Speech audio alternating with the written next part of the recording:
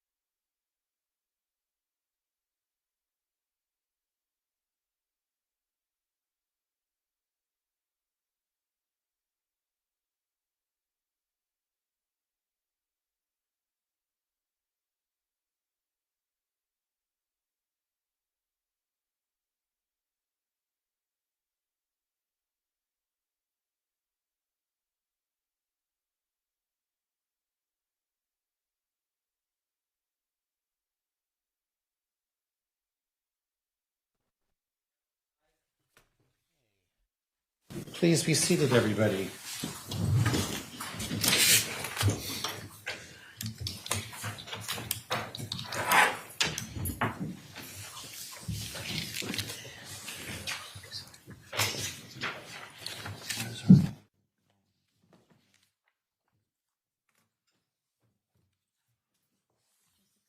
This is case number 2018 CA 5321, Kowalski versus Johns Hopkins, All Children's Hospital. Let's take appearances starting with the plaintiffs. Greg Anderson and Nick Whitney on behalf of the plaintiffs. Ethan Shapiro, Howard Hunter, Pat Crowles, David Hughes, joined by our corporate representative, Dr. Tempest Sanchez, for All Children's Hospital. Several things. Let's first, I know there was a request from Mr. Altenburn for a special jury instruction regarding the violation of internal rule or policy. I've given it some thought. I'm not adverse to doing an instruction, but I think it can be wrapped into the packet as a whole as opposed to doing it now. So I'm not going to give an instruction at this point in time, but it will be part of the total package. I have not come to a decision yet between your edit and Mr. Elligott's edit, but I know it was just one sentence. 3 words, and I don't care about the 3 words he changed. So. Well, I was going to say I was somewhat leaning towards Mr. Elligott's change. So if you're not opposed, then let's just go with Mr. Elligott's change. Ms. Crowell, you asked for reconsideration on 2 issues with respect to Dr. Newberger, and then you wanted to add a 3rd. Let's deal with that first. Okay, thank you. Meaning, let's do the 2 reconsiderations, and then we'll. Right, I don't know if it was helpful, Judge, I sent you just the run report of what's being read in and had those so that you wouldn't have to try to find the deposition, but. Yeah, I brought the depositions. Okay, so the first one is, this is with the March 24, 22 deposition. And it starts on page 11, line 18, as far as the answer. And the question was just, what are your opinions? The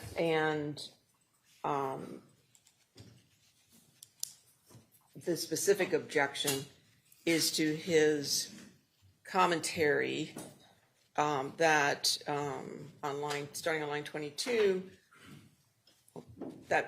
backing up, virtually all principal diagnostic medical judgments and decisions to Sally Smith was an intentional act, which was both wanton and malicious.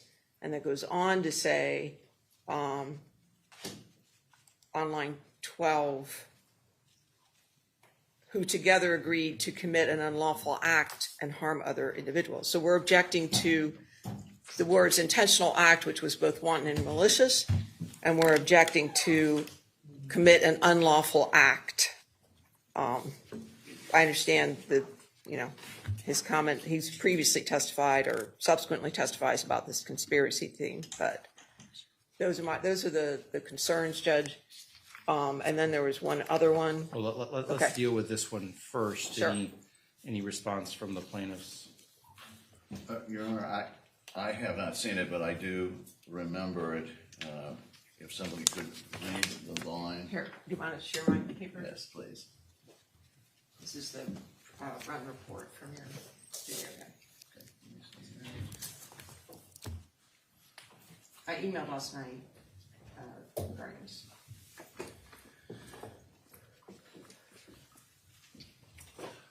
It seems as though she is responding to the inquiry of what her opinions are, or his opinions were at that time there, Judge, and he continues, as the court probably noted in reviewing, to explain why he holds those opinions. Further, battery and false imprisonment would seem to qualify within what Dr. Newberger is expressing at that point. Judge, I think that's ultimately the jury's determination as to whether or not it was wanton and malicious, or whether or not, and I don't think he's qualified to say whether it was unlawful. 90.704 states specifically that an expert may testify as to any of the ultimate issues in the case.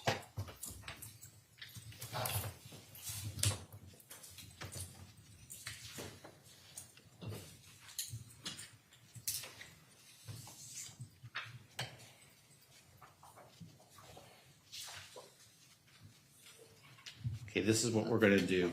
703. At line 22, we're gonna redact was an intentional act which was both wanton and malicious, but we will leave in the prior phrase, virtually all principal diagnostic medical judgments and decisions to Sally Smith. We will also excise, starting at page 12, line 3, this is by definition, all the way down to line 6, constitutes a conspiracy. So we'll leave in that's opinion number 1. So it will read, I intend to opine that this so-called team represented a group of individuals who together agreed to commit an unlawful act and to harm other individuals, period. That's opinion number 1. The commenting on the deposition and is not appropriate. Okay, so that takes care of your first request for reconsideration. Yes, there's another on that Go same. to page, is it 14? It is page 14, Judge. And it's line 22. It's in the middle of his answer, which this team cruelly, with no sympathy, with opacity of sympathy. Those are the words that we're objecting to, Judge, for the same reasons. Improper opinion. Can I see it? Oh, sure, sir. Show me.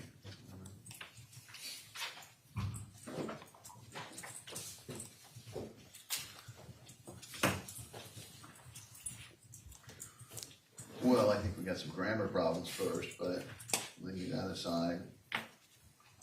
Well, analgesic medication, and then, and you're objecting to cruelly with no sympathy with opacity of sympathy. Correct. I would agree, Judge, to which this team cruelly and with no sympathy, and then, but I think with opacity of sympathy, and is non-objectionable. That's a description based on the punitive damages that are in the case.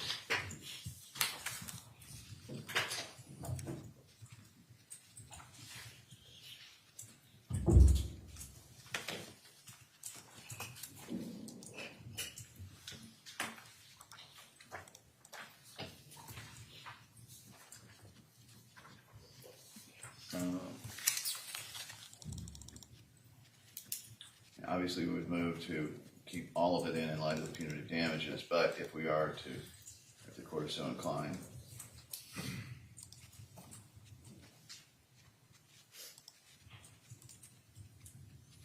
What does with opacity of sympathy actually mean? Well, I don't that's why I know, don't think given it's- what he said earlier in the sentence, I assumed, I didn't look it up, but I assumed, given what he said earlier, I that believe- it actually meant the same thing as with no sympathy. a lack of view of sympathy is, I believe, one of the depositions. Well, a lack of clarity or view of, off the top of my head. Well, I'm going to strike which this team cruelly with no sympathy, but I will leave in with opacity of sympathy. Okay. Okay, and then what was the other one, Ms. Crowell? It was a different deposition. Yes, Your Honor. The September 22nd, 20 deposition, this one's being read in, we missed an objection regarding standard of care of Sally Smith. Yeah, I'm on page 150. 150. Here, Jay. I'm trying to look at your notes. No. Line 4, starting with the word but. He answers the question, by the way, with to the contrary, because the question was, are you a CRPS expert? But then he goes on to give an opinion regarding Sally Smith, and given the fact that he's talking about child abuse pediatricians. Anything, Mr. Anderson? Because I've been consistently excising that type of language from his opinion. I just missed it, Judge. When I was As to the deviations of Sally Smith, Your Honor, Where he's calling himself a child abuse expert, or a child, this is not an expert on child abuse pediatrics. May I inquire, Your Honor, is that based on the record in the depositions as to his background training experience? Because he is known generally in publications. Dr. Newberger, and this is what I was excising from him, and I took out, I think, all of the references, because he kept talking about the dependency court and the concept of Sally Smith doing stuff for the dependency court. So I consistently have been taking that out. So I will grant Ms. Crowell's motion and remove on line 4, starting at page 150, starting at line 4. But I am an expert all the way through the conclusion of line 7. Your Honor, can I make one comment? Sure. Which is, Sally Smith was, again, the child abuse rotation director within the hospital in her various roles. And described by some of the physicians there as the hospital's child abuse expert. So we think it's a fair comment. Unless Sally Smith is not going to be allowed to testify in any way, shape, or form that she was a child abuse expert. Dr. Newberger's background training experience far exceeds Dr. Sally Smith's background training and experience in this regard. But to the extent that Dr. Sally Smith was acting to collect evidence for DCF and the dependency court, there's immunity under Chapter 39. So I'm going to stay with my ruling. I hope that ruling does not include the period of time between the 7th and the 9th when there was no. I'm only calling balls and strikes on what was actually presented to me. So Thank you, Judge. I honestly did not read, if there was not an objection. I mean, I would have read a couple questions before so I had context, but I didn't go through and read what. It wasn't even a response to the question, Judge. You just threw it in again. With Dr. Newberger, I can see how it was very difficult to keep him answering the question. Hence our request for the court for a bit of leeway with Dr. Newberger. I would have kept him significantly, and I'm sure the court, the defense counsel would have kept him significantly more focused in the answers. The plaintiffs cannot help what happened. Yeah, it's okay. Well, let's just kind of move on to the next issue. Was there anything on the exhibit? We didn't need any exhibits, or have there been any further movement on the exhibit list? Oh, I'm so sorry. Can I have 1 second to tell Sure. what needs to come?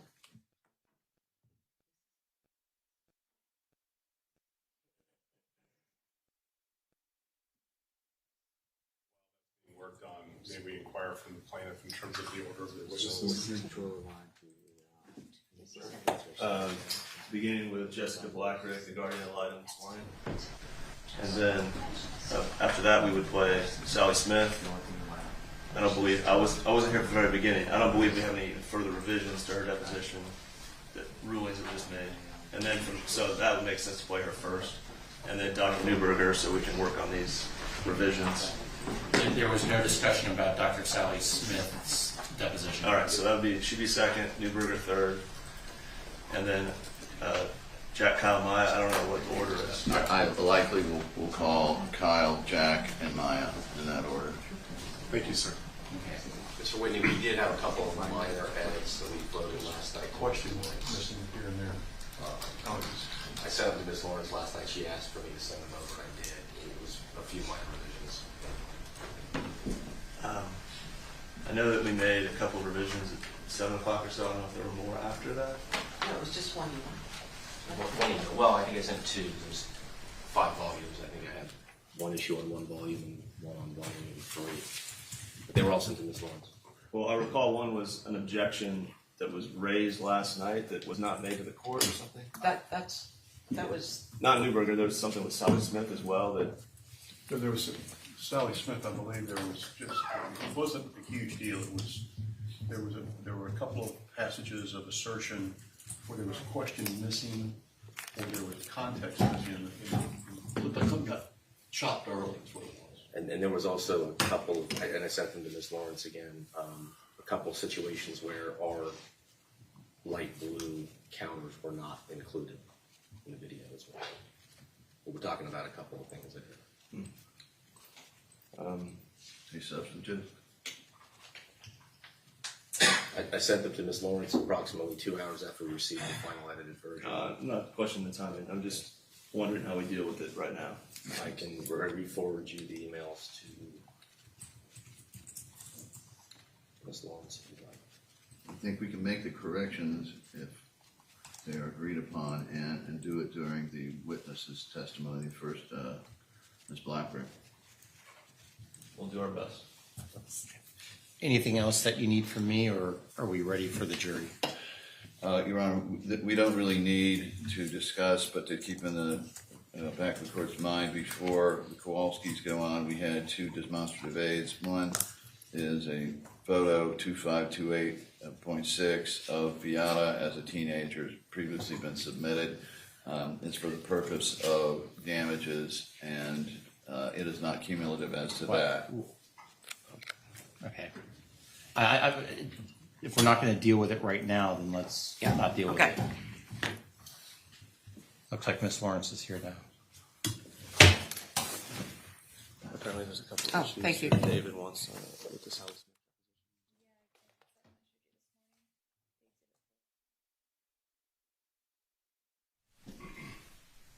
It's just. So we're good now? Or Yes, we're going to make the correction. okay. May I bring in the jury? Yes, sir. Okay, let's bring in the jury.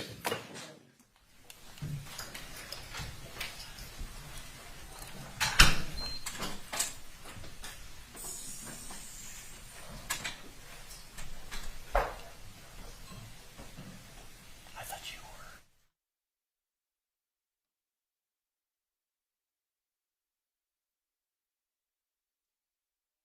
Sure as that drink.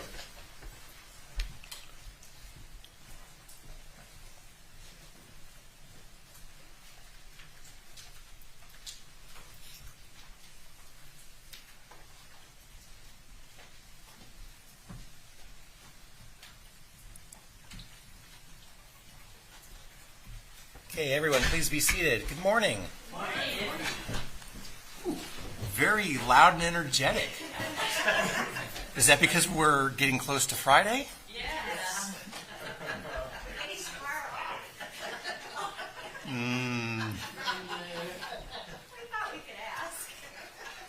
no harm in asking, right? Well, I want to confirm while you were away, you did not discuss this case amongst yourselves. You did no investigation and received no information. Is that all correct? Correct. And while you were not with us overnight, you did not observe any sort of media stories about this case. Is that correct? Correct. And were you approached about this case at all? No. Okay. With that, Mr. Anderson, or Mr. Whitney, or who? My name's called Jessica Blackrick.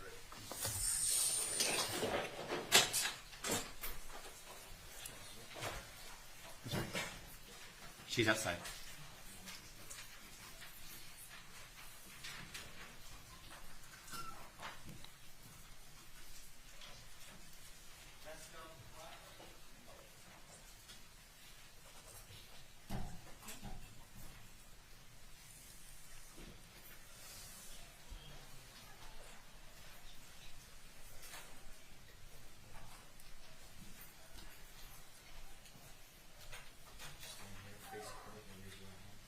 Do you solemnly swear or affirm the testimony you're about to give will be the truth, the whole truth, and nothing but the truth? I do.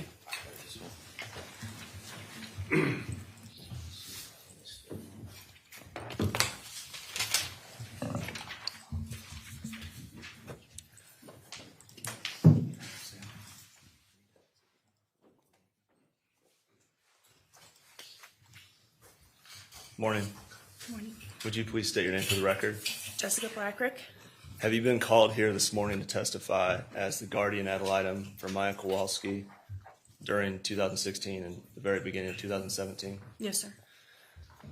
First question is, would you please explain to the jury what a guardian ad litem is? We are there for the best interest of the child. So in a dependency proceeding, the court can appoint a guardian ad litem where we're not for the parents or for the state. We are an independent advocate for the child's best interest. And specifically for Florida's Guardian Ad Litem program, we're part of a three-pronged team where there's a child best interest attorney, there's the child advocate manager, that's the role I was, and then there's also a volunteer guardian ad litem. Is it fair to say that the guardian ad litem, your position, you're there as an advocate for the child? Absolutely. We'll talk about some specifics of your interactions with the Kowalskis in the hospital during this time. But before we go there, would you just briefly describe your educational background? I have a bachelor's degree in psychology, and that's an associate's degree in liberal arts. That's it. All right, and approximately what year did you get involved with the Guardian Ad Litem program in Florida? In 2016. And how long did you work as a Guardian Ad Litem in Florida? I was about 6 months. I worked in the Third Circuit, which is Live Oak and Lake City, Florida, and then I transferred to Sarasota in July of 2016. And you worked in Sarasota and that circuit for approximately 4 years? Yes, August of 2020. And after that, where did you move or go to work? I moved to Waycross, Georgia, and I worked for a domestic violence agency for several years. And in May of this year, I took on the position as program director for CASA, or Southeast Georgia CASA, which CASA is Court Appointed Special Advocates. It's very similar to what Guardian Ad Litem is in Florida. The only difference is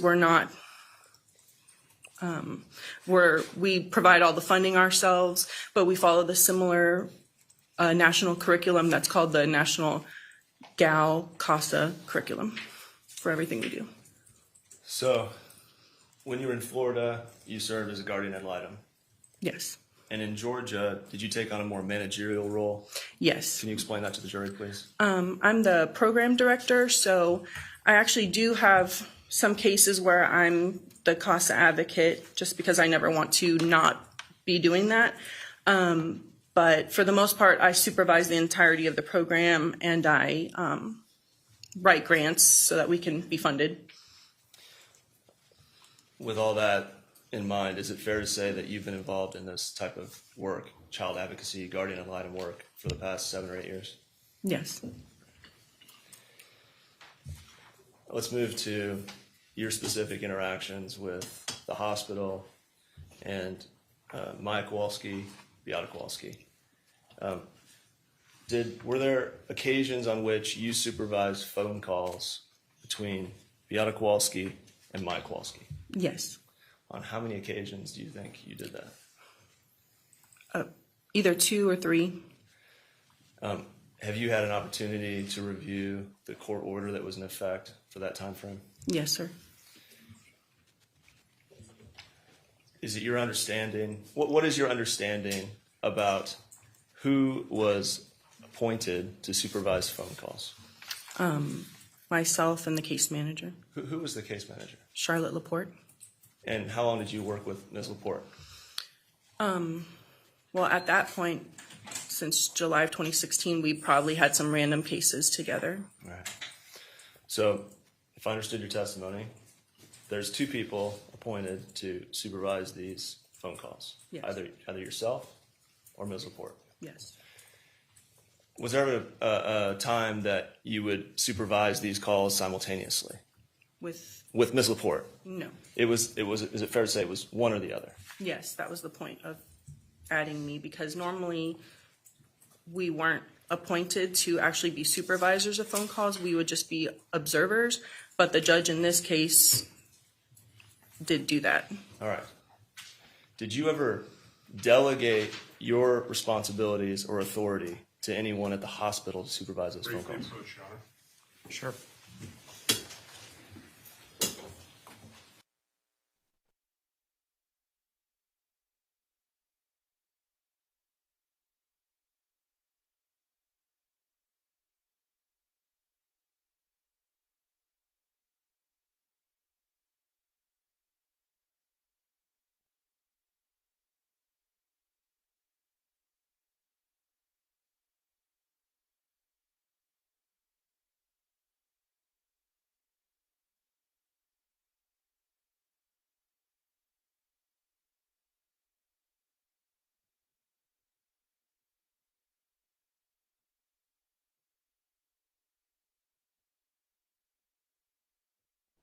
The objection is overruled.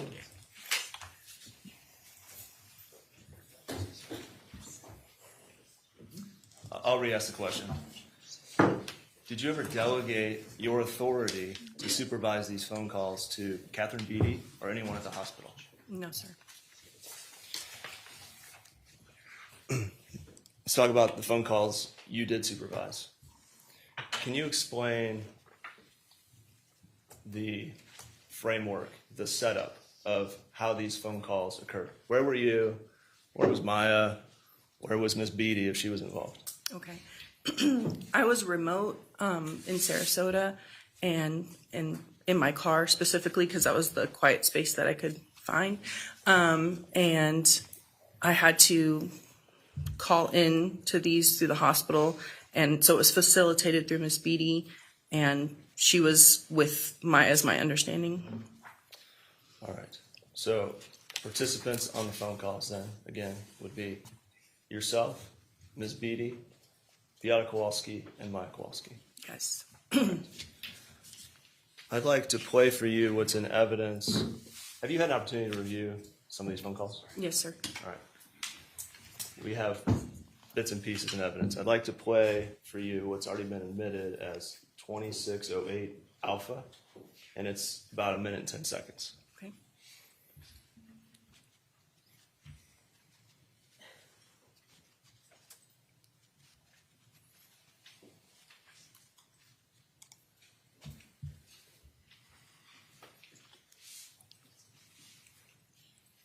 Okay, I'm recording this phone call so everybody knows. Okay, hi, Mommy. Hi, honey. How are you, sweetie pie? I'm hurting. I miss you. I miss you so much, too. I miss you so much every day. Every single day. You know how happy it makes me feel to hear your voice.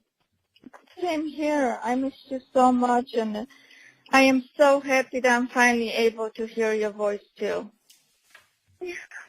Yeah. I hope you. What did you say, sweetie? I hope I can see you soon. I would love to see you soon. I would love to see you soon. We just have to wait for the judge to make the decision, okay? As soon as he makes the decision, then I'll be able to see you. Okay? Beata? Yes. Beata, we're not allowed to talk about the case, okay? Maya, honey, we're going to talk about what you've been doing, if you need any Shopkins or things like that, if you had nice visits with your daddy, but we can't discuss the case, okay, honey? Do you remember that call? Yes, sir. Oh, was that you interrupting the phone call? No. Was that Miss Beatty? Yes.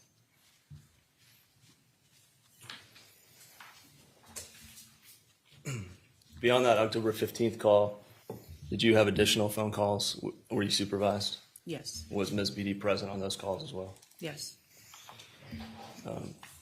Do you recall from the order any limitation on how frequently phone calls were to be facilitated between Beata and Maya? Same objection and also in terms of foundation and time. Why don't you deal Sure. with the time Sure. issue, but otherwise overruled. All right. Do you recall that you supervised several phone calls in mid to late November? Yes. All right. The court order in effect at the time, having reviewed that court order, was there any limitation placed on the frequency of the phone calls between Beata and Maya that were allowed? No. Was there any limitation imposed on the length of those phone calls? No.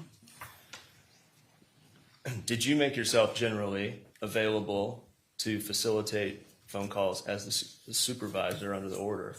Yes, sir. Do you recall a time that Beata had requested a phone call on Thanksgiving? Yes, sir. Did you make yourself available? Yes. Was that phone call allowed to happen? No. Why? Because Miss Beatty's schedule didn't allow for that. So Miss Beatty was not amenable to a phone call on Thanksgiving between Beata and Maya? She just wasn't. It just wasn't in her schedule, from what I know. All right. Do you recall a phone call after Thanksgiving. Yes, sir. Have you had an opportunity to listen to that phone call? Yes, sir. If that phone call is allowed to be played for this jury, do you consent to the playing of that phone call? Yes, sir.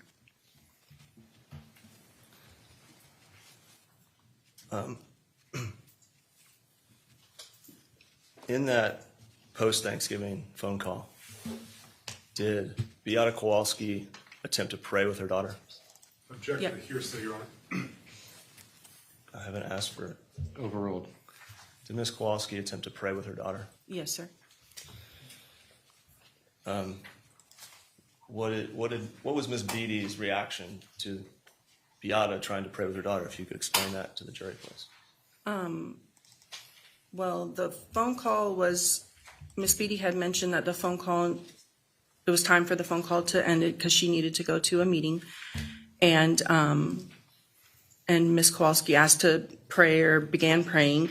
And then at one point it was interrupted by a lot of loud noises. And Miss Kowalski asked what the noises were. And Miss Beatty said that it was her office stuff. And anyway, she proceeded to finish the prayer, and then the visit ended. And afterwards, Let me stop you right there. Sorry. You're doing great. I just wanted to clarify. When you say the visit ended, does that mean that at that point, after the prayer, which was slightly interrupted, that Maya and Beata both hung up? Yes. So at that point in the phone call, it was just Ms. Beatty at the hospital and yourself. Yes, sir. All right. Please continue. So at the end of the call, Miss Beatty said to me that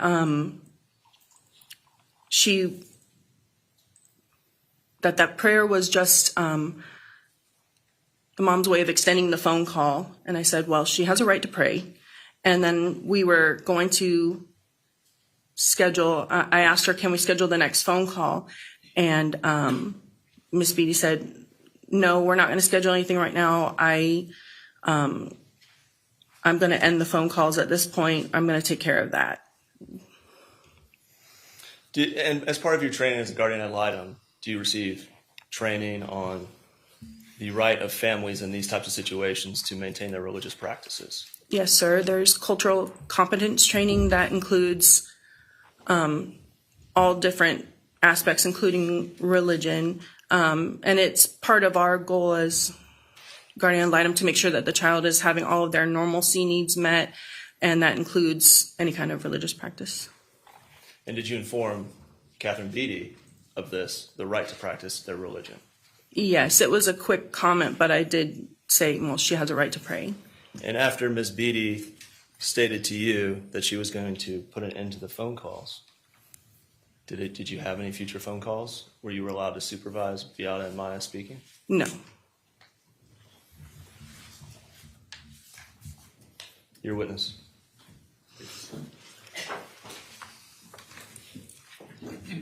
Good morning. Good morning. Just a few questions for you. So, if I understand, I think I understand, but so the jury understands the rule. The guardian ad litem program is the neutral appointed in the best interest of the child. True? Yes, sir. Okay. There's training that you go through. And then there was also somebody who was, I think you said, a volunteer that was assigned as well? Yes, sir. Okay. Do you remember who it was? Yes, Sharon O'Leary Johnson. Okay. And she would be someone working, is she working under you? Yes, so I would be her supervisor. Okay. And she reports to you, well, let me set the preface. I know you and I know what's going on, but I think for the benefit of the jury, let's sort of explain the role. So you would go to the hospital and visit when you could, right? Yes. And Miss O'Leary Johnson, as the unpaid volunteer, would also go as well, right? Yes. And they would file their observations of what they saw in the hospital in reports. Correct. And you would do that as well? Yes. Okay. You're not hired by All Children's. You're not paid by All Children's, right? No, sir. And you're not paid by the Kowalski family. Correct. You're the true neutral. Yes, sir. Okay. And not to say you would do anything else, but actually you guys have to sign an oath to the court that you are going to advocate only in the best interests of Maya, right? Yes, sir. Okay. And you make recommendations to the court based on what you see as well, true? Yes, sir. Okay. So let me ask you a little bit about, have you reviewed your notes? No. Okay. One. Got it. All right. So if you need to refresh your recollection, let me know. But do you recall that you first visited Maya at All Children's Hospital on October 14th? Yes. Have you reviewed that note? That's the only note I reviewed. Okay. If you need me to, would it be helpful to have the note in front of you to refresh your recollection? Yes, that would Okay. May I approach, Your Honor? You may. And I do have an extra copy for plaintiff's counsel. Okay. So what I'm going to hand you for the purposes of identification is going to be Defense Exhibit 3250, pages 1 through 4. And I'm glad you have your glasses on because the type print is very small. Yeah, I'm actually going to have to take them off for that. Okay. That's first thing probably. All right. Do you want to take a moment to read that one? Would it be helpful before I ask you questions?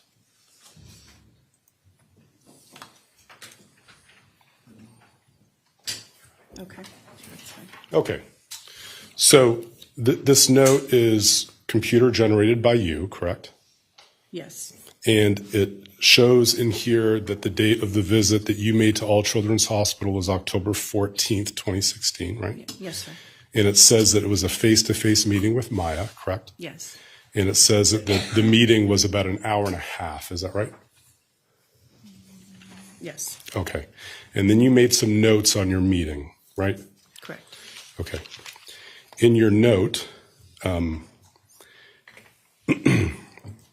where was Maya at that time? She was, let's see. Yeah, she was in her room, her hospital room. Okay. Did the hospital ask you to come to the hospital and explain to Maya why she was being held at the hospital? Yes. Okay. And just for frame of reference, on October 14th, earlier in the day, you were at the dependency court, correct? Correct. And you made a note that the Kowalskis did not contest shelter at that hearing, correct? Approach both of you, please.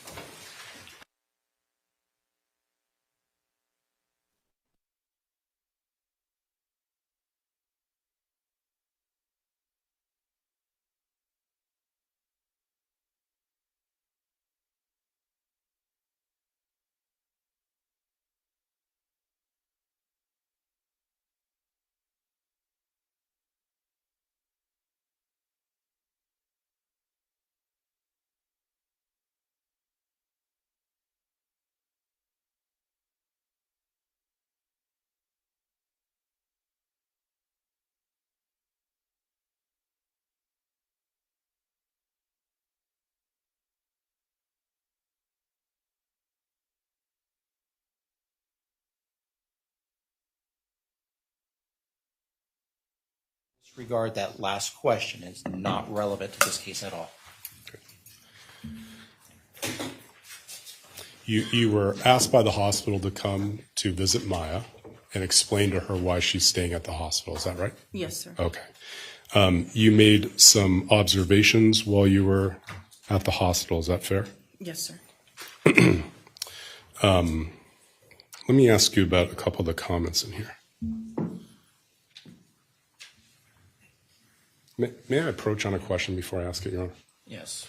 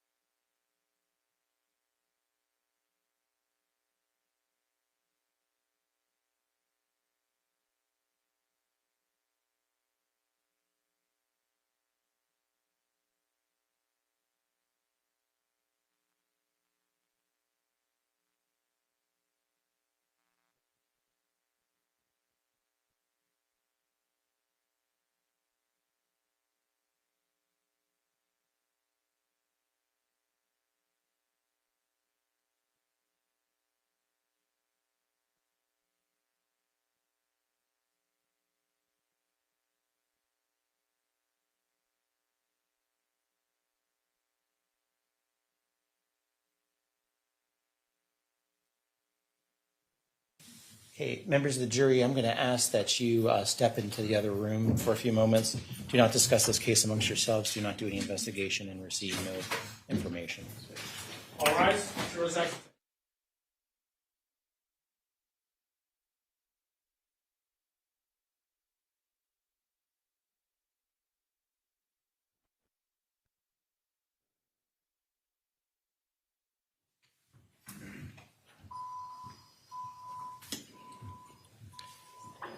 Okay, the jury is out of our presence. Ma'am, can I actually have you go sit out in the hall for a few moments?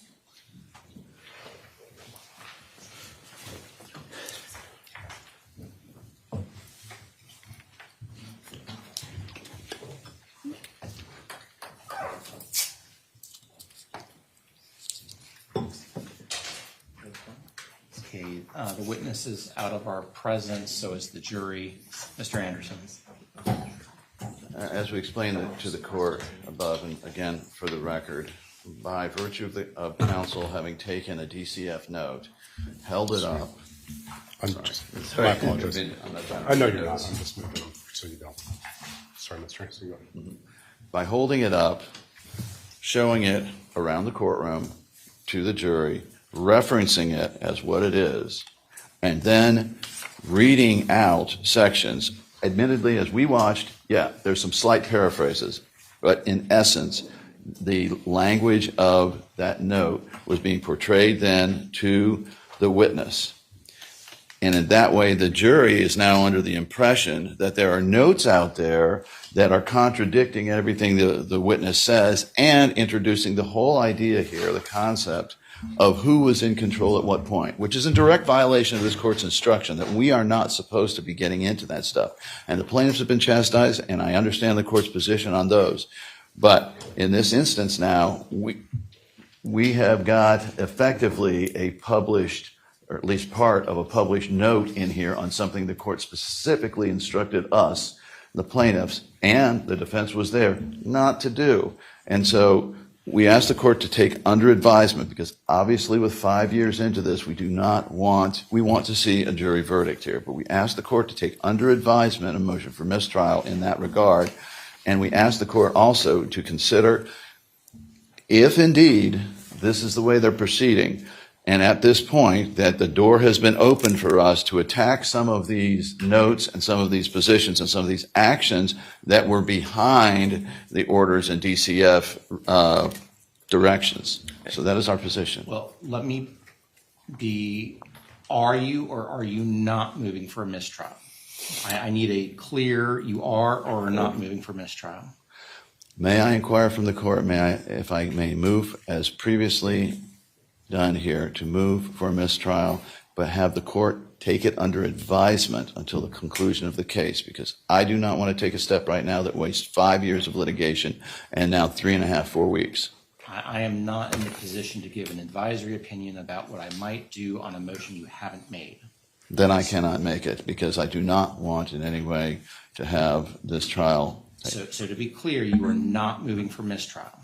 Under these circumstances, I am not moving for mistrial. I am, however, documenting for the record that the extent of the damage done here is a basis for it, but I cannot move for a mistrial at this point based upon the circumstances of this case and a disservice to my client after all of this effort. So I just want to say that for the record. One comment, if I might. There was a representation made to the jury about the Kowalskis not contesting the shelter petition, which is damaging. There was additional representation made that comment was made because something in this note comments on that. I've reviewed the note again. There is no commentary in this note on the failure of the Kowalskis to properly contest that shelter or consent to that shelter, however you want to phrase it. Well, first off, is this document in evidence? It is not, Your Honor. Okay, let me see this document. Well, just put it. What's the number? It's Defense Exhibit 3250-001. And can you make that note bigger so I can read it?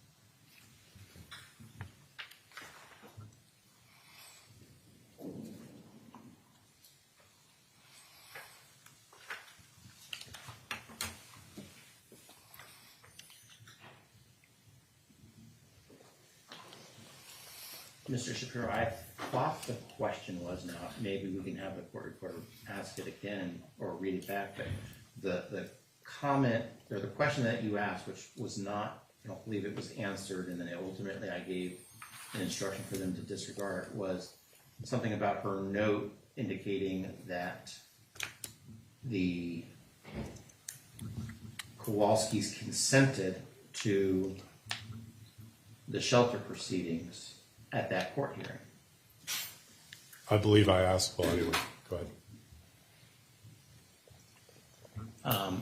Can we have the court reporter read back the question that right before we went to sidebar that started all of this? Yeah, give me this minute. Scroll up there.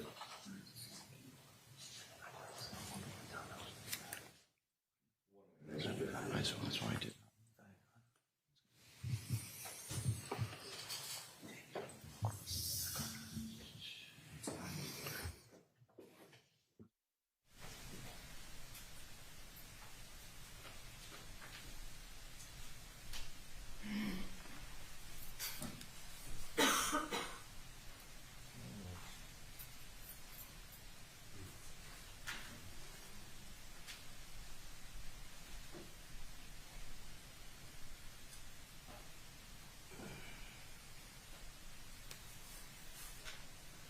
Okay, question. And did you, dash, and you made a note that the Kowalskis did not contest shelter at that hearing?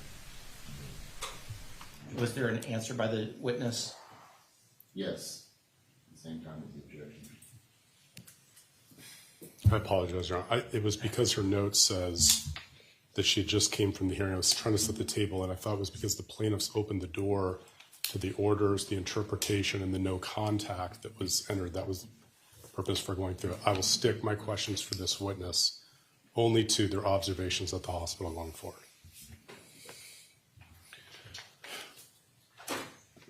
It was completely unintentional to make that reference, although with the way the plaintiffs have opened the door to this throughout the trial. But all that being said, I apologize for the comment if it was made out of context, and I will stick to our observations at the hospital.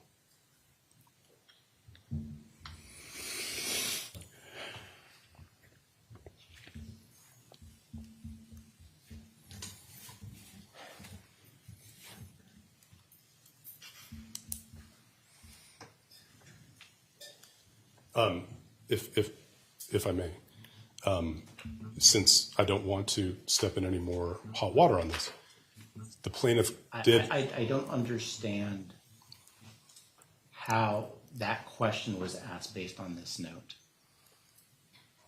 I understand. And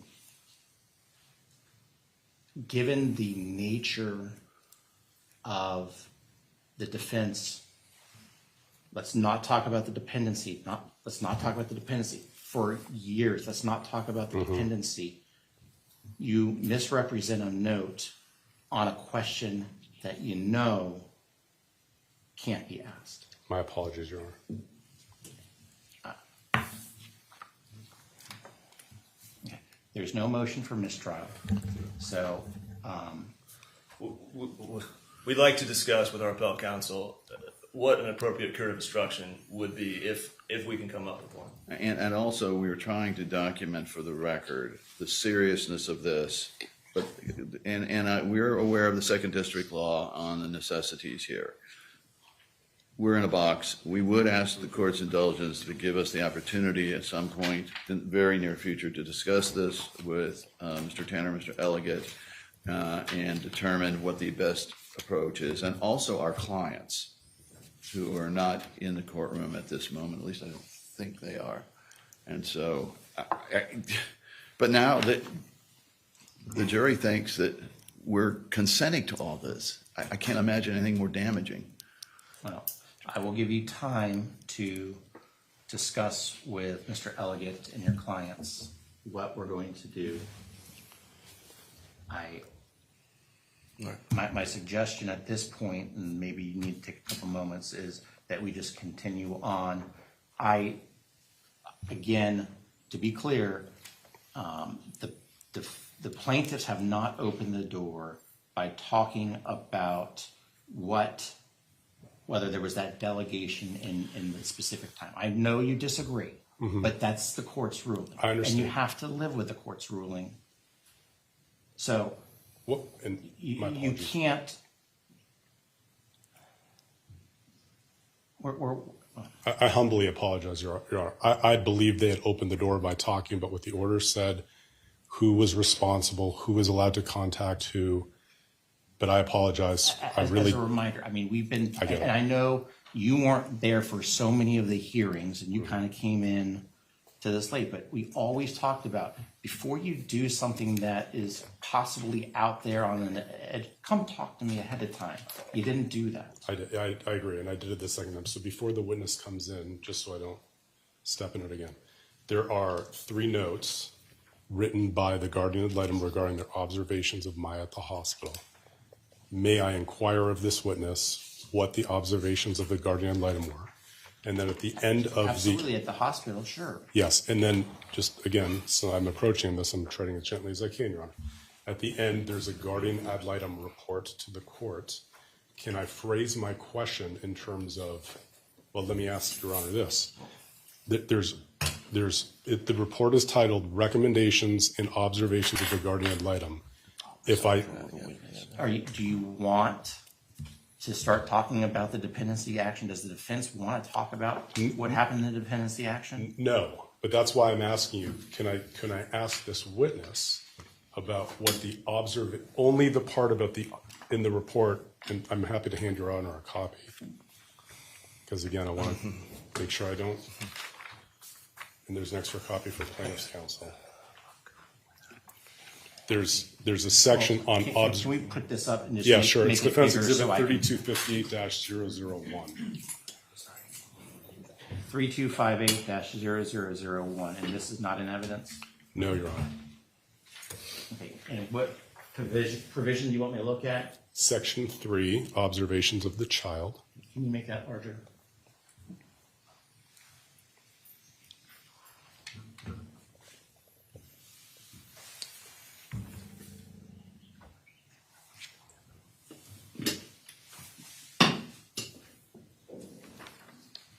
Okay.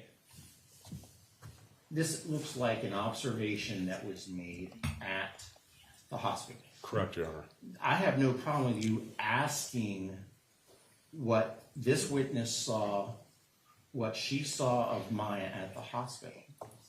If she doesn't remember and she needs something to refresh her recollection, certainly you can refresh her recollection with this, but it's not going to be shown to the jury. I understand, Your Honor. That's why I brought extra paper copies. Well, Your Honor, this is a pleading to the court.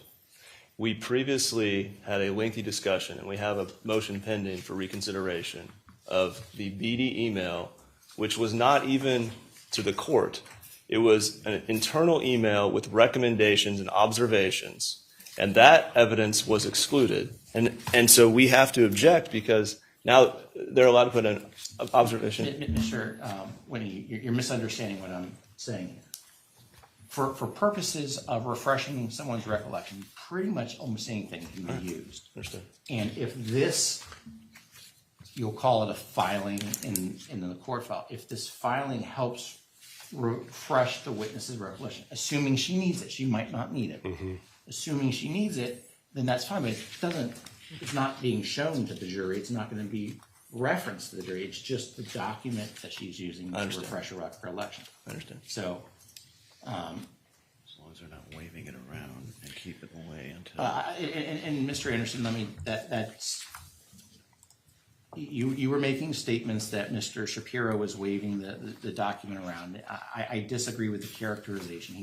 Mr. Shapiro was standing at the lectern asking questions presumably from the document. He was not showing the document to the jury, and frankly, given how small the type is, and the distance from the lectern to the closest juror, even if he was holding it sideways, which he wasn't in the face of the jury, I don't think there's any reasonable belief that the jury would have been able to, with that much acuity, figure out what the words on that page were. and I tend to agree with the court that unless we have falcons in the jury, they're not going to be able to spot that type.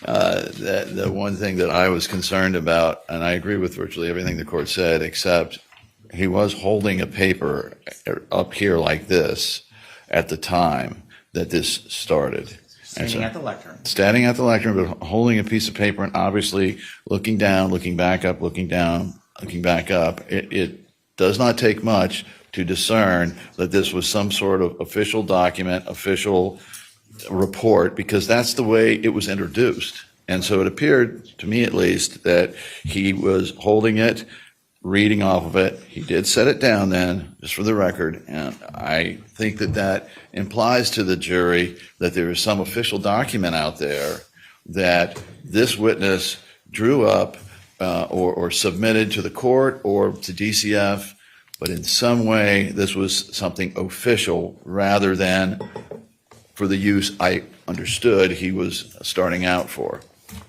Well, I think we just need to move on.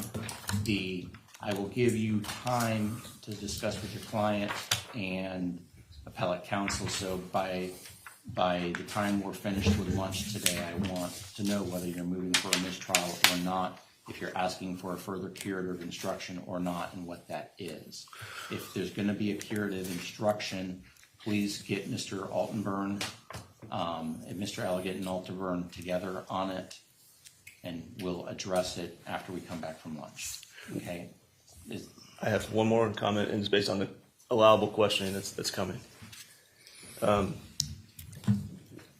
You were just a moment ago told there were 3 notes by Jessica Blackrick. That's not what I said.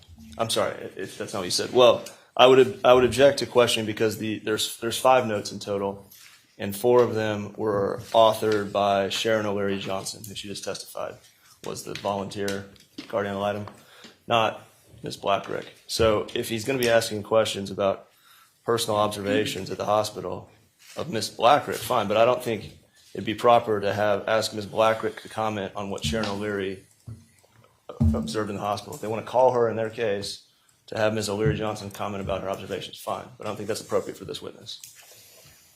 Well, I'm assuming we're not moving these notes in. I'm not, but Ms. O'Leary Johnson reports to Ms. Blackrick, and these reports are filed with her. I believe I should be able to ask her, were these the observations of Ms. O'Leary Johnson of Maya at the hospital as reported to you?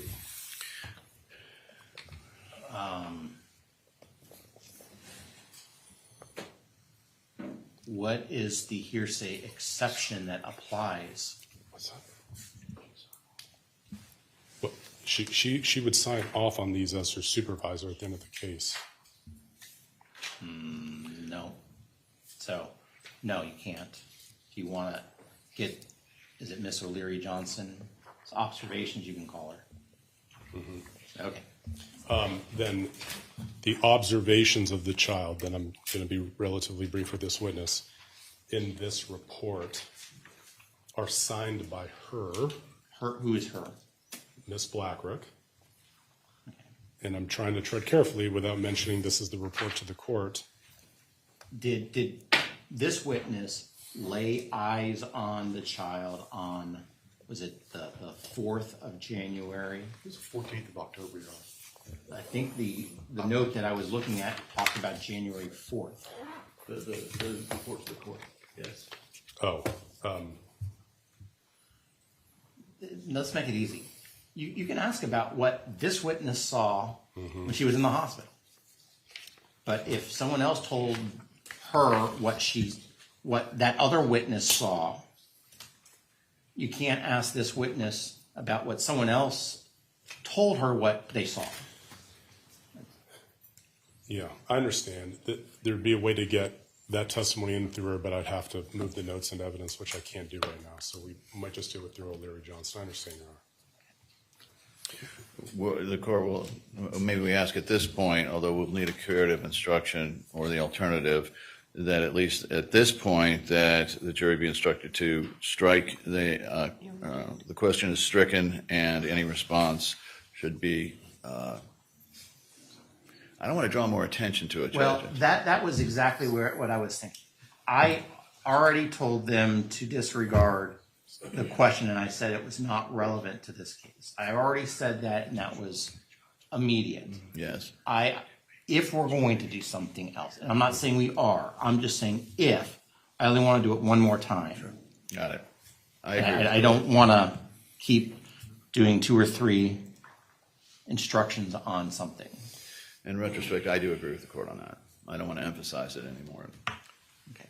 We ready to bring the jury back in? 1 minute, Your Honor, please. Do you all need to take a couple minutes before to regroup? Mr. Schmidt? If you don't mind. just- Let's take a 5-minute break. All rise. Scores in recess. What do you want?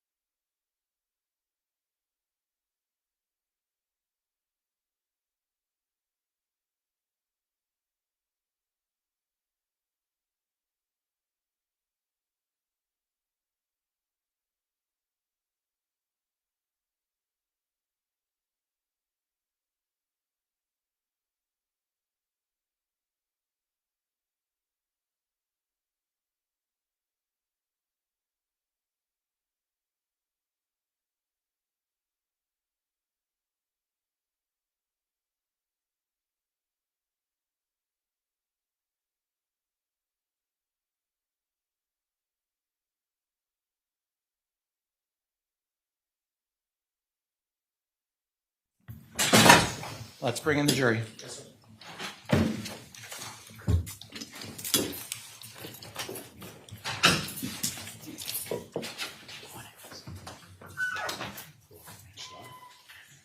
Yeah, I mean,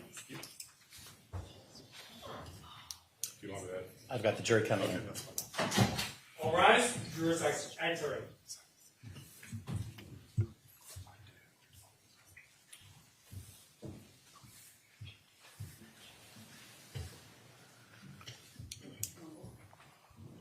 Oh, get the witness back, please.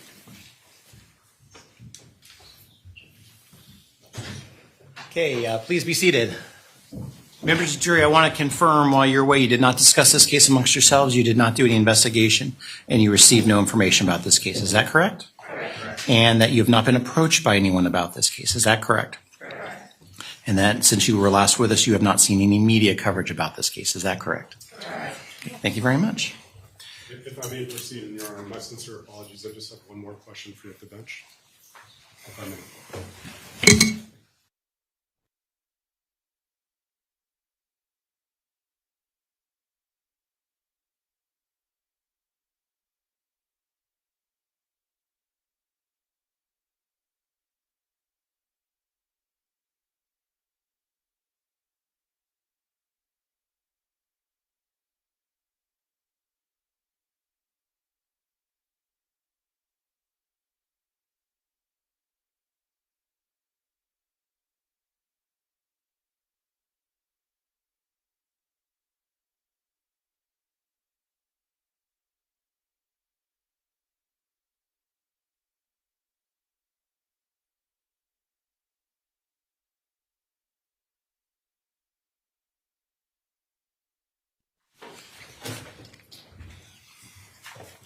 I don't have any further questions, Your Honor. Thank you.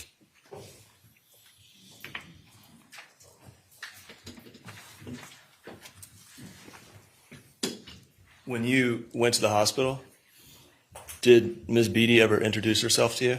No, I never met her in person. And so when you were there as the child's advocate, Ms. Beatty was not around? Correct. No further questions. Any further questions? No, Your Honor. Members of the jury, do you have any questions?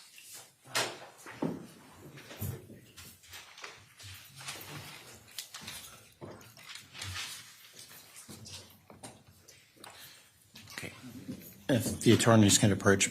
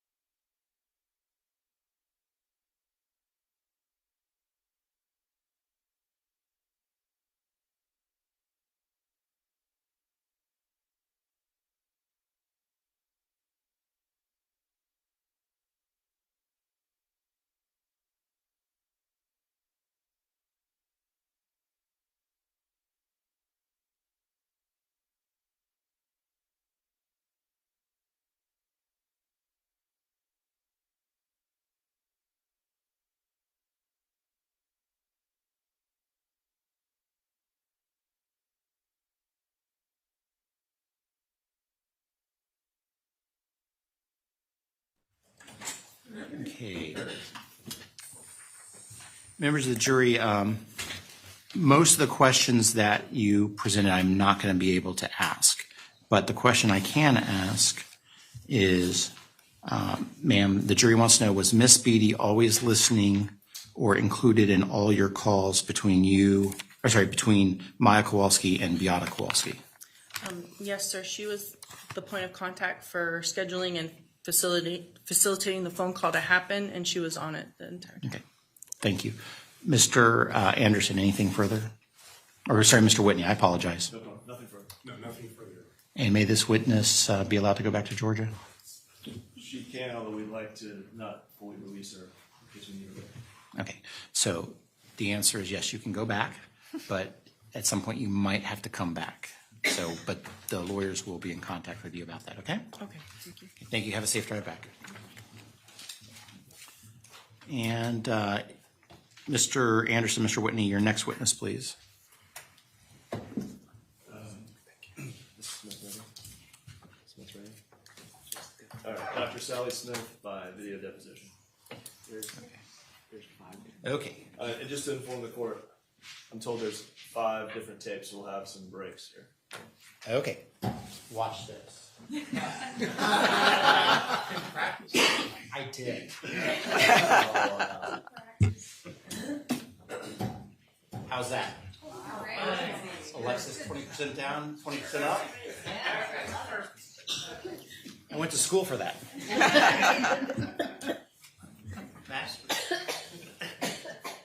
Just don't ask me to turn it back on.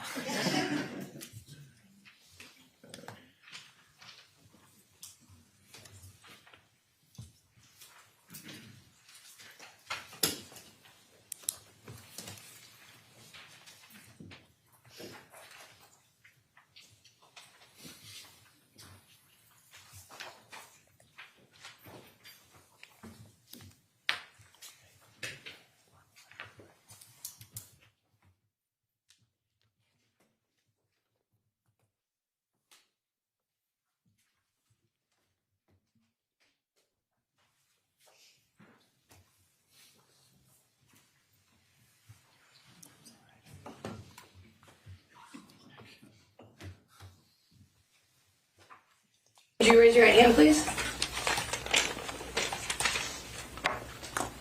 Do you solemnly swear or affirm that the testimony you're about to give in this case is the truth, the whole truth, and nothing but the truth? I do. State your name for the record. Sally Marie Smith. And you were a pediatrician working for the state in the case of Maya Kowalski. Is that true? I was the medical director for the child protection team, providing a medical evaluation for Maya Kowalski, yes. Following medical school, what did you do? I did a pediatric residency. I did a 1.5 years of residency training at All Children's Hospital in St. Petersburg from 1984 to the middle of the end of 85. And then I transferred back to St. Louis University at Cardinal Glennon Children's Hospital, and I did the remaining 1.5 years of my pediatric residency there and completed that in 1987.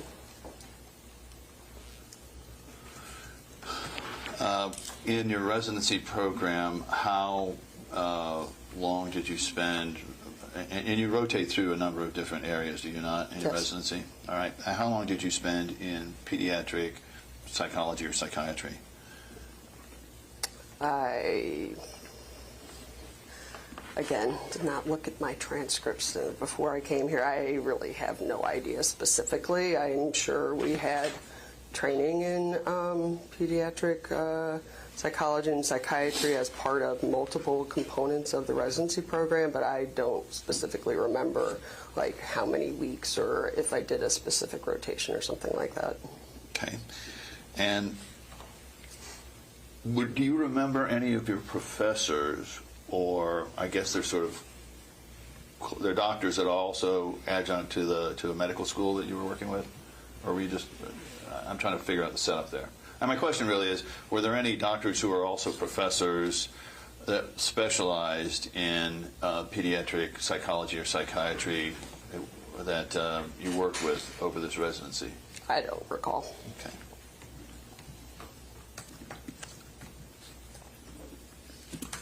Okay.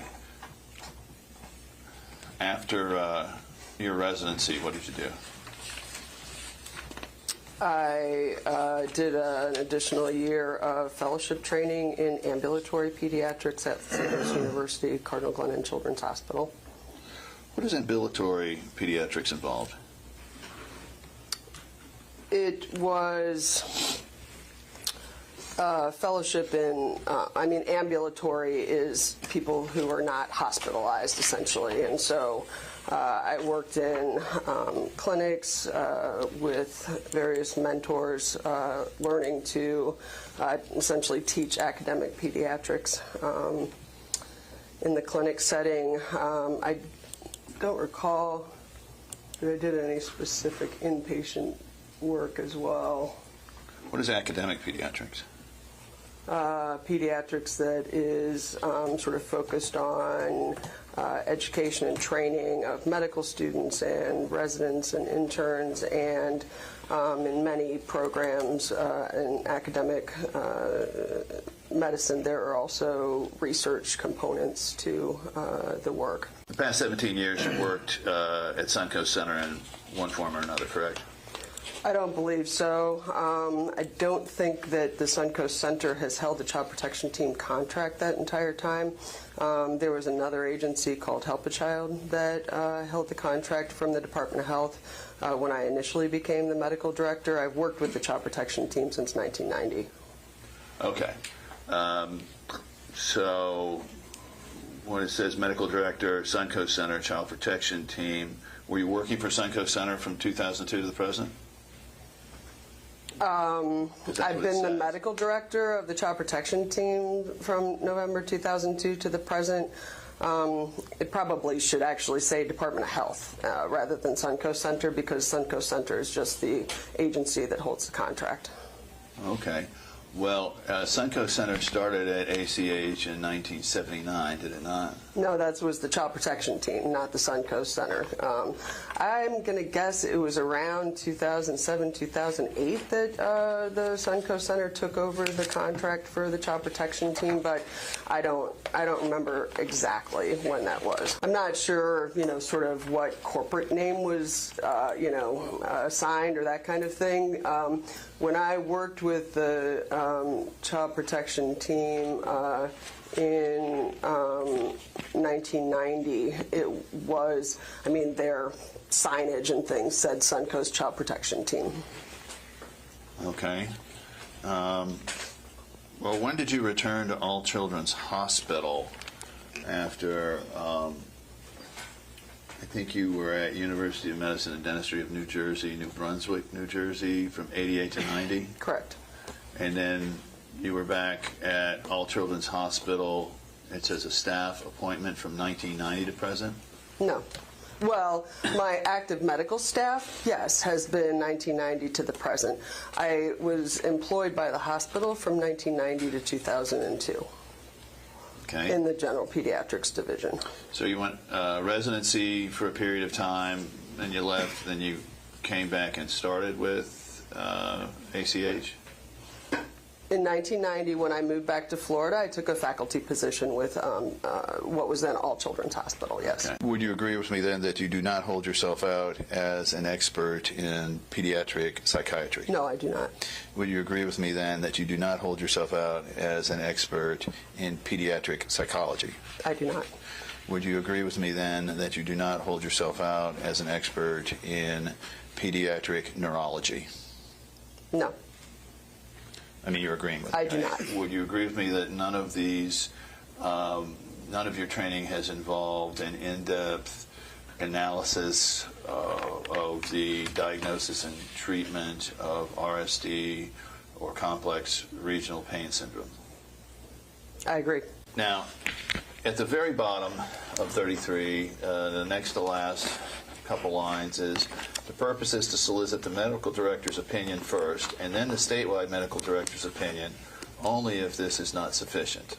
You see that? You're asking me if it says that? In Maya Kowalski's case, was the medical director's opinion, was that you, or was there somebody above you, a medical director, whose opinion you could seek? Now, at the very bottom of 33, the next to last couple lines is, the purpose is to solicit the medical director's opinion first, and then the statewide medical director's opinion, only if this is not sufficient. You see that? Yes, I see it. I mean, who's the medical director there? That would be me. Okay. And then the statewide medical director's opinion. Yes. Was that ever, in Maya Kowalski's case, did you ever seek the statewide medical director's opinion? I did recently, but I don't recall if I did at the time of the evaluation or not. Tell me about who that was recently, or is recently, and what opinion you sought. Dr. Bruce McIntosh reviewed the file. And I didn't personally seek his response.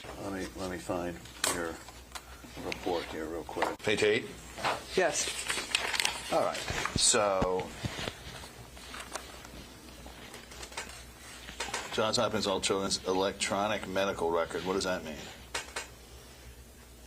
Well, as an active medical staff member for Johns Hopkins All Children's Hospital, I have access to the electronic medical record. So I reviewed that, many documents from that medical record in compiling my report and reviewing the case.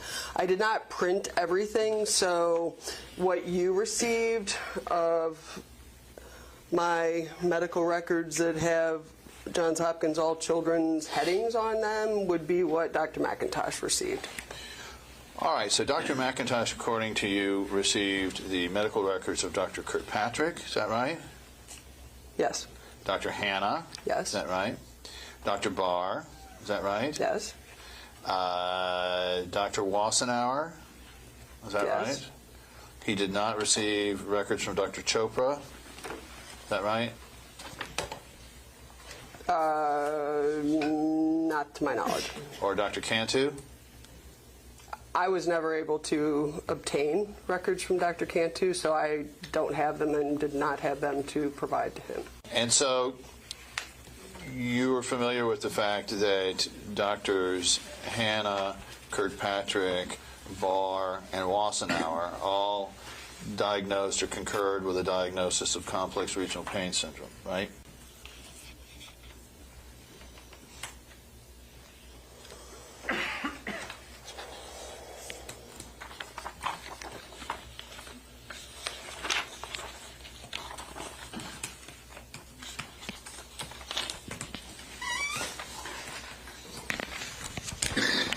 That appears to be correct. Tell the jury whether you believe that every mother that fails to remember to tell a new treating physician the entire medical history is committing an act of child abuse. No. Tell the jury whether you believe that every mother that fails to follow the directions of the doctor or the prescription to the letter is committing an act of child abuse. No. But in this case, you believe that Beata was. Upon review of all of the extensive medical records, review of all of the observations of the child in the hospital, review of the, let's say, unconventional treatments, including hyperbaric oxygen treatment and high-dose ketamine treatment repeatedly, it was my opinion that there was ample evidence to support a diagnosis of medical child abuse, and it appeared most likely that Mrs. Kowalski was the primary one who was resulting in, or I don't know what the term is, it's not probably instigating, but initiating or whatever, the child abuse. Perpetrating the child abuse, let's put it that way. Just the prednisone issues, the stuff we've been going over the last hour. Do you think that was an act of child abuse? There was an element, combined with everything else, of child abuse in the prednisone utilization and administration to the child, yes. Other than this case, have you ever testified in court or by deposition in a case involving CRPS? No.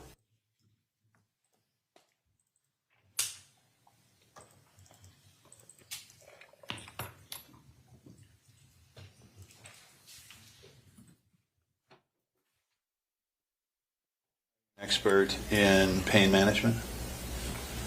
No. Okay. Did you ever have a conversation with Dr. Kirkpatrick at any time in 2016 in which he offered to have you come over to his office and he would demonstrate to you with Maya or with another patient the testing that could be done to objectively determine the degree of pain a patient was in? No. You never talked to him about that? No.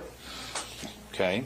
Did you have a conversation with Dr. Kirkpatrick in which he told you not to move forward with Munchausen by proxy or another allegation of child abuse?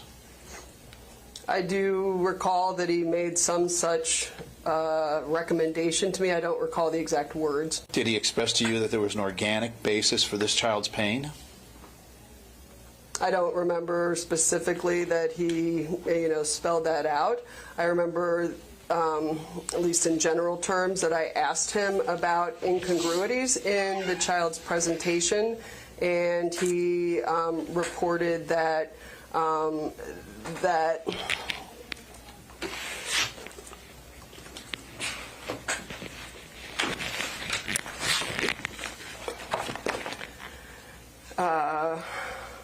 was a manifestation of allodynia prior to touch, conditioned to expected pain from human touch, and that there was a fear of pain component that explained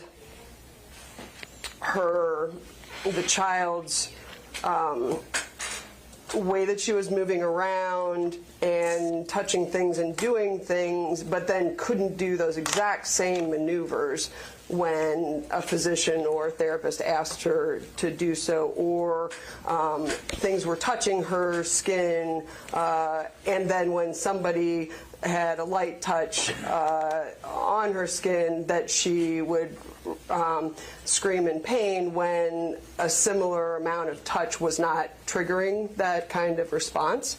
So I remember that he and I had some discussion about that phenomenon. The fear of pain component can be explained, and therefore it was my impression that he was telling me that information as a way to indicate that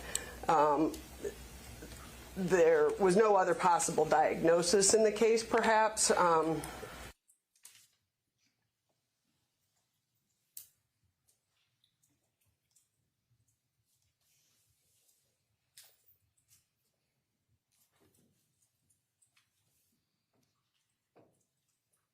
Would you raise your right hand, please? Do you swear or affirm that the testimony you're about to give will be the truth, the whole truth, and nothing but the truth? I do. Thank you. Did Dr. Kreisman, a physician at Johns Hopkins All Children's Hospital, examine Maya and note that she is not in any pain? That was his assessment that day, yes. And that she is not moaning, she is smiling, she is interactive, she is very engaged. Is that what he found? Is that what he found? That's what he has documented in this note that references his examination of her when she was at his office on May 11th with her father. And at the bottom of that narrative, he says extremities show no clubbing, right? That is correct. What is clubbing? So that is an abnormality of the distal fingers, essentially the area of the fingernails where the nail bed gets enlarged, and the fingernails often have an enlarged size across the tip of the fingers, typically related to chronic hypoxia or respiratory insufficiency. It's also a specific symptom of RSD, complex regional pain syndrome, is it not? Not to my knowledge. Okay. But you're not an expert in it, right? I'm not an expert in complex regional pain syndrome. And then he says she moves spontaneously in her wheelchair without incurring pain, right? Yes, as was observed on other occasions. Do you consider tachycardia to be an abnormality in a child this age? It can reflect many, many different conditions in the child. What is tachycardia? A fast heart rate. Okay. In last deposition, you said that a fast heart rate would be an indication of somebody being in pain, right? It could be. But you put no abnormalities noted on her exam. That's not really true from the actual record, is it? Again, you probably should ask the person who made the documentation. They may be referencing that contrary to most cases of complex regional pain syndrome, she did not have any color change of her extremities, sweating abnormality, deformity of her extremities that would provide objective evidence to support her reported diagnosis. Let me show you what has been marked as Exhibit Dane. Trying to find a date on this. 10/7.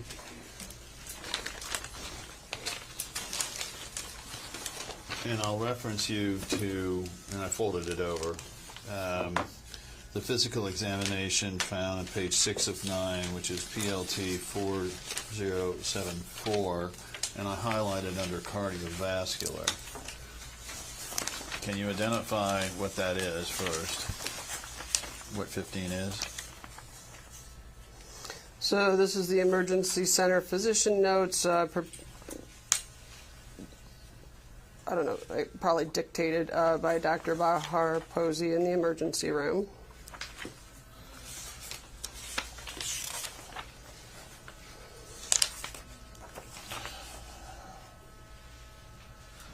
I'm sorry, what was the question? Under the physical exam, does it note that under heart rate, she is tachycardic? It does, and it states that her pulse rate was 134. That's very high in a child of this age, is it not? Well, 250 would be very high. It's elevated at 134. Okay, that's not normal, is it? Probably not. Why did you put here in your report there were no abnormalities noted on her exam if she had an elevated heart rate that it can be associated with a child in pain? I don't know. Okay. So if you've got, if she's tachycardic, if she has problems with her eyes from the light, if she has her knees flexed into the abdomen, if she has allodynia, meaning she doesn't want to be touched, and she has lesions, you've got 5 symptoms of RSD right there, do you not? No. Okay. You're saying allodynia is not a symptom of RSD? It is. You're saying that, what do you call it when you're light sensitive? You're saying that's not a symptom of RSD? No, I'm saying she was wearing eye covers. Was she photosensitive? I have no idea. Okay. She did not want to be touched. That is correct. That's a symptom of RSD. It could be. All right. Could be a behavioral manifestation. Okay.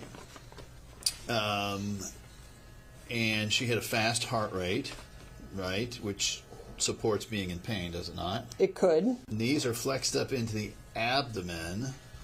That can be an indication, right? That's a positional description. I don't know what that has, I don't know if that has anything to do with CRPS criteria. It certainly isn't Budapest criteria, to my knowledge, that positioning yourself with knees up to the chest is confirmatory objective evidence of CRPS. I'm there to evaluate whether there is evidence to support a diagnosis of medical child abuse.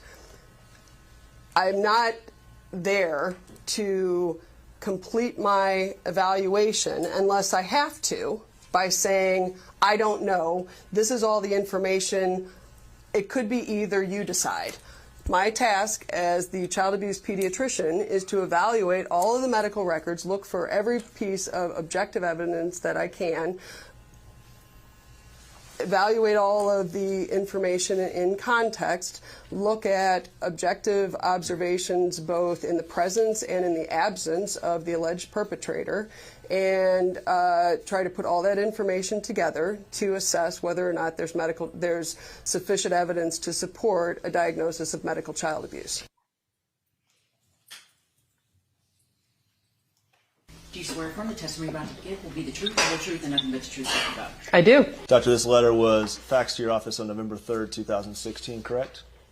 Yes, I think we established that. Why did you not mention Eagle's Wings' history of treatment of Maya to the court on November 10th, 2016? I don't know if I was asked about it or not. How is it there is not a single mention of Eagle's Wings in your December 5th, 2016 report? I don't know. Again, your role and your stated goal was to be thorough, objective, and comprehensive in providing your report to the court, correct? I provided this report in my role as the medical director for the child protection team. I believe it was eventually, presented to the court. At the time that I did this deposition, the report wasn't completed, so I don't know. I mean, I'd have to read the whole thing to see what, if any, discussion there was about Eagle's Wings Counseling Center in that. If somebody asked me about it or not, I don't know. All right. Table 6.2, the last bullet point, recommendations for confirming factitious disorder by proxy. Consider covert video surveillance. Did you, in fact, consider covert video surveillance?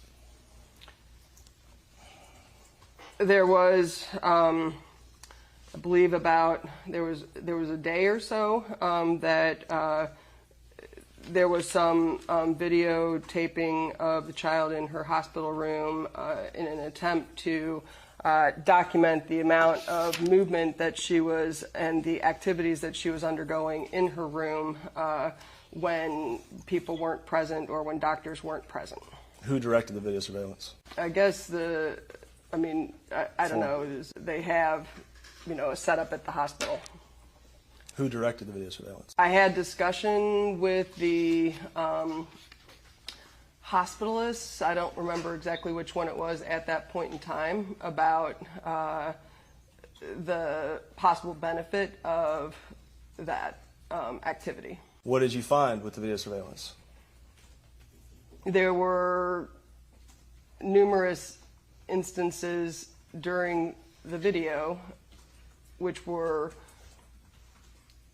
comparable to numerous observations of the physical therapists, the nurses, the child life staff, the music therapy staff, etc., of the child moving around in bed, putting her feet in normal neutral position, using her upper body, her lower body in various movements that provided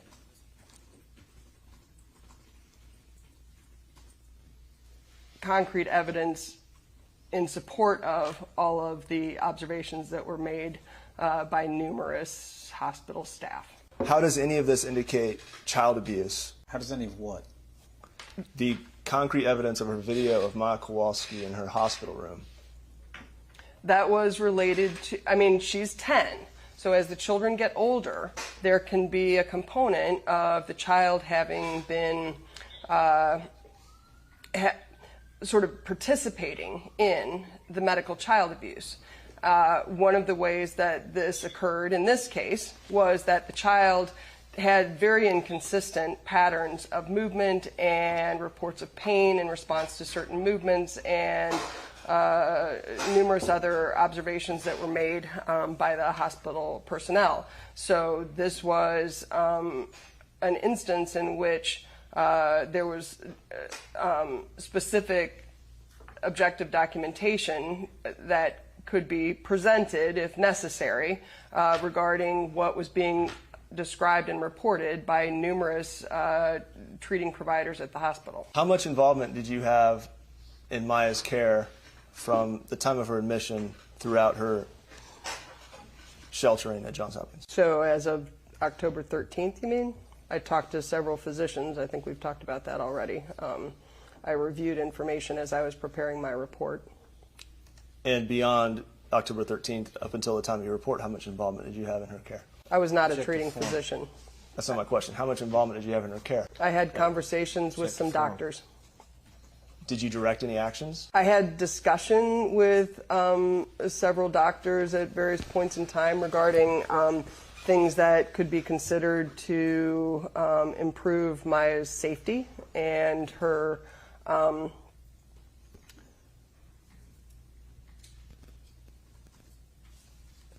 and the effort to have her have a more effective separation from her mother.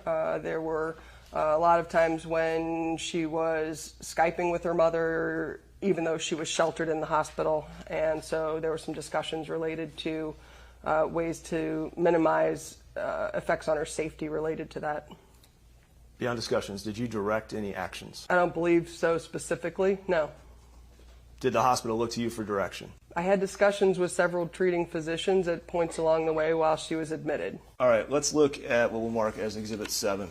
Dr. Smith, this is 2 sets of text messages between yourself and Dr. Major and Dr. Deese. So let's turn to the 3rd page of the exhibit. And these were produced from your phone, correct, Dr. Smith? Yes. To orient the jury, as we look down through these text messages, we see, for example, in the 2nd text message, reply from SS. Who would SS be? Me. And reply from PD. Who would PD be? Paula Deese. Okay. So you have her number in your phone? Yes. She's a saved contact? I believe so.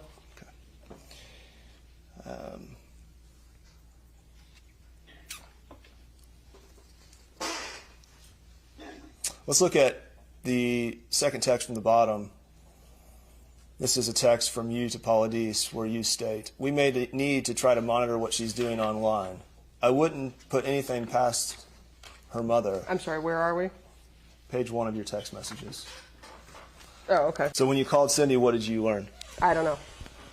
No independent recollection? I went there and I talked to some people. I don't know if Cindy was one of them. And I vaguely recall looking at some of the stuff. I know we had some discussion about what they had seen and what they had captured on the video in terms of whether I really looked at any long review of that. I don't believe I did, but I think that I did have a discussion with the people in that office about what they had observed, which, as I said earlier, was essentially documentation of many of the things that were being observed by the physical therapy, occupational therapy staff, child life, music therapy, in terms of inconsistencies about what Maya said she could do, and the pain that actions would cause, and what she would do when she was just acting on her own without somebody asking her to do something. Doctor, do you also intermingle the professional life and personal life in your personal email address? I don't use email related to patient care. I do receive email from, for example, the medical staff office on my personal email. Okay. the medical staff office of whom? Johns Hopkins All Children's Hospital. All right, Doctor, we've spent some time discussing your use of different devices and technology. I'd like to direct your attention now back to the text messages as previously marked as an exhibit. The response to the fifth request for production from August 30th, 2019. And I'm on what's at the bottom, page 2 of these text messages. There's a message from October 21st, 2016 at 12:50 from you, doctor, to Dr. Deese. It says, "Hey there, just a few things about Maya. Do you have a minute for me to call?" Do you recall what you wanted to discuss regarding Maya on October 21st, 2016? No. Do you recall how long the call was? No. You were in close contact with the hospitalist, Paula Deese? I had a number of communications with her during the time that the child was in the hospital. All right, it looks like an hour and 9 minutes later at 13:59, perhaps after discussion, you write, "Also, probably already in progress, but maybe get her off as many meds as possible." You're suggesting action to the hospitalist on the case at this point? We were discussing elements of the case and the care. Do you agree with the characterization that you're suggesting action on the part of the hospitalist? As it says, I texted to her, probably already in progress, but maybe get her off as many meds as possible. Would you agree that's a suggestion to the hospitalist? That was part of our text discussion regarding recommendations. So I guess it was a suggestion. I don't know in what context. And it's a suggestion related to Maya's medications while she's sheltered at Johns Hopkins, correct? I believe I just read exactly what it says. Do you agree with that characterization? It's a suggestion related to Maya's medications while she's at Johns Hopkins. It was apparently a proposal related to her medications. Is the decision whether or not to take Maya off of medications an evaluation? As a child abuse pediatrician that provides assistance to many doctors at Johns Hopkins All Children's Hospital, I sometimes discuss with them testing or treatments or things like that that may be helpful for either the child's well-being or for some element of my evaluation or things like that. In my view, the things that you're talking about here were discussions that I had with a couple treating physicians on a few occasions related to things that would improve my safety and assist in minimizing the effects of the medical child abuse. Were they treatment decisions? Removing from medication. Is that a treatment decision? That was just a discussion that I had with the treating physician in terms of whether or not she, how she responded to my discussion or recommendations or suggestions to her. That's up to the treating physician. Is removal of someone from medication a treating decision? If I had gone in and written the orders myself and directed exactly when a dose was decreased and what medication was discontinued when and things like that, those would be treating decisions. Having a discussion with this physician about a child that we were both providing medical care for and medical evaluation for is not, in my view, a situation in which I was providing treatment for the child. So a treating decision is only made by the person that undersigns a particular progress note and not by the team that consults in making that treating decision? All of these things, we've talked about were something I said maybe, something I said consider, are you doing this, things like that.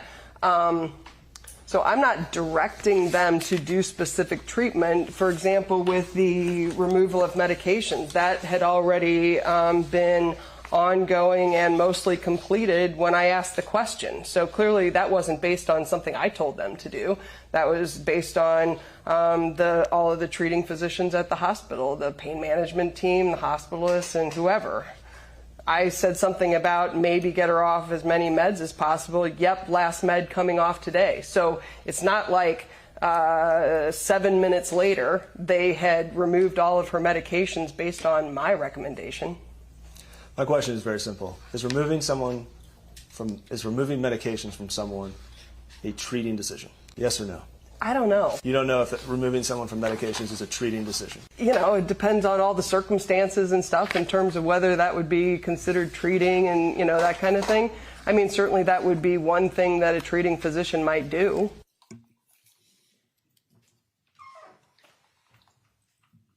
Doctor, raise your right hand, please. Do you solemnly swear the testimony you're about to give will be the truth, the whole truth, nothing but the truth? I do. Has your position insofar or role with Johns Hopkins All Children's Hospital changed in any way? I continue to be a member of the active medical staff. That's my only relationship with Johns Hopkins All Children's Hospital. I don't really know anything about how people at the hospital have some sort of employment or relationship or title or anything. Who would you say was the person that you had the most contact with during the period of Maya's placement at Johns Hopkins All Children's Hospital? Which doctor? Would it be Michelle Smith? I mean, who would it be? Tepa Sanchez? Would it be Malik Farad? Who would it be? My recollection, I spoke to Dr. Tepa Sanchez about the child once. I spoke to Dr. Vos about the child either once or twice. I never spoke to Dr. Malik. After Beata's suicide, did you receive a call, text, or any other communication from Dr. Major?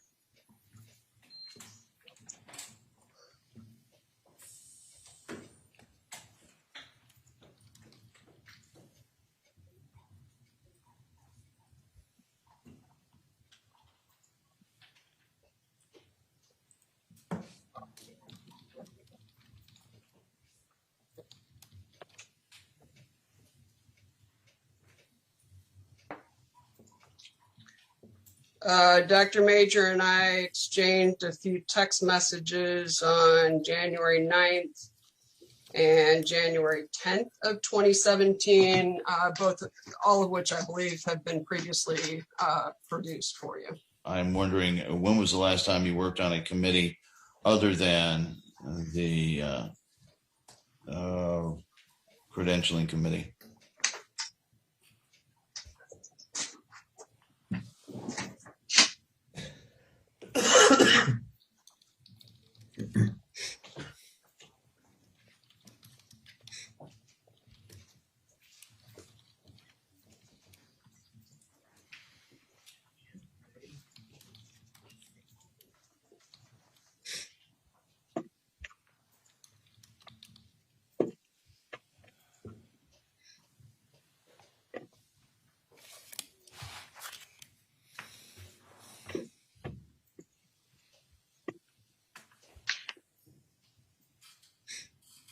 I was, most of the committees that I was on, I left in 2004 when I left my employment with the hospital. I was a community pediatrician representative to the medical staff executive committee from July 2011 to January of 2016. Since January of 2016, the only committee at All Children's that I've served on is the Standards and Credentials Committee. And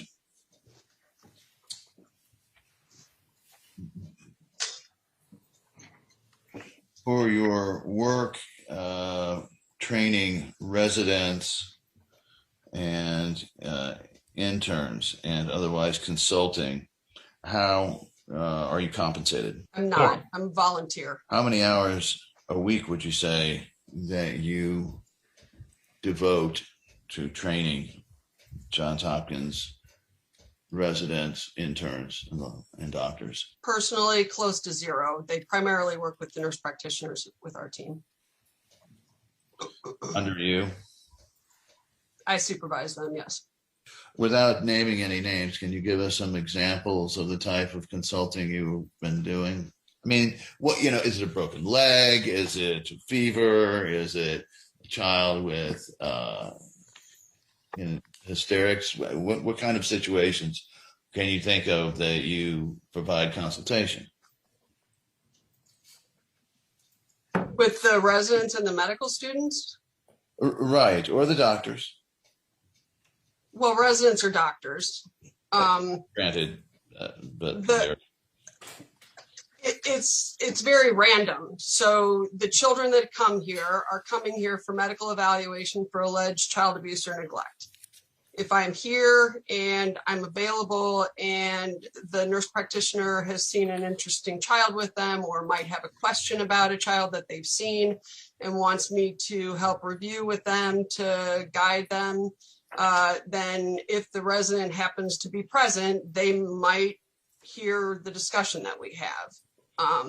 I would say over the 10 or 15 years, on maybe a few occasions, I've recognized a resident that was here who I might have seen or I knew was involved with a child that I saw at the hospital, and we might discuss that child in more detail.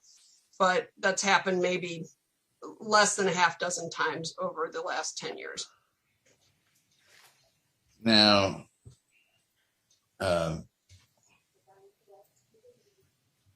let me ask you about the credentialing committee. Is that who determines who can strike it? What kind of credentials are you talking about there? So anyone who is providing medical care at the hospital or in the outpatient setting in some circumstances has to be approved based on their credentials. Standards and credentials committees are standard at medical facilities, and that committee reviews resumes and recommendations and lists of procedures performed.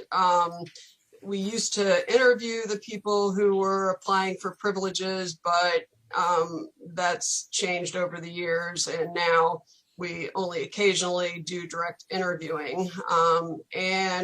Then the committee makes a recommendation to the medical executive committee about whether a person who is applying for privileges with the hospital should be approved. Then the medical executive committee in turn presents the information to the board of trustees for approval. Thank you. So this is what would be known as privileges? Is that the same thing?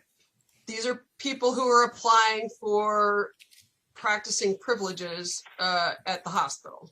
So when a doctor says, I've got privileges at that hospital, this is what you're approving? We're reviewing their information and making a recommendation to the next step as I went through. Does that mean yes? Colloquially, when a doctor says, I have privileges somewhere, if they want to have privileges at Johns Hopkins,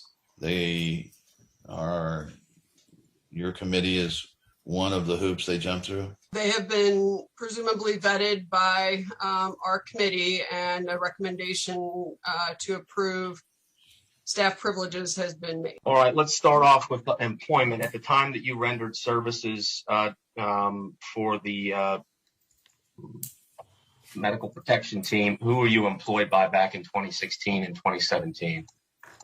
At that time, as the medical director of the child protection team, I was employed by, Suncoast Center Incorporated and the state of Florida Department of Health. Were you employed by Johns Hopkins All Children's Hospital during that interval of time? No. Specifically, plaintiffs have indicated that you completed your residency at Johns Hopkins All Children's Hospital. Is that true? At the time that I was in the residency program from July of 1984 until the end of December of 1985, it was just called All Children's Hospital. It was not affiliated with Johns Hopkins. Okay. And in briefing, I believe there's also a claim that you took a faculty position at Johns Hopkins All Children's Hospital. Is that true? No, again, I worked for All Children's Hospital, not affiliated with Johns Hopkins in any way, from 1990 until, from July of 1990 until, I believe, November of 2002. Have you ever been employed by Johns Hopkins All Children's Hospital? No. Any claim to the contrary would be untrue? Correct. How does it work? It seems like from what you've testified previously that you were medical director of the Child Protective Team, but that you were both employed by Suncoast and Department of Health. Can you kind of explain that dual employment arrangement? Yeah, so as the medical director of a child protection team, I received direct compensation from the Department of Health for some components of my responsibilities. Typically, that has been about 17 and a half hours per week for the last, 10 or 15 years. The Suncoast Center Incorporated holds the contract for the Pinellas County Child Protection Team. I believe they have done so since 2008. And so, in addition to the direct compensation that I get from the Department of Health, I also am in the role of the medical director for the Child Protection Team under Suncoast Center. Over the years, my understanding is you've served on some committees with both All Children's Hospital and later Johns Hopkins All Children's Hospital. Is that correct? Yes. Okay. And pertaining to the times that Johns Hopkins All Children's Hospital, strike that, were you ever compensated by Johns Hopkins All Children's Hospital for any committee service? No. Back when I worked for the hospital, obviously I was participating in committees during time frame that I was, an employee. But since November of 2002, I have not received any compensation of any sort for being on any committees. Okay. So it's fair to say since around approximately the turn of the millennia, you have not been employed by All Children's Hospital? Not since November 2002. This Fifth Avenue Pediatrics listed on your CV from March 2003 to the present. What is Fifth Avenue Pediatrics? That's the current name for the private practice that I'm a partner in. Is that private practice affiliated in any way with Johns Hopkins All Children's Hospital? No. My understanding is you were first contacted by a Johns Hopkins All Children's Hospital physician in this case on or about October 8 of 2016. Do you recall that conversation? Generally, yes. At the time that you were reached out to by Dr. Tepa Sanchez, were you receiving that call as an independent medical staff position? If I understand the terminology correctly, yes. Okay. Well, why don't you explain the difference between when you get involved in a case as a CPT versus if a doctor who needs a consult just contacts you?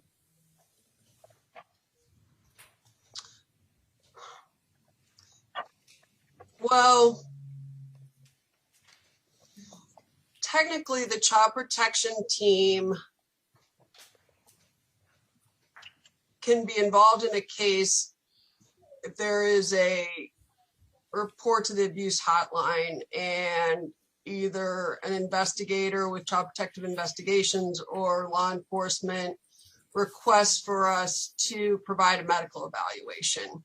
There are some cases over the many years I've been involved with All Children's and now Johns Hopkins All Children's where that may or may not have occurred as yet, but a physician, knowing my expertise in child abuse pediatrics and my capacity as an active member of the medical staff, will contact me directly to ask questions about a case that they are seeing and seeking some guidance about whether or not there may or may not be abuse or neglect in the case. Is there anything wrong or unethical about a physician who has suspicions reaching out to a child abuse pediatric such as yourself for some insight? I can't imagine why there would be. For example, if somebody, if a doctor thinks that a child might have a heart problem, but they don't know exactly how to proceed with further pursuing that, they wouldn't be unethical to consult a cardiologist that's on the active medical staff for guidance. I think consulting an active medical staff member with expertise in child abuse pediatrics, in my view, would be the same thing. Is it fair to say that when you were rendering services to in this case, that you were exercising your independent professional judgment? Yes. I guess my first question for you is, did you have a customary practice back in October 2016 and into 2017 as to how you would introduce yourself to a family where you're doing a CPT investigation? Yes, I would state that I was Dr. Sally Smith and I'm a pediatrician with the Child Protection Team. Do you recall doing that with Beata Kowalski? Yes, I've testified in depositions before that Mrs. Kowalski knew exactly who I was. The timing of the meeting with her, et cetera, was arranged a little bit ahead of time so that I knew she would be there and she knew I would be there. And I believe there were people from Protective Investigations that were present during the interview. Do you actually recall introducing yourself as the medical director of the Child Protection Team to Beata Kowalski? Yes, I do. Okay. And do you recall the same with respect to Jack Kowalski? Yes. You introduced yourself at that time as the medical director of the Child Protection Team? I may have introduced myself as a pediatrician with the Child Protection Team. I don't know for sure that I said specifically medical director. Sure. But you would have said something about your role with the Child Protection Team? Absolutely. Earlier this year. Did you ever represent to Maya Kowalski that you worked for All Children's Hospital? No. Did you ever represent to Beata Kowalski that you worked for Johns Hopkins All Children's Hospital? No. Did you ever indicate to Jack Kowalski that you worked for Johns Hopkins All Children's Hospital? No. Did you ever prescribe medication for Maya Kowalski? No. Did you ever enter a progress note in Maya Kowalski's medical chart? No. Okay, to the best of your recollection, were you wearing a white lab coat with Johns Hopkins insignia on it when you met Maya Kowalski? I don't have and have never had a lab coat with the Johns Hopkins insignia on it. I definitely wasn't wearing any such thing when I saw Maya Kowalski on either of the two occasions that I saw her. Did you direct anybody with respect to Maya Kowalski's care and treatment at Johns Hopkins All Children's Hospital? In the course of her hospital stay, there were times that I spoke with, I believe, Dr. Deese and Dr. Major with regard to the issue of medical child abuse and some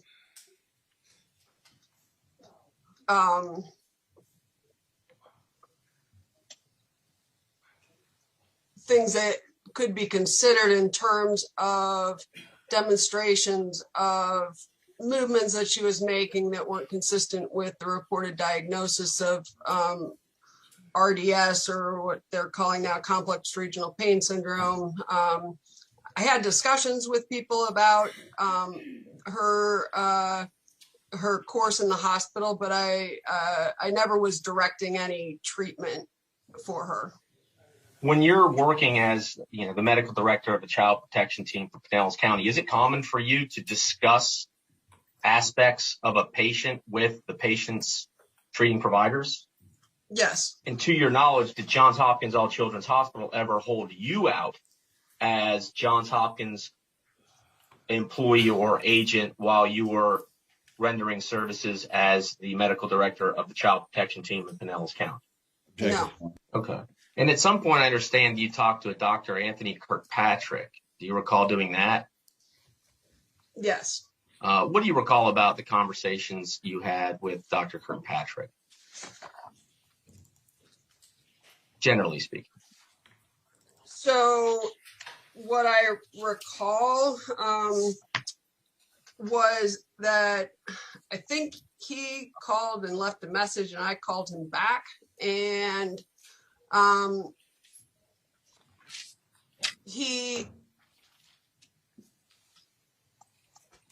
the one thing I definitely remember was that he told me that I should not evaluate the child for Munchausen syndrome by proxy because that was not a problem in the case. Okay. And did you consider his advice? Well, I certainly heard him, but if I had heeded his recommendation, I would not have been doing my job. And What do you mean by that? well, my job in this case was to respond to the request from the investigators and law enforcement as to whether there was medical evidence of child abuse or neglect in the case.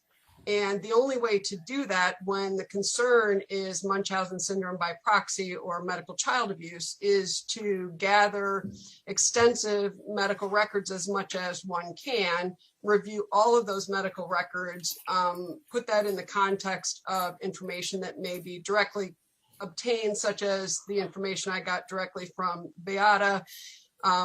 Ordinarily, one would consider one's physical exam, but in this case, I was unable to conduct a physical exam on the child, and then put all that information together to try to determine whether there's medical evidence of child abuse. So if on October 11th or 12th, or 13th, when I spoke to Dr. Kirkpatrick, I had just said, oh, Dr. Kirkpatrick says there's no Munchausen syndrome by proxy here, so there must not be, I would not have been doing my job. Do you know who Dr. James Lewis is? Yes. Who is he? He's a neuropsychologist. At the time Maya was admitted to the hospital, he was a consulting neuropsychologist for the child protection team, and he provided a neuropsychological evaluation of her as part of the evaluation under the child protection team. And he's not a medical doctor, is he? No. I believe he's a PhD. Correct. Is it common for people like Dr. Lewis to perform a psychological evaluation of a child who's the subject or whose parents are the subject of an ongoing investigation? He was doing so probably about 20 or 25 times per year at that time. Well, do you know who he was employed by back when he consulted with Maya Kowalski? He was contracted with the child protection team, and so when he would provide a neuropsychological evaluation for a child who had been, referred to the team for assessment, I believe he would just submit a fee-for-service type invoice or something to Suncoast Center. To your knowledge, was he employed by Johns Hopkins All Children's Hospital? To my knowledge, he was not. Other than the grand rounds that you've discussed, do you have any evidence that you received any compensation from Johns Hopkins All Children's Hospital? I have not, Case. Well, that you were you never even told her that you were investigating her for allegations that she committed child abuse, did you?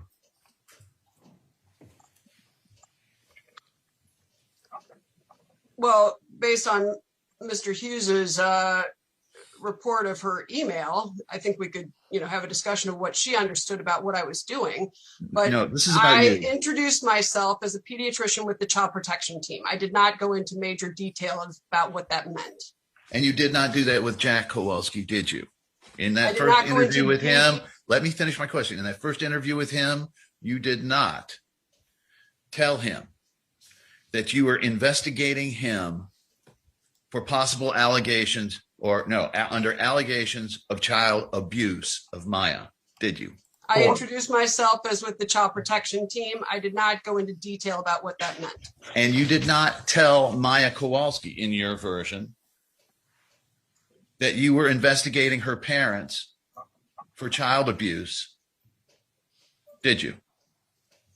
I was taking a medical history from the people in terms of instructing them about that I was an investigator or something. I did not do that. Just out of curiosity, what were you wearing when you interviewed the Kowalskis? Business casual street clothes and ID badge. Well,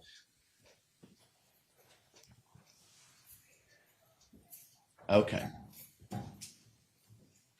And what does the ID badge say on it? Does it have your name? Yes. And it has Johns Hopkins on it. It has a logo for the hospital as an ID badge would. And what field of expertise did you hold at the time that Dr. Tepa Sanchez contacted you on October 8th? Child abuse pediatrics. Okay, and you had active staff privileges on October 8th? I did. You had privileges at Johns Hopkins? Yes.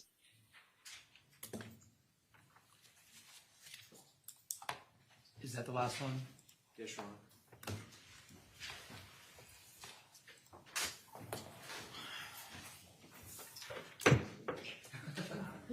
I'm so proud. I'm so proud of myself. Can I see the attorneys for just a moment, please?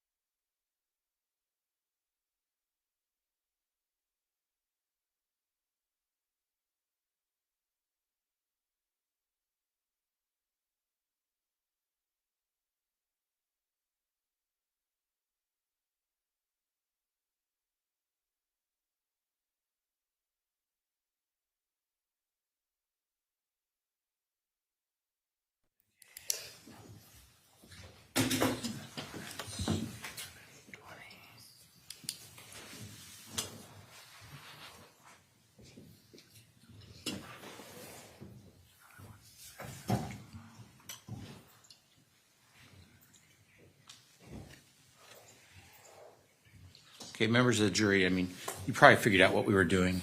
Just trying to figure out timing and lunch. And it probably is best that we don't start. So what that means is, why don't we take lunch now? I'm going to ask that you be back and ready to go, Deputy Coley, at 1 p.m. So about an hour and 35 minutes. So do not discuss this case amongst yourselves. Do not do any investigation and receive no information.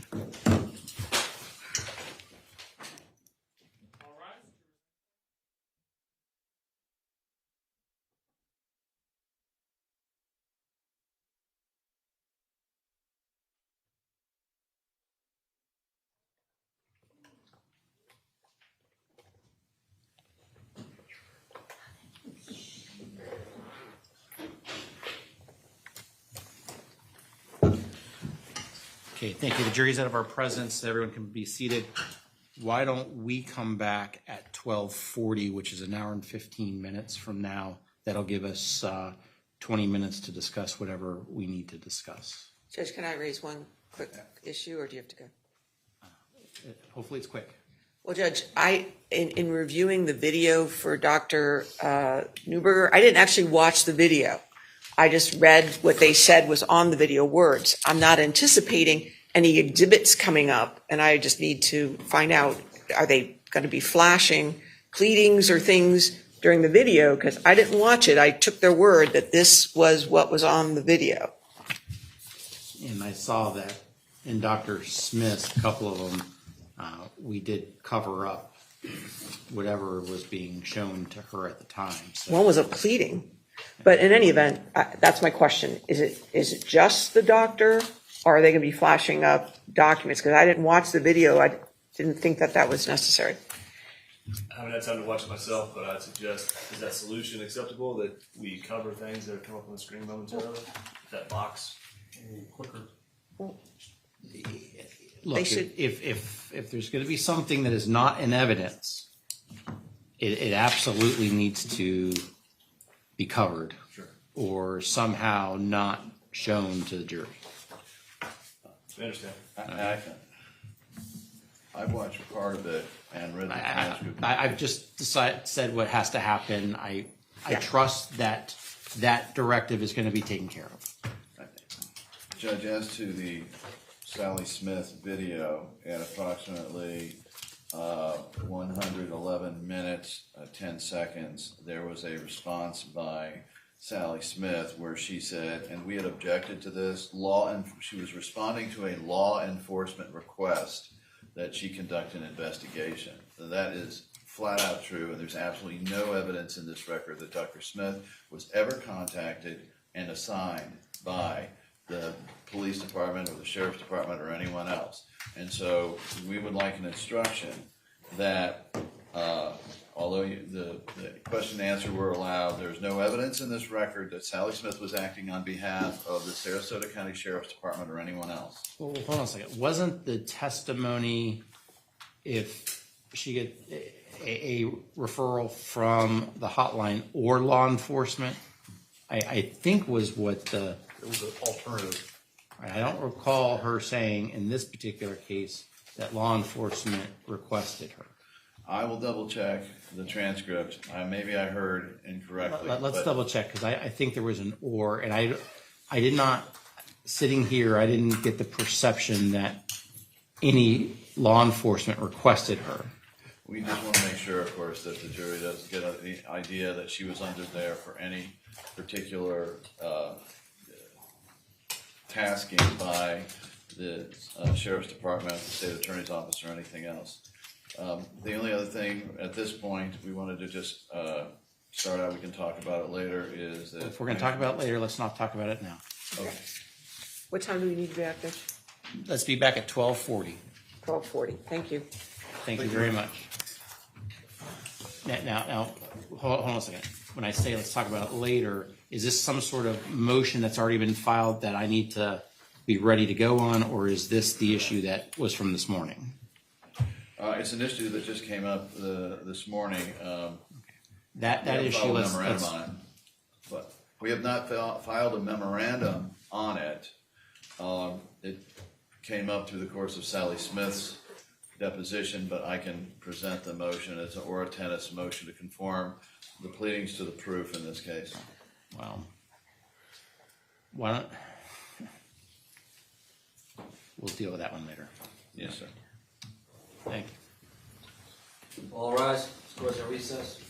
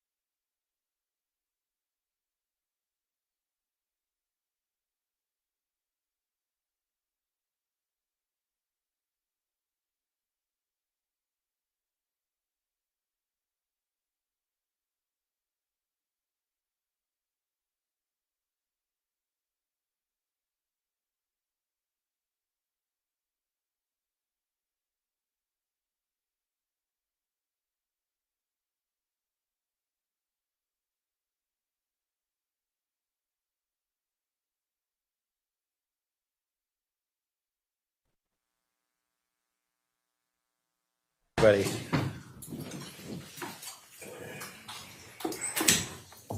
Miss Crowe, you changed sides.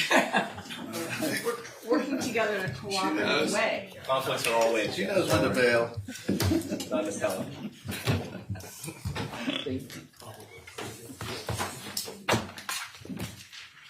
Okay.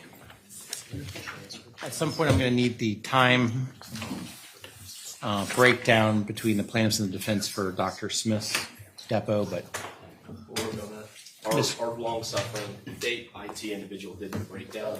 We did share it with opposing counsel. Are you guys okay with the numbers we circulated? The total for Dr. Sally Smith on the plaintiff's side was 35 minutes and 14 seconds. Defense, 22 minutes and 57 seconds. okay. That's pretty precise. Mr. Whitman. Yes, Your Honor. I'd just like to ask that we hopefully have time at the end of today or first thing in the morning. We submitted our exhibit list for the day.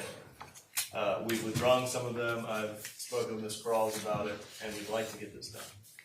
Well, let's first follow up on Understood. any motion, if any, that is coming from this morning's activities.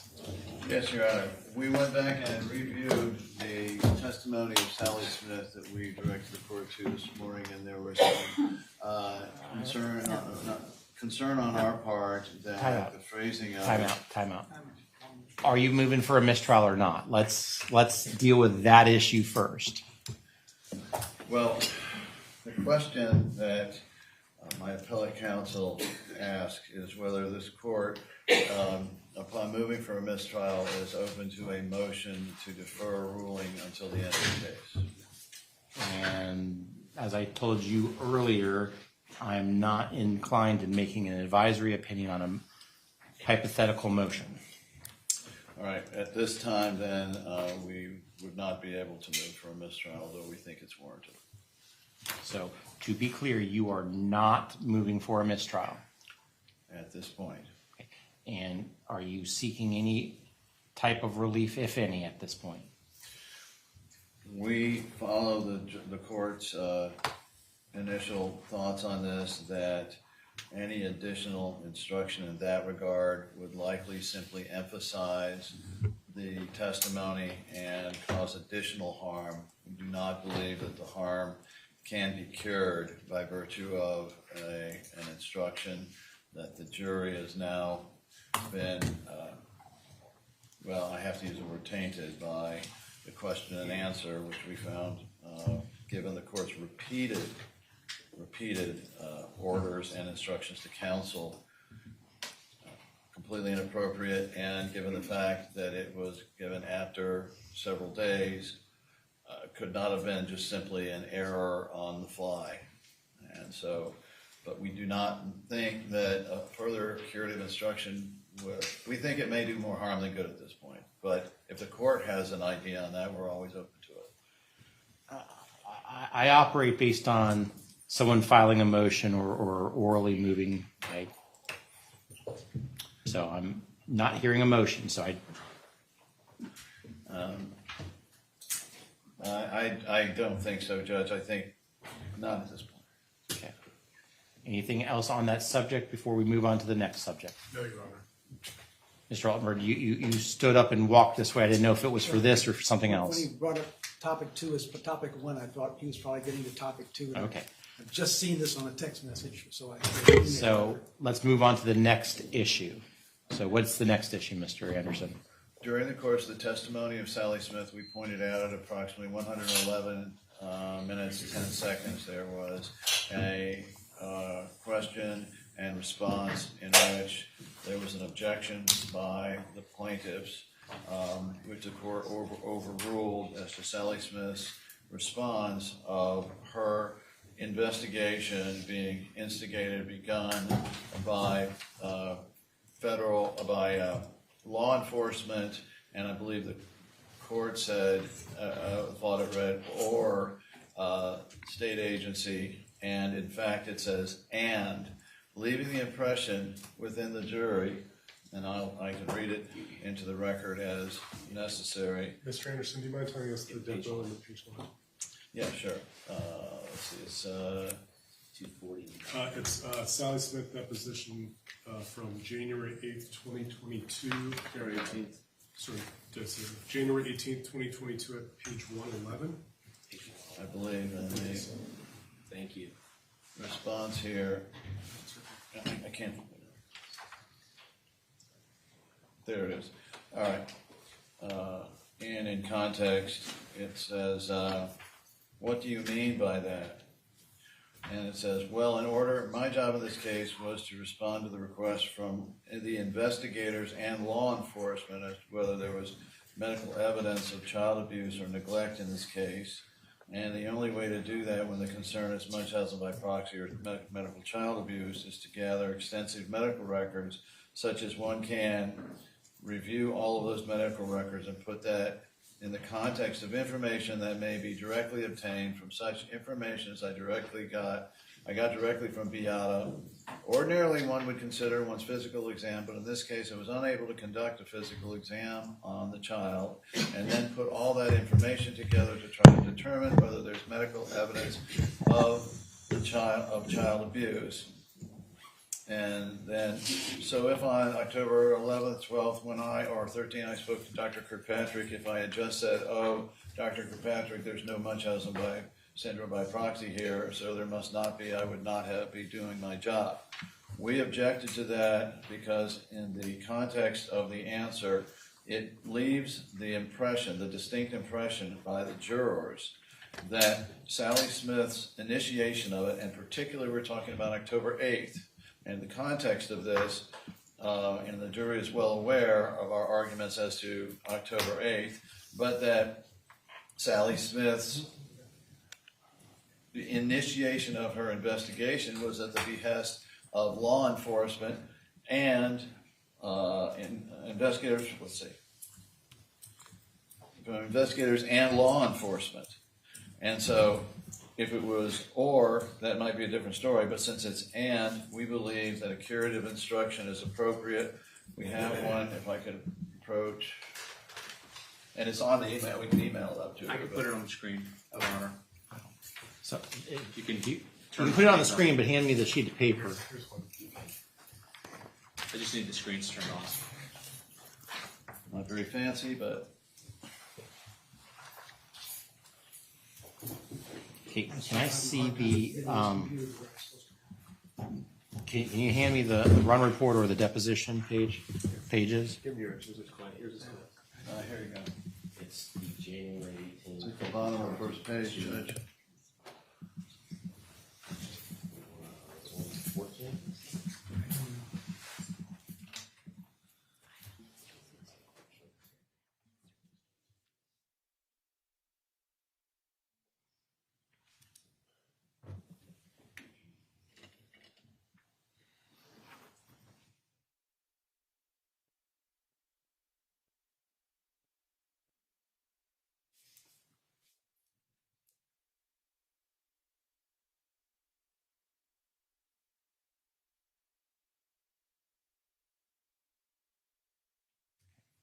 What says the defense?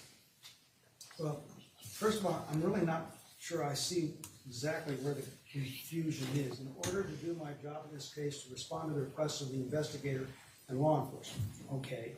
So statutorily, when a hotline report comes in, it goes to both DCF and to normally the local sheriff's by statute.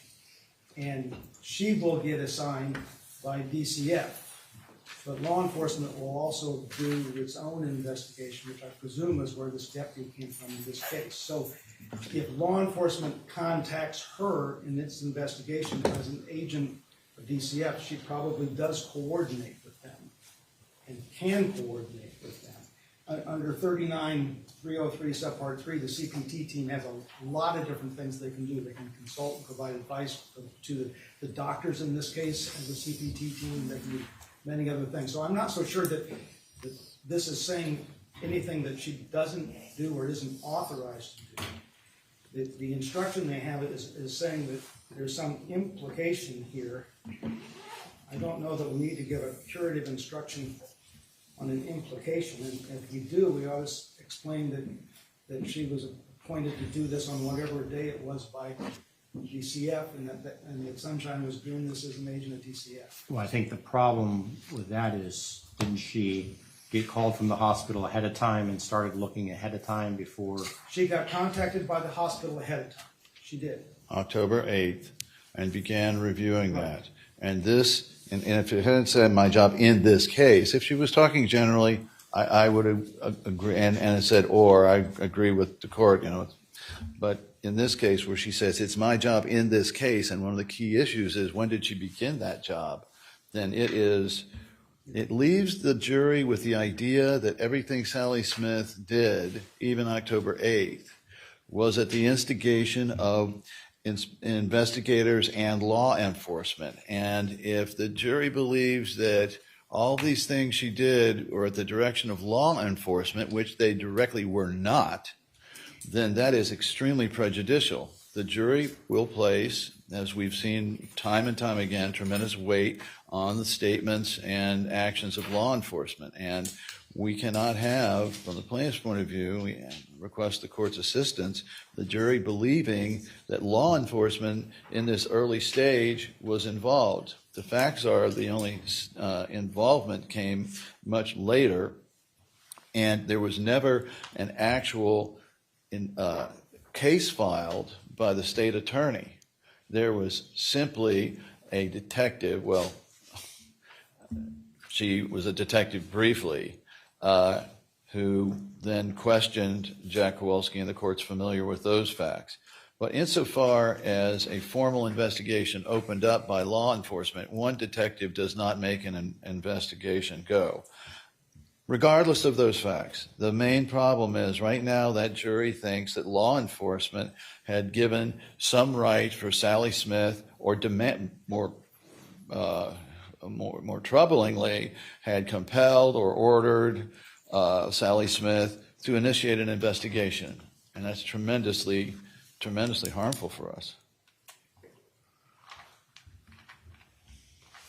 The issue is what she did on one day of this. I'm not exactly certain the exact moment that she was assigned by DCF to begin that investigation.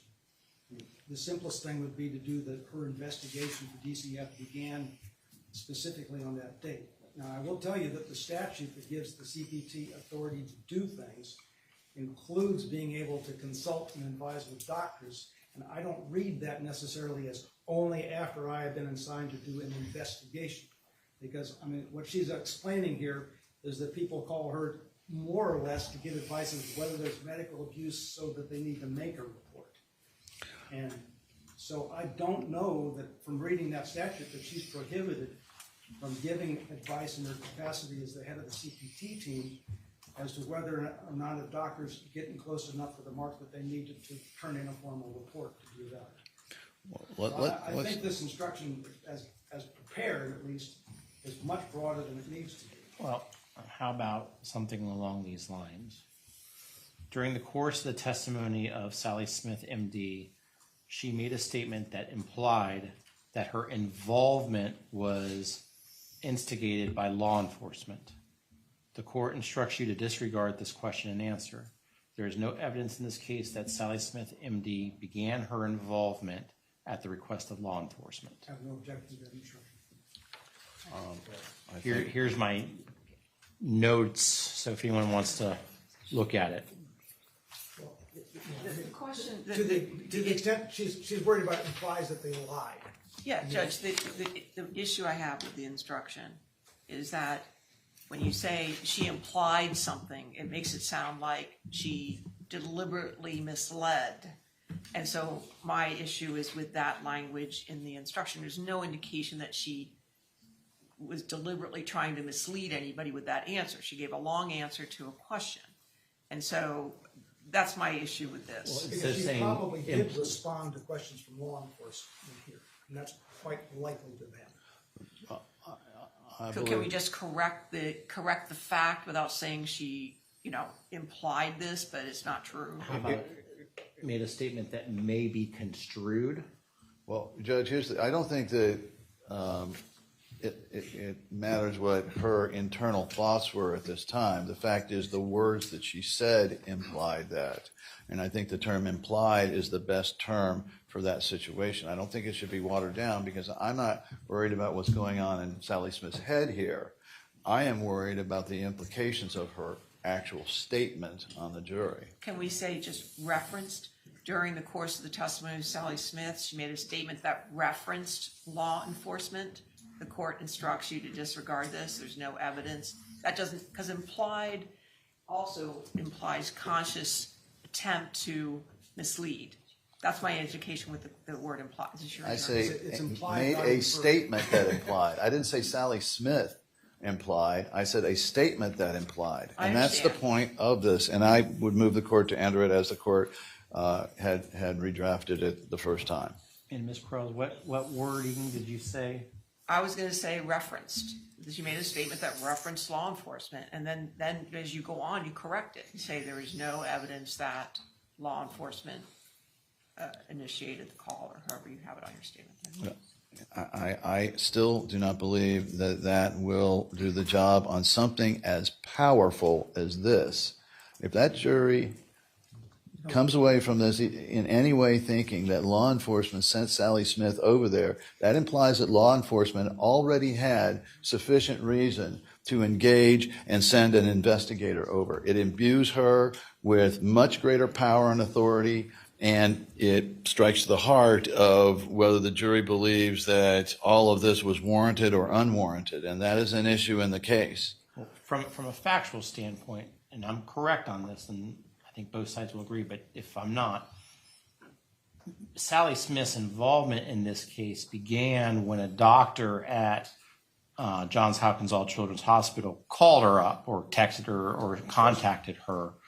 And so she went in and started it that way. It was not based on a call to the hotline. It was not based at the request of any law enforcement agency. That's true. Information about whether this would be child abuse as compared to trying to get treatment. But I don't think she can This is at the core of this problem. There was, and we now have the specific times that were involved. And we know that the initial call was washed out at some point in the late evening of the 7th. And then we know that the next call for an investigation came in approximately 2 or 2:40. The time 2:40 p.m. comes to my mind on the 9th. During the 8th, there is no evidence whatsoever of any agency or any law enforcement or anyone in authority telling Sally Smith she should go do this. The evidence, overwhelming evidence, I think uncontradicted evidence, is that somebody at Johns Hopkins All Children's Hospital called her and asked her to start doing an investigation. And that is flat, plain wrong. That's not true, Your Honor. The call was made by Dr. Beatrice Pepe-Sanchez on the 8th. There was testimony as to why that call was made. The second call was accepted on October 9th. The testimony that is at issue here was a follow-up question about a conversation that Sally Smith had with Dr. Kirkpatrick that absolutely took place well after the second hotline call was accepted on October 9th, 2016. So we're kind of engaging in some smoke and mirrors here about that call in the 8th. No, the point is that it was not accepted until, and if it's the 9th, fine. The point is, at the time she was doing all of these investigations, she had no authority from the state to do so. There was no... Folks. As a reminder, whoever speaks last doesn't win. That's not how I operate. I'm just rereading the question. I just want to be fair in this situation when it comes to what Dr. Smith actually said to the question that was asked.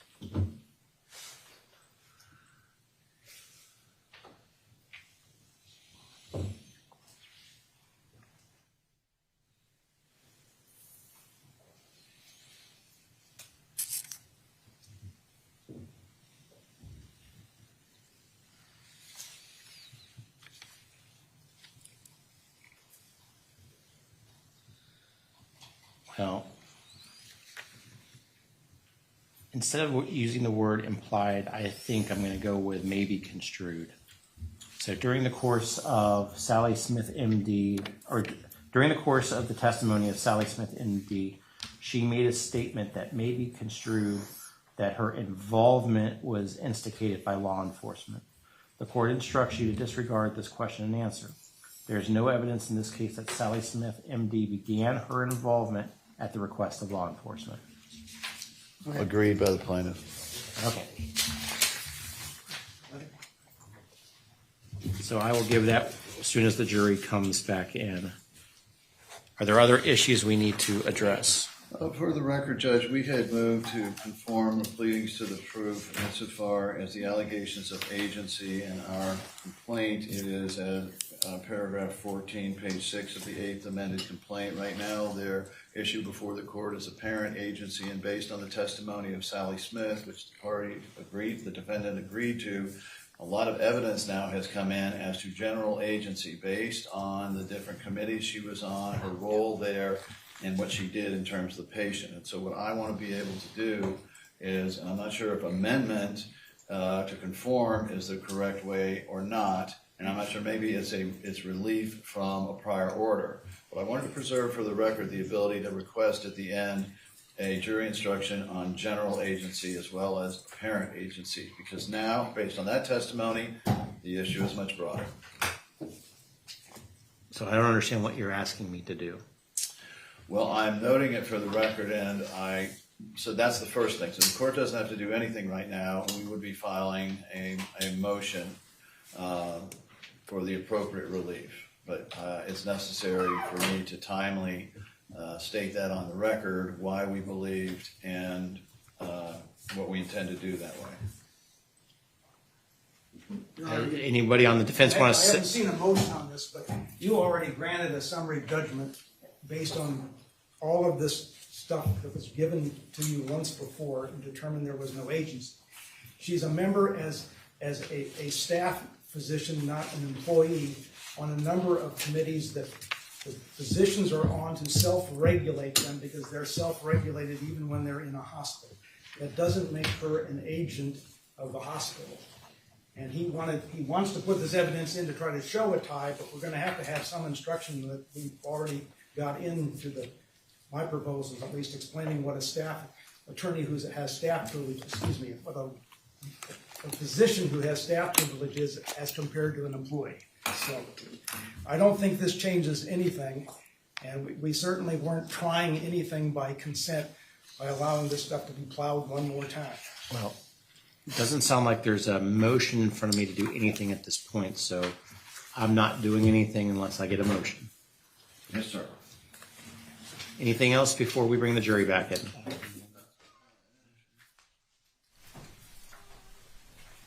Who's going to be reading Dr. Newberger? I guess I'm Dr. Newberger. We were going to hire an actor. We couldn't find one. I kid. We're trying to figure out who to... Judge, I would just ask, as you're reading it, when you're going to skip like 20 or 30 pages, if you can just say the next page, so I don't have to try to find where you're at. And are we reading both their designations and your designations together? I can. There's not very many of our designations, Judge, so I'm assuming you marked them on in your deck. Whatever the rulings were, we marked them all here. I don't know whose are whose at this point. Yeah. But we're reading it all. There's I would say a total of two pages combined of our designations. So I'm to tell the jury that Dr. Newberger is medically unavailable to come live, and he has 3 depositions. The first 2 were not videoed, so the lawyers are going to read, and they're going to read everybody's designations. The 3rd deposition will be by video, and I'll get the chance to turn off the lights again. Yes, since you've practiced and did so well. Yes, but that was hours ago. I'll be well asleep by then. Okay, let's bring in. And Mr. Hunter had to go do some case-related things. He'll be in later. Sorry, I didn't want That's to fine. think he was. Let's bring in the jury.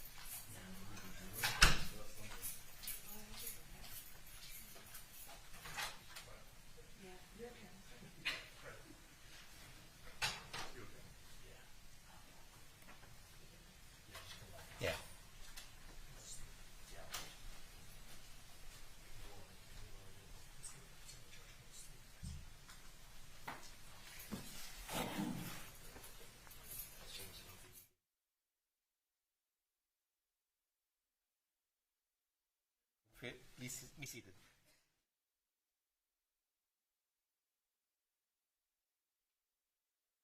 Witnesses tomorrow. I believe we provided the only change. Once again, all rise. Okay.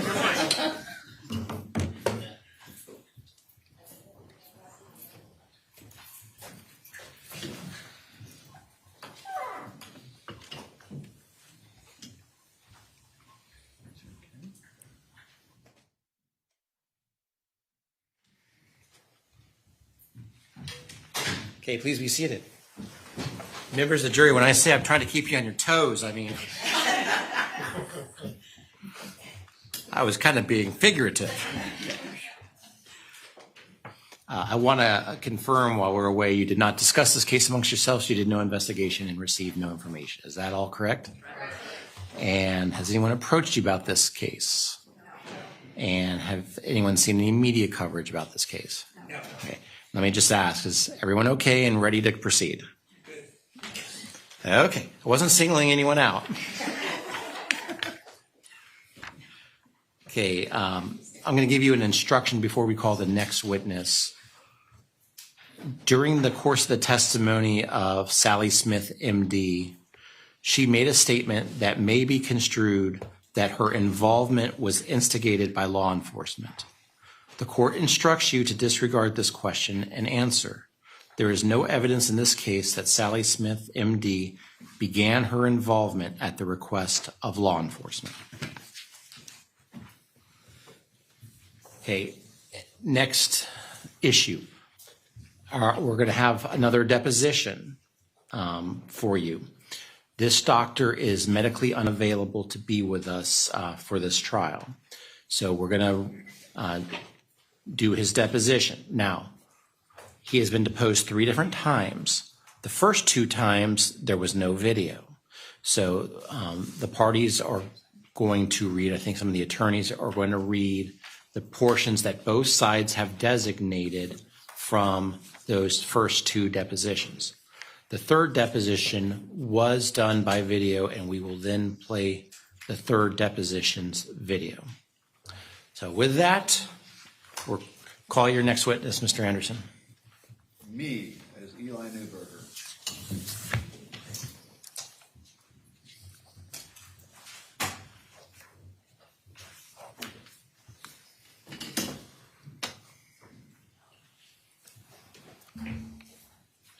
Oh, this is a really different view. Okay, now,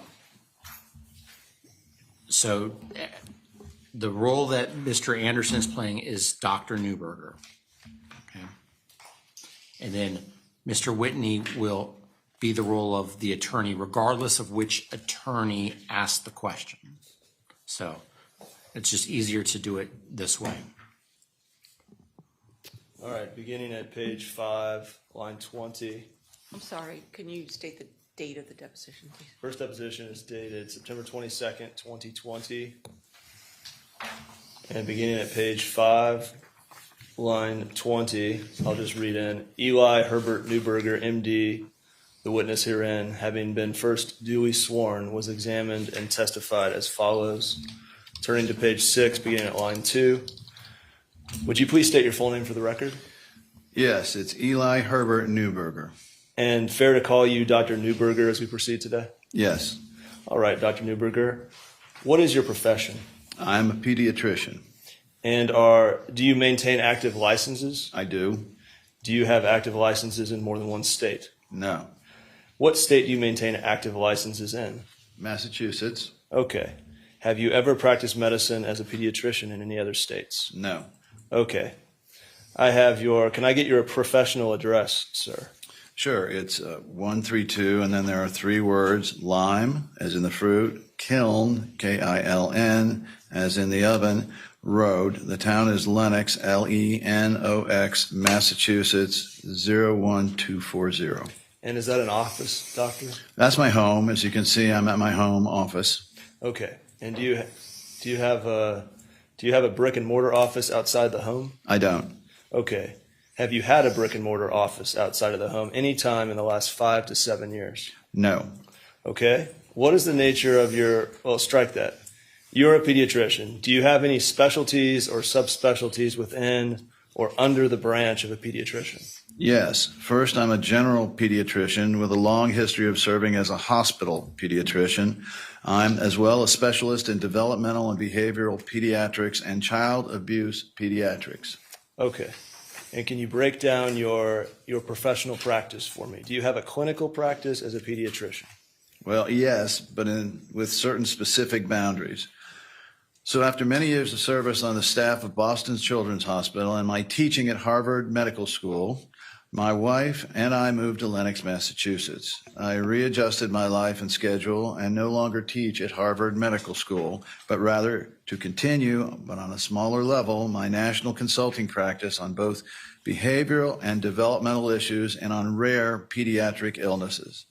So I have a national consulting practice that brings to my attention cases that require a high level of differential diagnosis, expertise, and case analysis.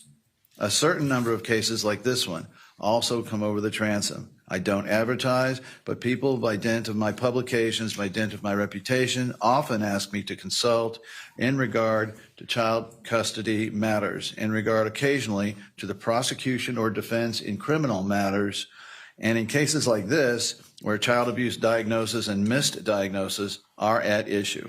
Turning to page 9, line 4. I think your answer continues. So as a consequence, I receive no few referrals, say, from defense counsel, from people like yourselves, Mr. Haskell, who may have a complex case to defend. So then I will conduct a review. And I do this especially in Massachusetts because there are few physicians like me with the depth of experience in this area. And then I will spend a few hours and then give them my unvarnished views, even if I decide not to accept the case. Okay. If I can interject, Doctor, let me just go ahead and make sure I understand some of what you just told me. You, in terms of actually providing care to children as a practicing clinical pediatrician, when was the last time you did that? Well, I periodically will examine children in the setting of my specialty consultation. I don't have an office practice. After December 31st, 1999, when I closed my office at Boston Children's Hospital, I was no longer the director of the clinic in which I saw children, but did a small amount of primary care, but I never had a pediatric practice. I do, in this work, occasionally conduct examinations of children and incorporate those into my reports. So I'm a licensed, board-certified skills as a pediatrician, but that's relatively infrequent. I don't examine more than one child a month, I would say. Okay. At that rate, if you were to examine one child a month, and in that context of examining, say, one child a month, when was the last time you entered an order or actually authored a consultation or a progress note in relation to your care or examination of a child? I don't understand what you mean by an order. Sure. All right. So, as I understand it, if there is an examination of a child at a rate of maybe one time a month, as you described, yes, you do so in the context as a consultant, correct? Yes. Okay. When was the last time, if at all, you ever served as an actual treating physician outside the context of a consultant? I can't recall a recent case other than the diagnosis of pneumonia in one of my grandchildren, and then referred that child, after I listened to her chest, to her own pediatrician. Understood. And would it be fair to say then you were kind of doing that out of the love and affection of your grandchild, and based upon what you believe might be the case, you referred her out for formal treatment? Well and beautifully said, Mr. Haskell. All right. I appreciate that. Okay. So with that understanding and with what you just described, Doctor, would it be fair to say then it's been at least 10 years that you've last provided any type of actual clinical treatment to a child as a pediatrician? Answer, I think that's fair to say. And turning to the bottom of the page, Dr. Sally Smith served and serves as the medical director for the Child Protection Team for Pinellas County here in Florida. You're aware of that? Yes, I am. Okay. Have you served in that capacity or a similar capacity in the last, let's say, 10 years from a formal standpoint? No. And to the bottom of the page, your current profession, if you will, all of your work from a professional standpoint at the current time is essentially consulting type work in cases like this or criminal cases. Is that fair? No. Okay, how am I wrong there? Well, because I get consulted on a variety of matters that have to do with child behavior, attention deficit disorder and its diagnosis, autism and its diagnosis, and I published a book now 20 years old on boys' character development, and it's well received book that's still in print. And I often get asked about behavioral problems involving boys. I lecture and consult. Well, I used to lecture before the COVID-19 disaster hit. So many cases that that come across the transit here actually involve serious behavioral issues in which I am competent to opine. And I appreciate that.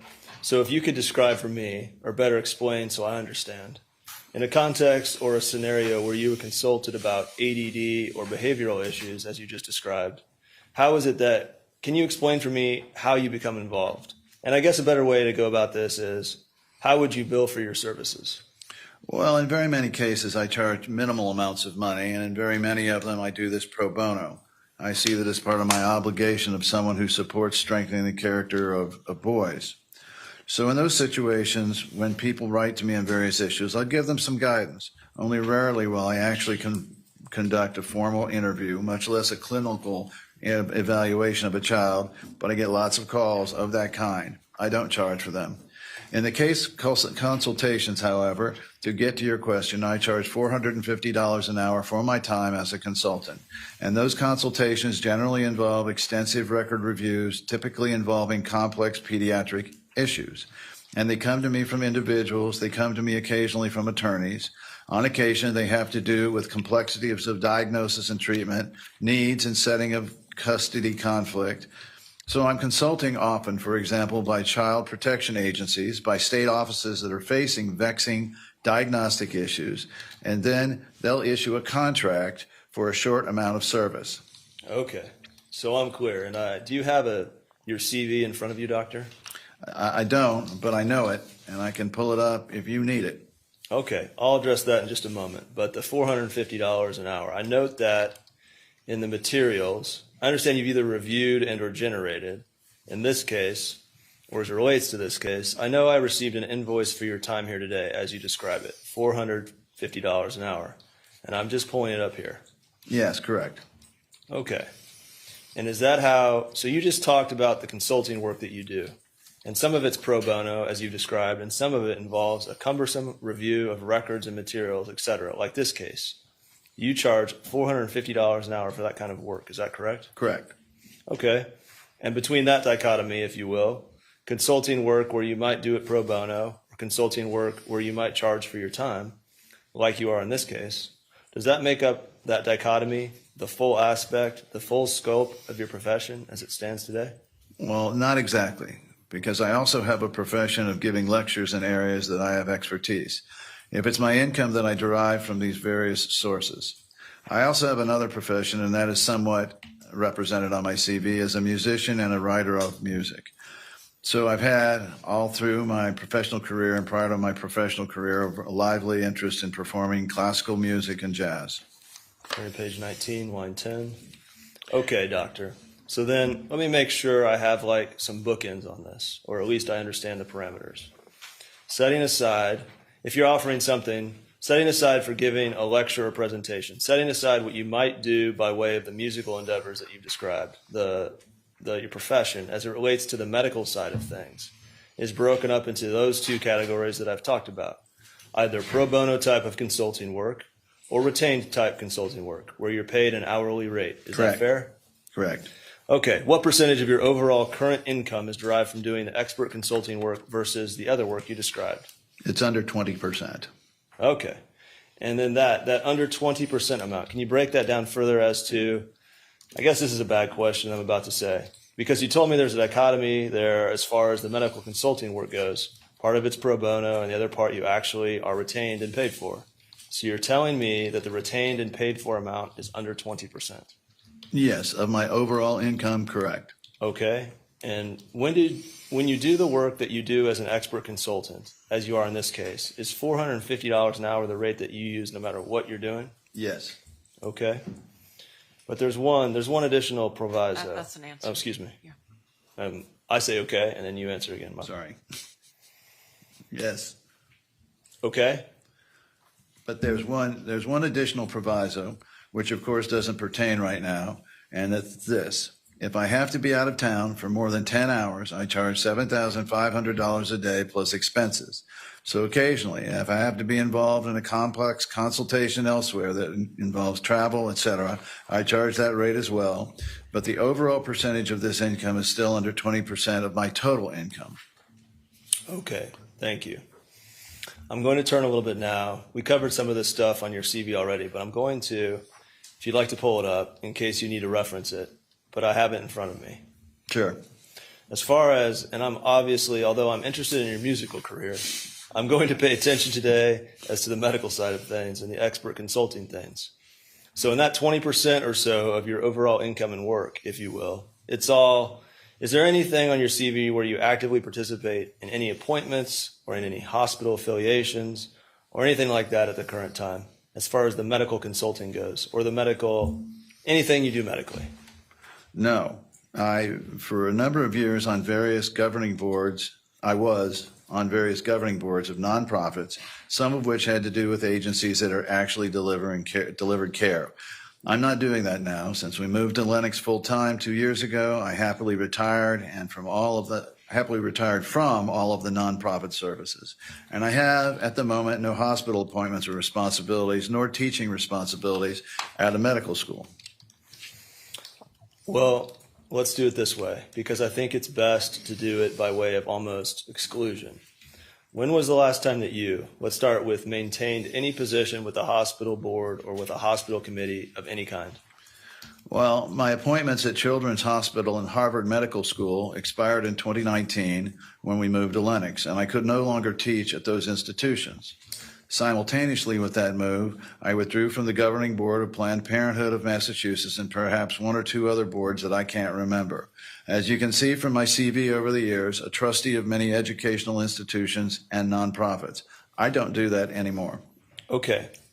And then as far as any involvement, if at all, with child protection teams, or I think up there it might be called Child Protection Services, when was the last time you held any formal positions affiliated with programs like that in the Boston area or Massachusetts? That was at the end of 1999 when I closed my office at Children's Hospital. And at that point, my formal association with child protection programs ceased. Turning to page 24. Okay. I did see some correspondence between you and Mr. Whitney and or some other folks, possibly at Mr. Anderson's office, plaintiff's counsel's office in this case, regarding some type of license that's set to expire in Florida in October this year. Are you aware of that? Yes. What is that license? Well, in order to be compensated for my service as an expert in a capital murder case in Miami, where I'm designated as a prosecution expert, I have had to obtain some type of certificate that enables me to be identified as a physician. Turning to page 29, line 13. Okay. And is there an average number per year, let's say, for the last 5, 7 years, whatever, somewhere in that range, that you could provide me that would kind of delineate, again, an average number in which you're retained to provide expert witness testimony in this case, or opinions, I should say? I could probably find that out for you, but I can tell you that it is not many. So as you can see from this list, relatively few cases actually come to either deposition or trial testimony. The others really have to do with analysis and discussion and conversations. I think that in some, there are fewer than 15 a year, and that's inclusive of the defense counsel who called me because there's a real shortage of people with my abilities and experience in, cases of shaken baby syndrome or of child sexual abuse, where they need someone to review other professionals' opinions. The number is small.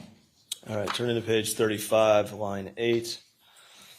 Have you ever been retained to provide an opinion, an expert opinion, in a case in which the issues centered on a child abuse investigation based upon reasonable suspicion of child abuse, kind of like what we have here in this case? Yes. Let me finish my question. Have you ever provided testimony in a civil case similar to the one we have here today? Yes. Okay.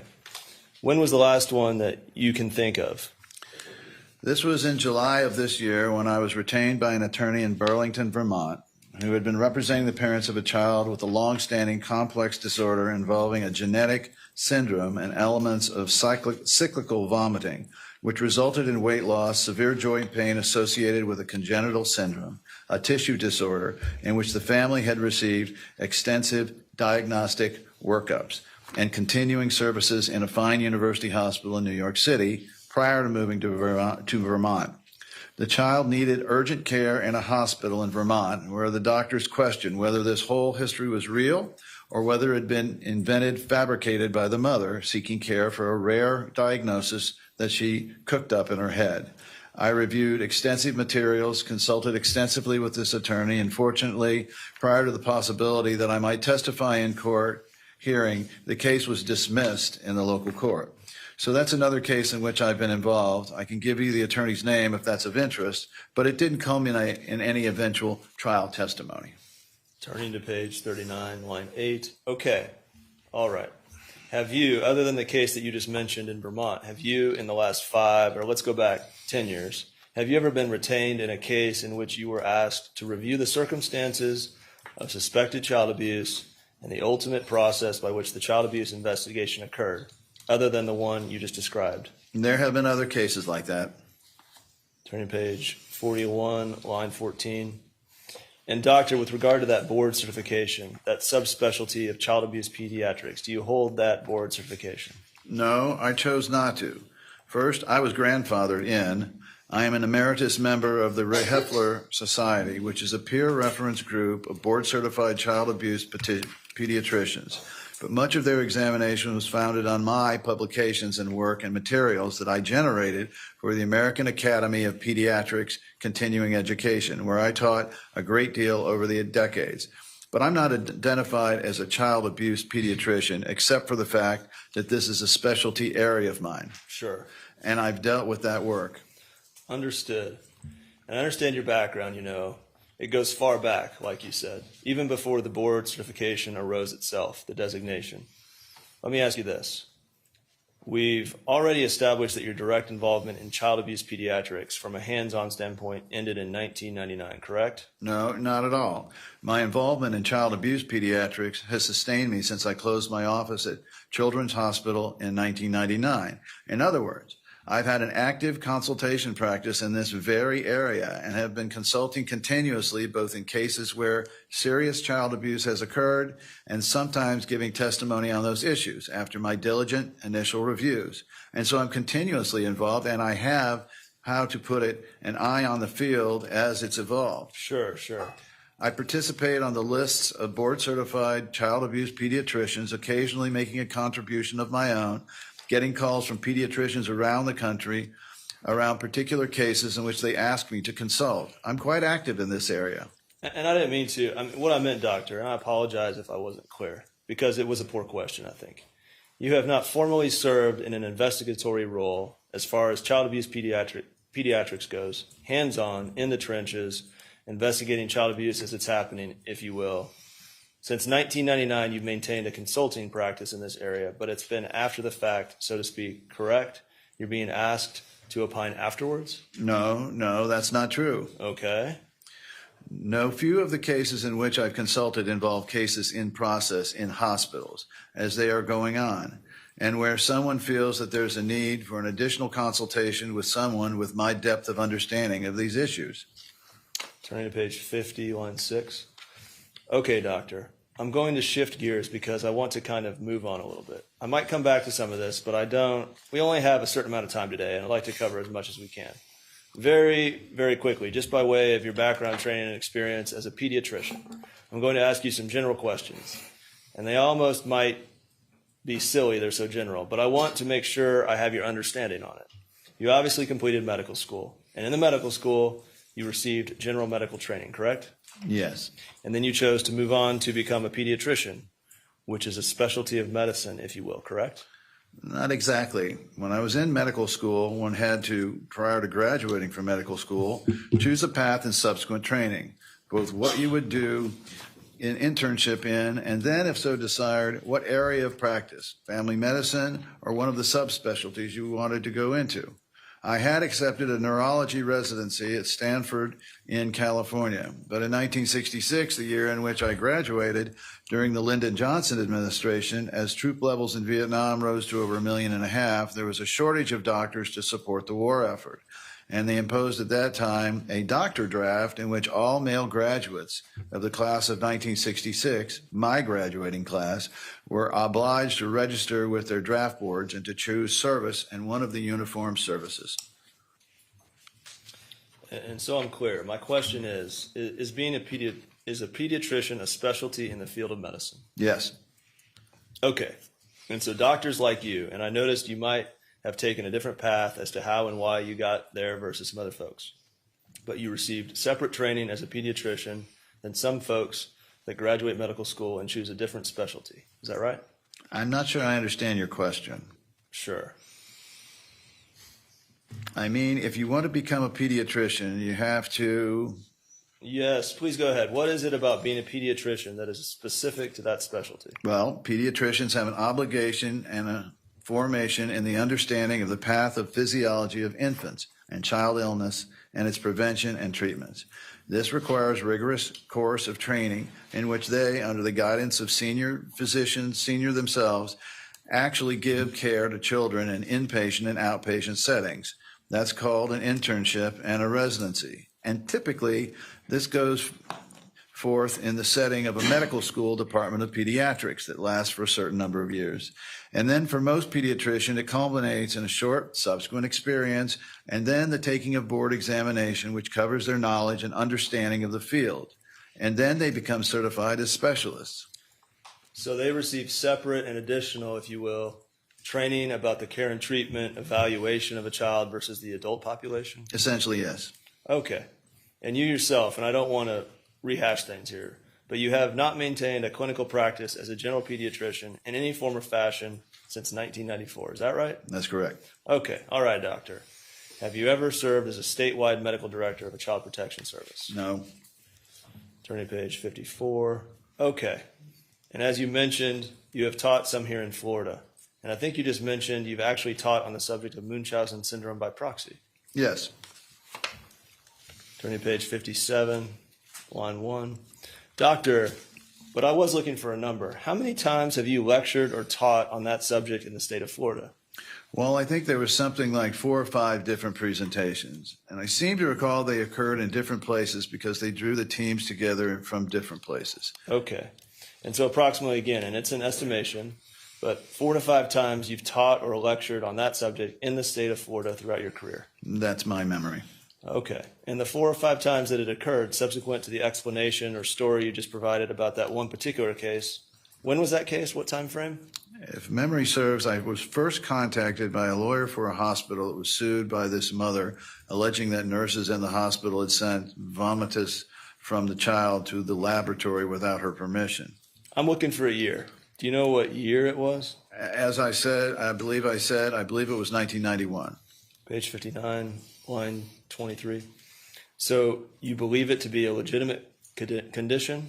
Yes, but it's a diagnostic wastebasket. Page 61, line 13.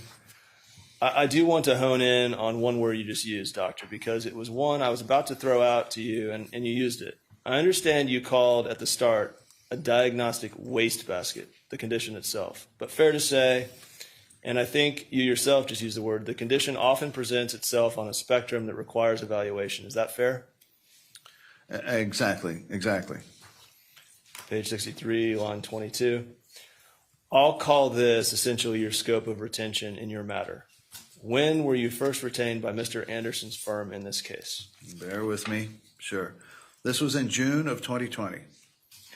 Okay. And then, I show other materials sent to you continuing through February into March, June, July, August, and even September of this year. Does that sound right? Yes, that's correct. Okay. And I also show that sometime, I think relatively recently, you submitted an invoice for a total of about 72.5 hours for your time incurred thus far? Yes. Is that the sum total, setting aside what you're doing here today, is that the sum total of the time that you've spent on this case?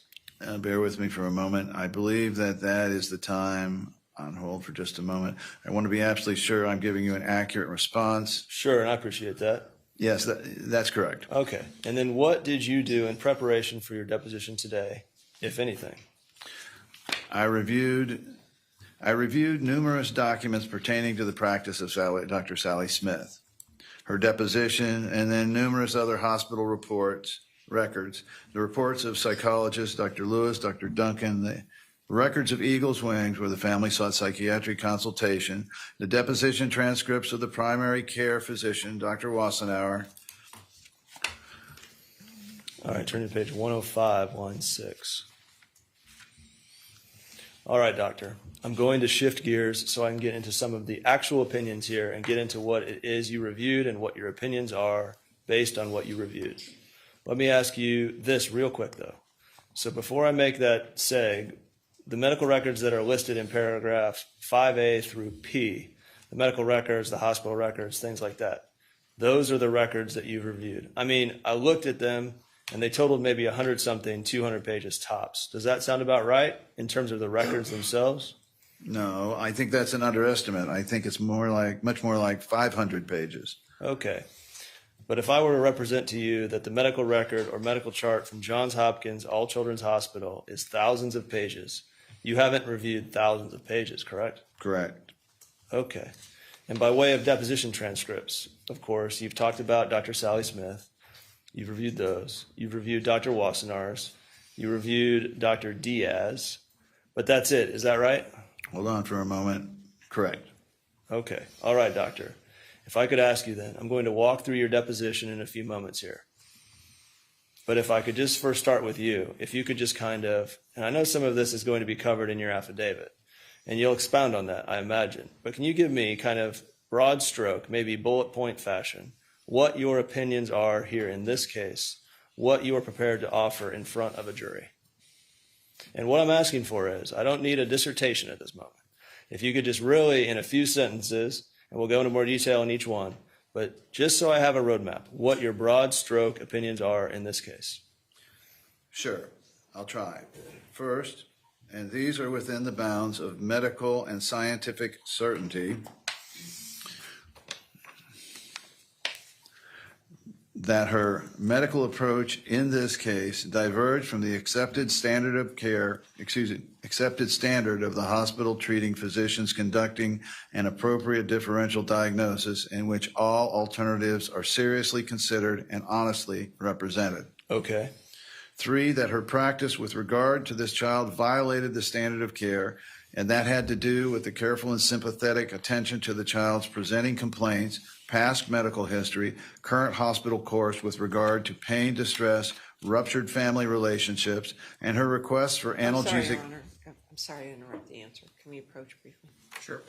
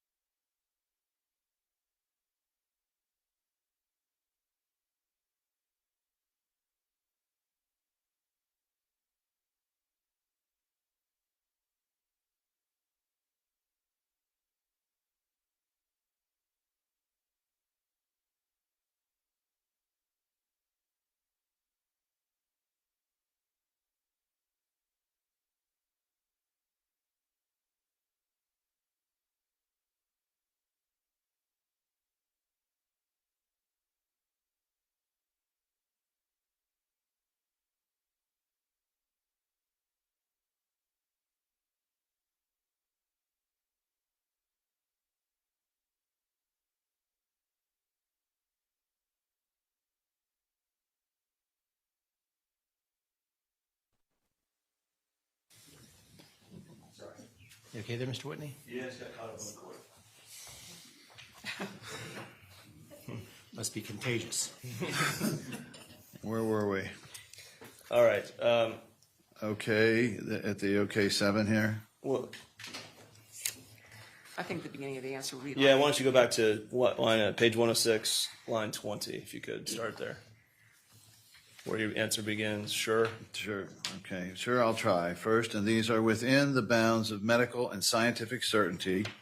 2, that her medical approach to this case diverged from the accepted standard of the hospital treating physicians conducting an appropriate differential diagnosis in which all alternatives are seriously considered and honestly represented. Okay.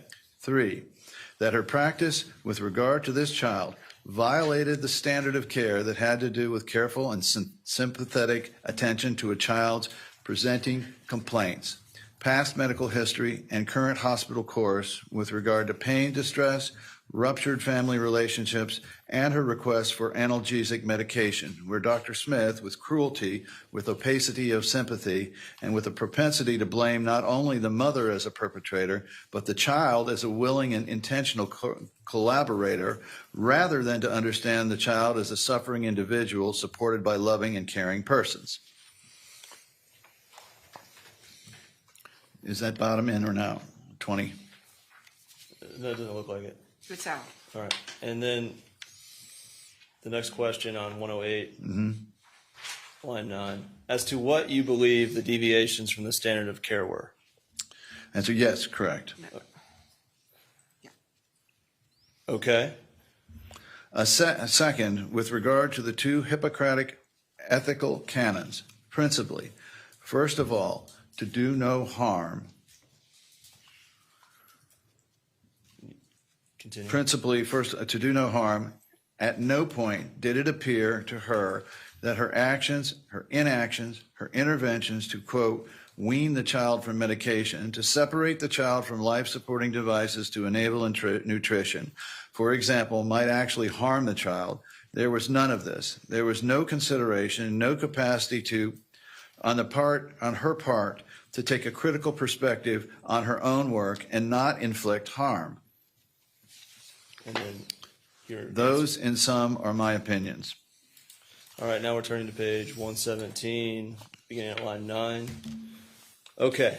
Do you recall, by reviewing Dr. Wassenaar's, first of all, did you review Dr. Wassenaar's medical records as it relates to Beata? I reviewed his medical records and his deposition, and he had positive things to say about Beata, yes. Okay. But you actually reviewed the medical records that pertained to Beata versus Maya? I don't remember the distinction. It's been some time since I looked at the medical records of his. Top of page 118. Okay. Well, he was Beata's primary care physician, was he not? Correct. Turning to page 120, line 19.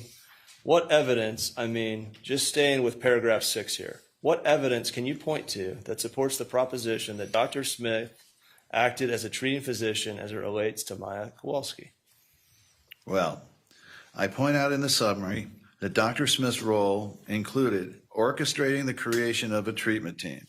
She intervened consistently with regards to actions to be taken with regard to drugs that Maya was given to allay pain, to advise to support infusion of intravenous treatments, to involve herself directly in interdisciplinary discussions, where she was represented as an authoritative participant in transmitting documents, texting back and forth in November with Dr. Powell Adiz, words to the effect, and this is number 11 in my affidavit.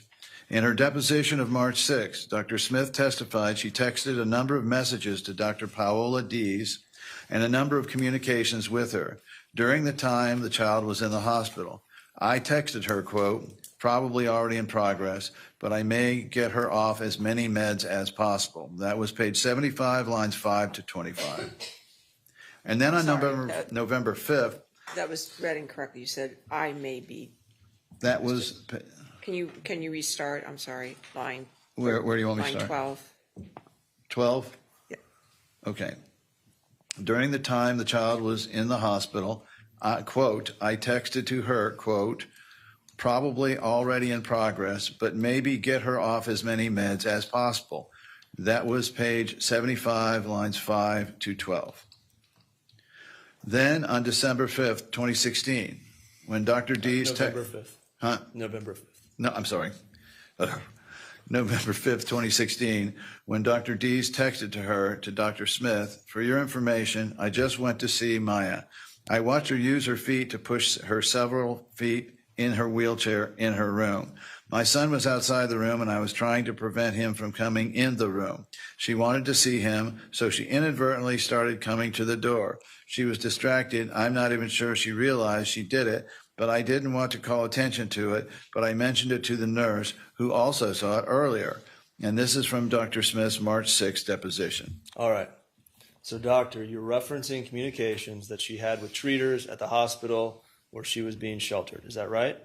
My point is that this attending physician at the hospital was reporting information to Dr. Smith that went well beyond Dr. Smith's role as an evaluator. At this time, it's my understanding that there was a monitoring of this child in the hospital, and they were looking for any and all artifacts of falsification of medicalization. And on the child's part, misrepresenting her ambulation, her symptoms, her comfort, her ability to move around. Clearly, this was the hospitalists who were the attending inpatient physician members of this team communicating to Smith what she knew Smith wanted to know in her work as a colleague treater at the hospital. And similarly, Doctor, isn't that supposition on your part? Aren't you superimposing an assumption that Dr. Deese wanted to transmit information to Dr. Smith that Dr. Smith wanted to know? You have no way of knowing that. Is that correct? in association with the communications on March 6, 2019, when Dr. Deese texted her with regard to Maya's persistent symptoms and efforts to ambulate. All right. Dr. Newberger, let me stay on task here. So as far as paragraph 6 goes, you rendered an opinion, and you offered some more here. As to that, you believe that Dr. Sally Smith acted as a treating physician on behalf of Maya Kowalski. Let me stick with that. You have not seen a single record anywhere in Johns Hopkins All Children's Hospital medical chart that would reflect Dr. Smith entered an order regarding this child's care. Is that correct? You mean like writing a written order? Correct. And again, entering an order as a treater. No. Very often, people are members of a treatment team, an interdisciplinary team of the kind that she helped or was ordered to take place. The orders typically are answered by the attendings and typically also seconded to residents and interns in training hospitals. This was, if you will, a teaching hospital. All of this is going forth under the banner of the great Johns Hopkins Hospital in Baltimore, one of the most elite and justifiably prominent training institutions in the country. So the practice there doesn't involve the consultant's writing orders. She was a consultant actively involved in the care of this child and went beyond her role. Doctor, is the answer to my question, though, did you find, the only pending question is there any order that you found that Dr. Sally Smith entered regarding this child's care? One that she entered, one that she signed? No, I didn't see it, but please understand, I did not see the whole compendium of orders in the, typically in the nursing notes, there would be a compendium of doctor's orders. I was not given that to review, but on the other hand, this is manifestly obvious to me that she was a treating doctor. Okay, so it's the same, very simple question. In anything you reviewed, did you see any progress note authored by Dr. Sally Smith in the medical chart of Johns Hopkins All Children's Hospital? Doctor, this isn't meant to be a trick question. I will represent to you there is not one, but if you are aware of one, please let me know. I don't recall seeing one, no. Okay. Same thing as it relates to a consultation authored by Dr. Smith, Dr. Sally Smith, included in the Johns Hopkins All Children's Hospital. As it relates to Maya Kowalski, you're not aware of one, correct? Well, what I did see with regard to her participation in consultation was, under bullet 15 in my affidavit, I mentioned that she was called on short notice to attend case management meetings in which she had an instrumental attending role. For example, she received this text on January 10th, 2017 from Dr. Alexis Major at Johns Hopkins All Children's Hospital. Hi, Sally, exclamation point. Quote, sorry this is short order, but there is a staff meeting with staff first from 3:30 p.m. today in the case management, close quote, / social work area office first floor, and then with father between 3:30 to 4 p.m. And this was from Sally Smith's deposition on March 6, 2020, and it was an exhibit to the deposition. So my point is that she may not have entered a consultation note on the record, but this shows without question that she was participating in consultation to the attendings as a member of that team. That's what... But doctor, the answer to my question about whether or not... That's what... Could you please let me finish my response? Sure. That's why, as a matter of urgency, for this physician, Dr. Catherine Alexis Major, to, at short notice, alert her to a meeting with staff, She wasn't there as an evaluator, Mr. Haskell, or an investigator. She was there as a member of the clinical team. Okay, but doctor, my question. That's... First of all, let me ask you this. You don't even know, would it surprise you to know that Dr. Smith didn't even make that meeting that Dr. Major texted her about because she wasn't available? To me, that's immaterial. What this shows is the perspective of the attending with regard to the need to have Smith there at the meeting, and not as an evaluator, but as a participant. Okay, and as a participant, as a treater, I think my question to you was, you're not aware of any consultation note authored by Dr. Smith or consultation report authored by Dr. Sally Smith contained within the medical chart in Johns Hopkins All Children's Hospital as it relates to Maya Kowalski. Is that correct? I am not aware of one, no. Turning to page 129, line 11. Okay.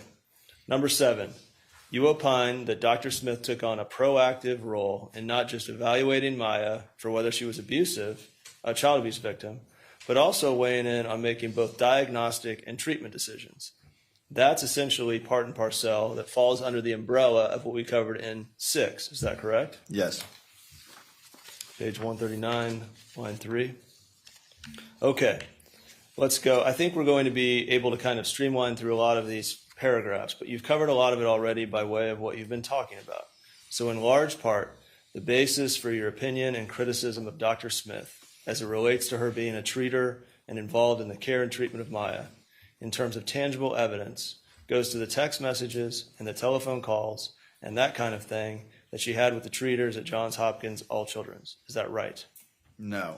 She was an active and continuing participation in the care of this child. Yes, there are these things that have evidentiary significance, but if we are going to go through her report, there are multiple indications of her taking a prosecutorial role of gathering information within the hospital to support the proof that she was seeking that Beata was a perpetrator. And she was doing this as a member of the hospital team.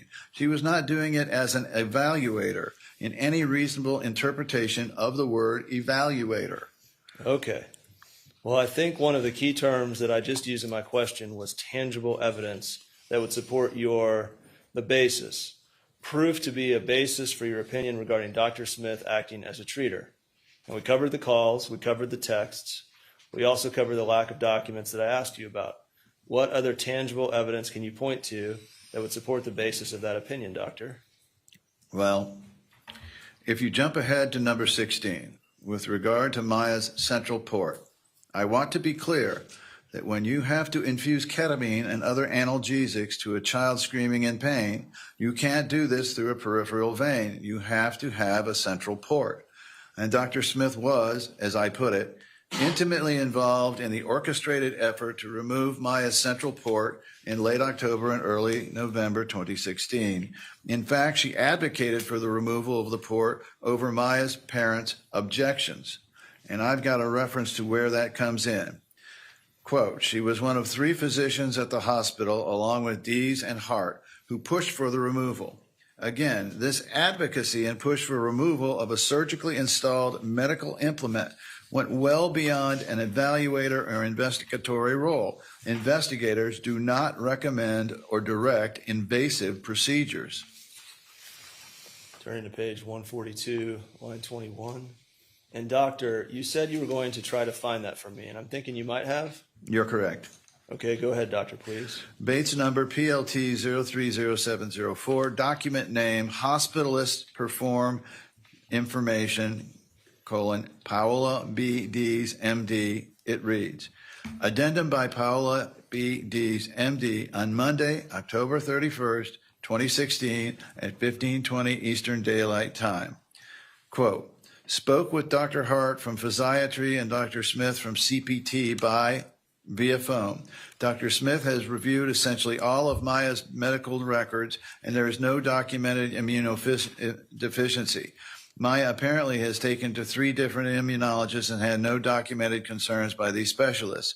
She had an EMG, that's an electromyogram, with NCV, that's a nerve conduction studies, at TGH, that's Tampa General, during her inpatient rehab stay.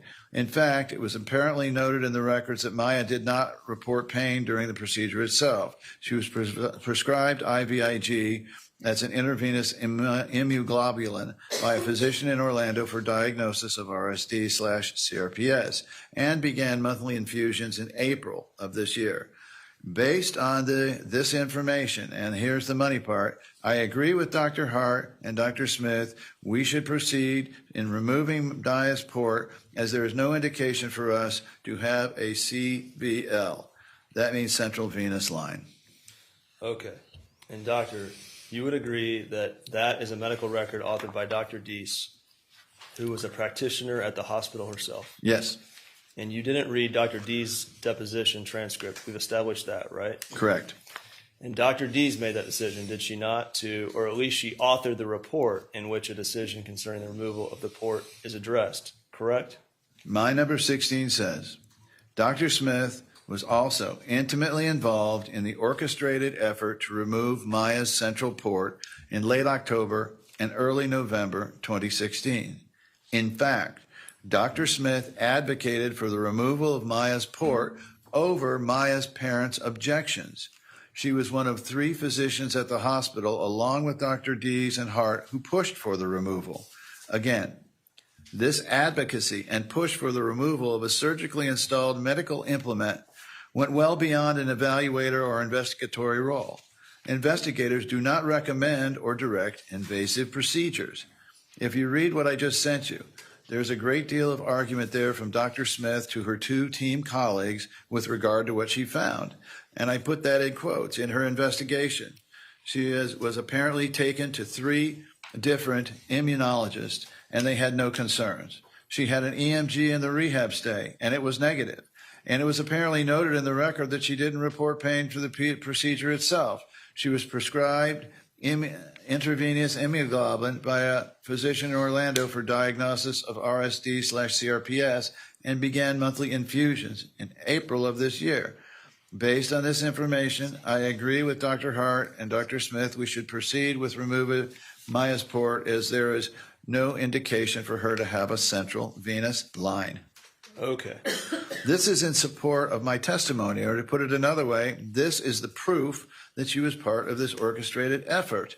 Doctor, everything that you just read into the record from that note authored by Dr. Deese is nothing more than a communication between a treater at the hospital that has the ability to enter an order to remove the port and a consultant like Dr. Smith, who is providing input as the Child Protection Team medical director. Isn't that correct? No. How is that not correct, doctor?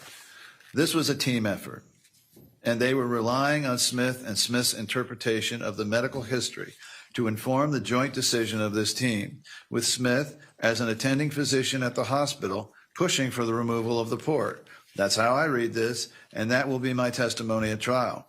Okay. And doctor, you're presupposing that Dr. Deese and Dr. Hart and the other good doctors at the hospital wouldn't have removed the port, absent any input from Dr. Smith, Dr. Sally Smith, anyway, right? You have no way of knowing that. I don't know that, but it's immaterial, Mr. Haskell. All right. So in the words you used in paragraph 16 in your affidavit, you say investigators do not recommend or direct. First of all, recommending is very different than directing, is it not? Well, in this context, there is no question about the instrumental role. No, doctor. My question is, there is a difference between a recommendation and a direction, is there not? This is an interdisciplinary team in which she is an attending participant in the eyes of these other people. They are relying upon her perceptions, on her warped reading of the medical history to inform their decision together to remove this port. Turning to page 148, line 18. Okay, so it's your testimony then, because of what Dr. Smith gave in the input that Dr. Sally Smith provided, these doctors at the hospital chose to remove the port and did so based upon that recommendation and set aside their own professional judgment in the actual care and treatment of this child? That's not what I'm saying at all, and you know that, Mr. Haskell. They're operating as a team, as a collegial treating physicians. That's how she's perceived. That's how the data she collected is weighed. They're relying on her to inform their judgment. Who entered the order? Clearly, they bought into it, but it wasn't Smith who's writing the order, but she sure is weighing in the orchestration of this potentially disastrous intervention. What's the motivation for the intentional disastrous situation there? I don't have a theory on that. Okay. Well, to be intentional and disastrous, there's got to be some kind of motivation, does there not? I'm saying intentional. I mean intentional in terms of actually conducting the removal of the port, and disastrous, in my opinion, in terms of the downside consequences for this girl who needs the intravenous globulin, who needs the infusion of the pain relief. Based on what, doctor? She's not faking it. Based on all the CRPS symptomatology that's been documented at this very time, which Smith couldn't even get her head around or wouldn't. Doctor, you're not superimposing your opinions as to CRPS on other doctors at the hospital. You're not an expert on CRPS, correct? To the contrary. Turning to page 152, line 13. Well, she did have contact with Kirkpatrick, did she not? She had some contact with Kirkpatrick, but as I read it, not especially substantive, and surely not reflected in her note with the substance that it deserved. And you, in turn, had contact with Kirkpatrick and Hannah during a round table meeting, correct? I do not recall the participants. I don't recall either of them by name as being present. Page 158, line 8. You're not aware of any medical record anywhere that would reflect Dr. Smith entered an order, authored an order, consulted with, or provided any type of treatment or care or evaluation to Beata, correct? My memory is that she interviewed Beata, but if memory serves, deceived her by not complaining what her role was. Volume 2. Volume 2 from... Give me 1 second. Sorry. Sure, no problem. September 30th, 2020. Okay. Sorry. And beginning at page 176, line 6. Eli Herbert Newberger, MD, a witness having been duly sworn to tell the truth, the whole truth, and nothing but the truth, was examined and testified as follows. Good morning, doctor. How are you? I'm good, thank you. Well, thank you again for allowing us to kind of break that last time and get this completed today. I only reserved a few hours. I do not anticipate being terribly long, but again, that's an attorney telling you that in this particular case. We say that quite a bit, and who knows. But I could tell you I have a hard stop mid-afternoon, and I'm on Eastern time, and I don't anticipate going that long. So I will bounce around a little bit because if you recall, we kind of covered the majority of your opinions. Some of the latter ones we only loosely covered, and I'll fill in the gaps, okay?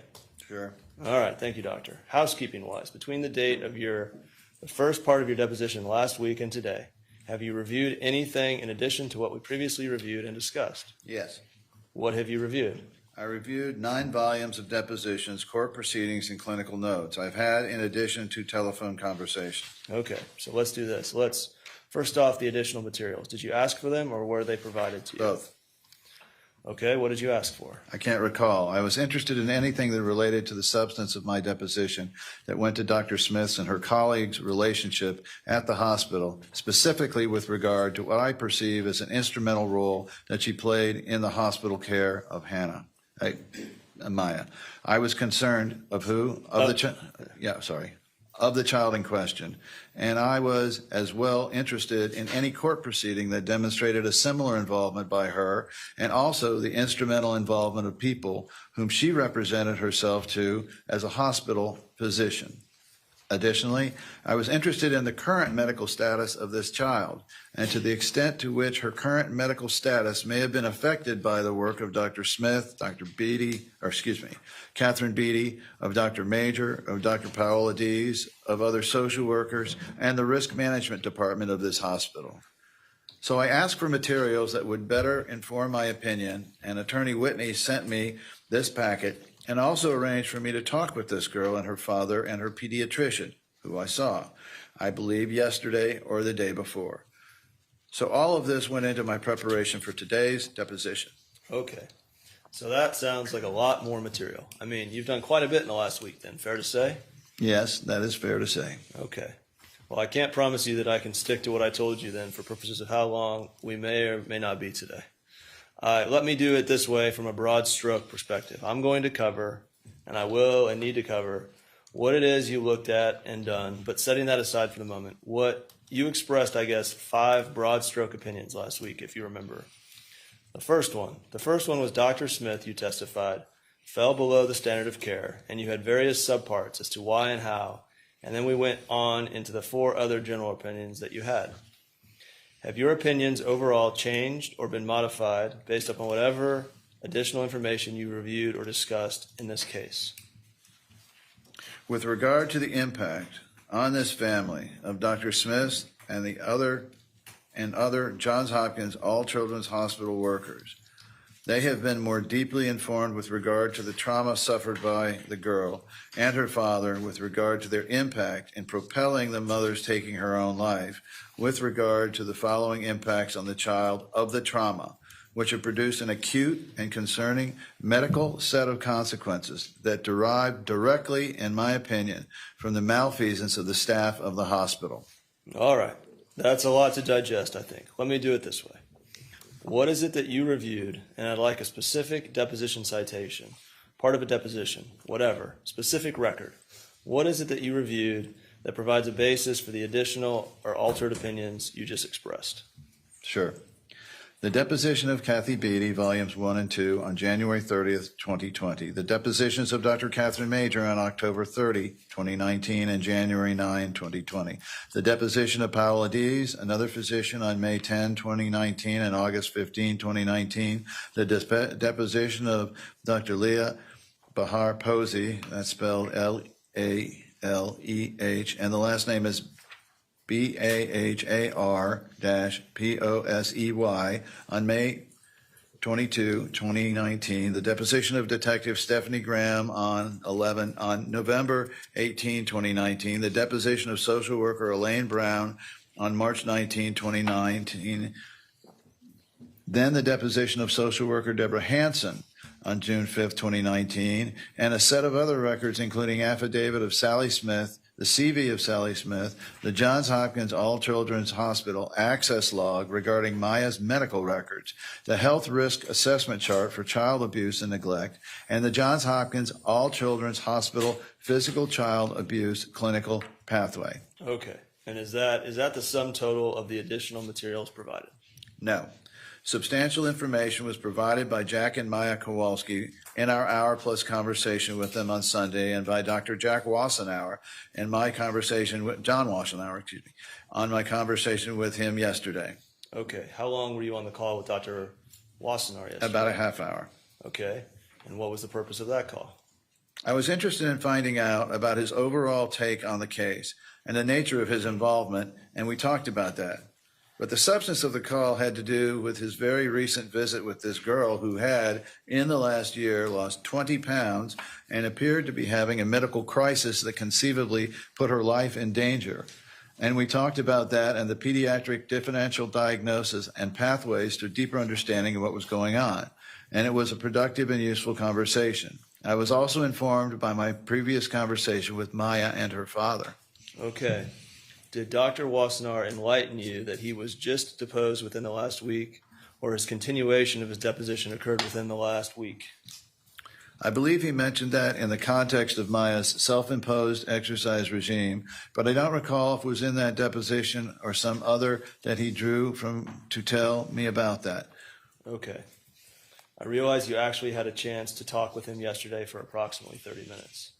Did you read his deposition transcript that was, taken within the last week or so? No, the deposition transcript I read was of January 8th, 2020. Okay. I've got a lot to kind of ask about this now. So you mentioned that through your discussion with Dr. Wassenauer, there was a reference to a relatively recent medical crisis, is what I heard you say regarding Maya. Yes. What was that? Well, the main, and I'm just going off my notes. I did jot down a few notes. She appeared to him on first appearance someone he hardly recognized. She was wearing a huge sweater that obscured her body. She was pale and she was emaciated, and as I mentioned, she had lost some 20 pounds. The reason for the visit was, or complaints, if you will, shortness of breath that raised the question immediately for a severely emaciated child about severely nutritional imbalance, or disturbance rather, possibly self-imposed, possibly related to the antecedent traumatic experiences, as unfortunately anorexia sometimes is. And so because anorexia can be fatal disease, shortness of breath may signify some cardiac failure. Dr. Wassenaar has extensive experience with anorexia, including very severe cases, and we talked about that, about what workup might entail and what it might be deriving from. Now, previously in my conversations with Jack and Maya Kowalski a few weeks ago on Sunday, I was able to understand more deeply the traumatic impacts of her experience at Johns Hopkins All Children's Hospital and the enforced separation that it imposed on her mother, and actually had in conversation noted with them that, as I was, to Jack and Maya's accounting of her evident avoidance of her numbing of obsessive involvement with her schoolwork, her mistrust of any medical person because it reminded her so of the adverse experience at Johns Hopkins All Children's Hospital. It began to form in my mind the likely diagnosis of post-traumatic stress disorder, which I diagnosed on many occasions in the course of my career. I'm deeply familiar with that area of medical practice, and we talked about that specifically with regard to Maya's relentless focus on high achieving in her schoolwork. She's a highly intelligent child, but spends an inordinate amount of time doing her homework, and she says her family says they don't have her homework. And she says her family say they don't have homework like this. Well, she applies herself with such diligence that she spends large amounts of every day, and this has been limiting the amount of contact she has with her friends. Further, it's also limited the amount of time that she could practice with the piano, which she appears to have great talent. This was actually noted at Johns Hopkins All Children's Hospital when she played. Doctor, if I could interject really quick. I'm going to let you finish, so Greg, don't worry about it. I do want to say this, though. We have a lot to cover now, and my question was about your conversation with Dr. Wassenaar, and somehow that's diverged into a discussion with Maya that I haven't even questioned about yet. For your sake and the value of your time and everybody here, I'm going to just ask you very respectfully if you could listen to the question I ask and to the best of your ability answer that question. I will certainly follow up, and if it requires something else, let me know. But I just think something like this is going to make this deposition. I think we're going to get to 3 o'clock or 3:30 and realize we have to go to a day 3, and I don't want to do that if it's unnecessary to do so. So please feel free to finish if you think you need to the pending question. Well, with respect and with regard to the pending question, it was important that Dr. Wassenaar and I review this information because it went to essential medical history with which he was contending with regard to this very serious contemporary diagnostic challenge. And I'm giving you this background by way of giving you my firsthand information that I was able to give Dr. Wassenaar for his consideration. But I'll complete my answer quickly by saying that, unfortunately, this girl has music in her life, a piano teacher she loves, even though she's not able to practice as much as she would like. And I said, that's curious because I also studied piano when I was your age, actually. For your information, I studied piano at Juilliard School of Music till I was 16 when I stopped. And I had superb teachers, and I was pleased to hear that her teacher was not bothered by the fact she couldn't practice. And I was able to say, I share this interest with you and didn't especially like practicing when I was your age, and it didn't bother my teacher too much. And then I kind of bonded with her about music, and we talked very productively about music, and I think to her relationship of trust that also enabled me to ask her and Jack about other more sensitive aspects of their life, which I then shared to Dr. Wassenaar. So Dr. Wassenaar was deeply concerned about these issues and how they might relate to the crisis that he was now dealing with regard to her health. And we talked about this in a substantive way. He's drawn the appropriate laboratories from his previous work with anorexia nervosa in young adolescents. Maya is now 14. He's familiar with the connections between PTSD and the onset of anorexia nervosa, if that's indeed what is going on now. And this is complicated further, and this is why it was important to relate back to that conversation. And my apologies for my long answer. If we were going to go another day, I want to be fully a participant, giving the information that the jury will want to know in this case. Her social isolation, Wait, Doctor, I'm going to have to ask you to stop. We are so far behind. I'm going to move to strike. I don't know, the last 5 minutes, this is a narrative and I'm going to move to strike it. I need to be able to move this depot along. So I appreciate your response. I'll follow up accordingly. I want to do this because I need to, and I will get to some of that. I anticipate, maybe not today. The testimony you gave on September 22nd, a week ago, or a little over a week ago, the opinions you provided at that first day of the deposition, do those opinions still hold true? Yes. Okay. You told me that there's some modifications and maybe supplements, if you will, to those opinions, and you gave me in a broad stroke format a couple minutes ago. Are those the sum total, from a broad stroke standpoint, of the additional opinions you've arrived at in this matter? Do you want to hear them? Well, you gave them to me in a broad stroke. My question is, what you just gave to me based upon these additional materials you've looked at, the modified opinions, the supplement opinions, however you want to phrase it, you gave them to me in a broad stroke already, and I'll get into them in a bit more detail in a moment. But were those the sum total of the broad stroke additional or modified opinions that you have? I don't understand. I will tell you what those opinions, those supplemental attributes of the change of my opinions, if that's what you want to hear. Is that the question you're posing to me? Let's go with that. Go ahead. But please, I'm asking you if you could just give them to me in a thumbnail version, and we'll take one at a time. Sure. Well, Dr. Smith, from these new materials, it was evident to me had more than an instrumental role in directing the child's medical care than I had expected, reifying my impression that not only was she a member of this hospital staff and acting as one doing the acts I'm about to describe. First, Dr. Smith was observed by one of her colleagues, Dr. Kilgore, to have actually affixed a copy of a report to the hospital paper medical record, an action that would be unheard of by an outside consultant and would typically be done by a member of the hospital staff concerned to inform any and every person who picked up the paper medical record about her analysis or her own summary, which you'll recall my testimony was highly selective, omitting certain vital information as she drove home her conclusion, which was a preconception that she dressed up as a conclusion, that there was overwhelming evidence that this child was a victim of Munchausen syndrome by proxy, by affixing that to a paper record, which is the paper record is typically what physicians who are concerned to get a quick review of the past medical history. And this is just as the electronic medical records are coming into view, a source of tremendous frustration for most of the hospital physicians. So very frequently, paper record that contains, for example, a discharge summary. And we talked about that at my last deposition, and you recall Dr. Major's indication. Top of page 192. Okay, and who's Dr. Kilgore? Another staff person at the hospital. What is Dr. Kilgore a male or female? I think she's female, but I don't recall. What's her specialty, if any? Yes, Dr. Kilgore was one of the general pediatric hospitalists at the hospital. Her first name is Christina. That would suggest that she's female. Turning to page 200, line 4. What do you mean diagnostic impressions, doctor? What do you mean by that? Were you making diagnoses in this case? Well, indeed, yes.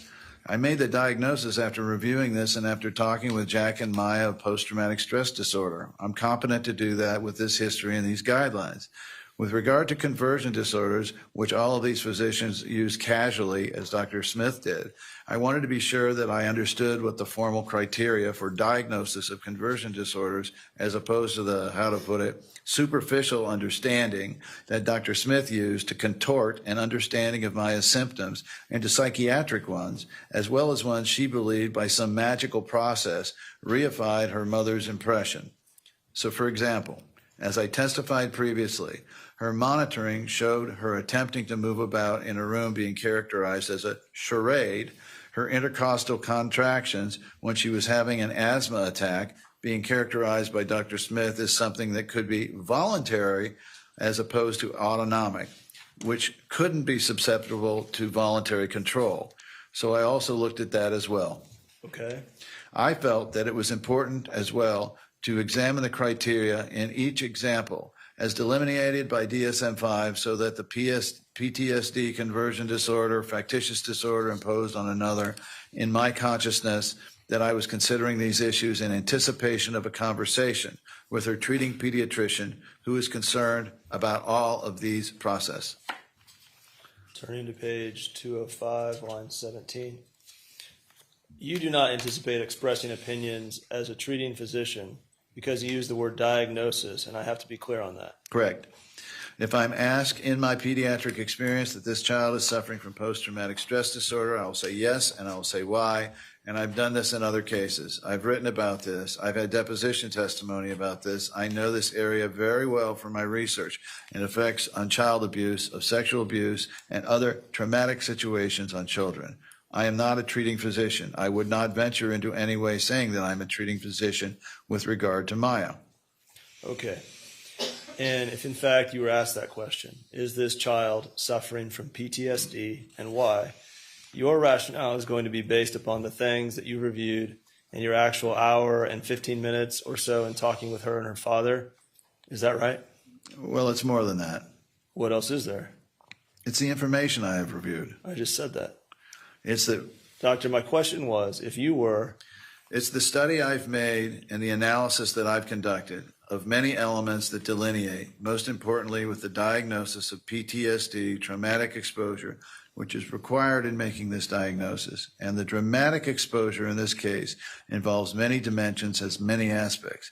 That's more than half an hour with Dr. Wassenaar in an hour and 15 minutes. It can't be broken down in a few minutes of time. It requires thought. It requires serious reflection. Page 207, line 6.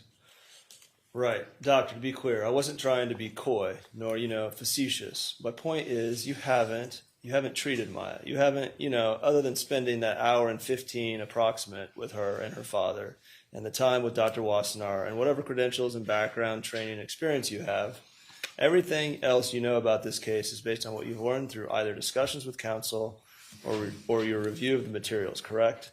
I mean, you don't have any direct experience with this child beyond that hour and 15. Fair enough? Well, yes. Okay, thank you. Page 211, line 8. In paragraph 2, as I look at it, even from a cursory standpoint, the most recent date span that I see is an adjunct, an attending physician and adjunct in medicine, 2008 to 2019 at Boston Children's Hospital. Do you see that? Yes. What did it mean to be an adjunct? Because you were an attending from 1972 to 2000. I know what attending means. What does it mean when you're an adjunct in medicine between 2008 and 2019? That means you're a physician on the staff whose office is not based at the hospital. Okay, so between 2008 and 2019, we'll strike that. What did you do, if anything, between, say, 2000 and 2008? And by that I mean paragraph 2 says you were an attending from 1972 to 2000, and then an adjunct from 2008 to 2019. What, if anything, happened, or what was your position, if anything, between 2000 and 2008? Well, it specifically had to do with my hospital and Harvard appointment. I was appointed at the highest level in the hospital tiered hierarchy of physicians. I was the senior associate in medicine when I closed my office at the end of 1999. Around 2008, all physicians with hospital appointments of that nature had to go through a rigorous process of training. To address hospital emergencies, had to wear a special badge to show that they had been trained, as I recall. And it was burdensome for me because I was outside the hospital and I was mainly coming in occasionally to teach at Harvard Medical School and to consult. So I no longer had that kind of, need to be available for emergencies at the hospital. And that's the reason my role changed from senior associate in medicine to adjunct in pediatrics, as they called it. So it's as simple as that. It was administrative. Okay, that makes sense. Go ahead. So when that title changed, 2008 through 2019, and you were officially adjunct in medicine, can you give me an idea as to what it is you would be doing? I mean, what did it mean in real time and from a daily standpoint as to professional time that you were doing, if anything? It was occasional teaching at Harvard Medical School and at Children's Hospital in keeping with the requirement for people who held university appointments. I was not a tenured member of the medical faculty.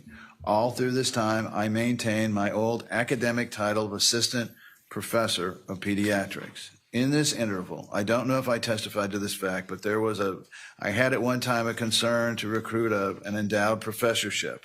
the incumbent of an endowed professorship. And I was asked if I wanted to throw my hat in the ring because Harvard, when they make such appointments, it has to conduct an international research, and I declined. At that point, I had a book coming out. After 30 years, I wanted to do something different with my life. So I indicated I no longer wanted to be involved in day-to-day management of cases of suspected child abuse, because not being on site, I would not be able to provide the level of supervision and involvement which such activity requires. But I indicated a willingness to conform my practice to Harvard's rules, where a certain number of hours per year would be given for academic work. And I maintained my association on the faculty in those terms until my wife and I moved full-time 2 years to the Western Massachusetts, where it was no longer possible for me to do that. Between 2008 and 2019, the work you were putting in was more on the academic side. You were not actually involved in the trenches, if you will, on the day-to-day evaluation of suspected child abuse. Yes. Mr. Whitney, can you give us a preview of how much longer? Yes, Your Honor. I think we're 3/4 of the way through. Members of the jury, do we want to break now? Man. No offense to the readers. Do not discuss this case amongst yourselves. Do not do any investigation and receive no information. Let's try to keep it to 10, 15 minutes. All rise. Cut this thing down.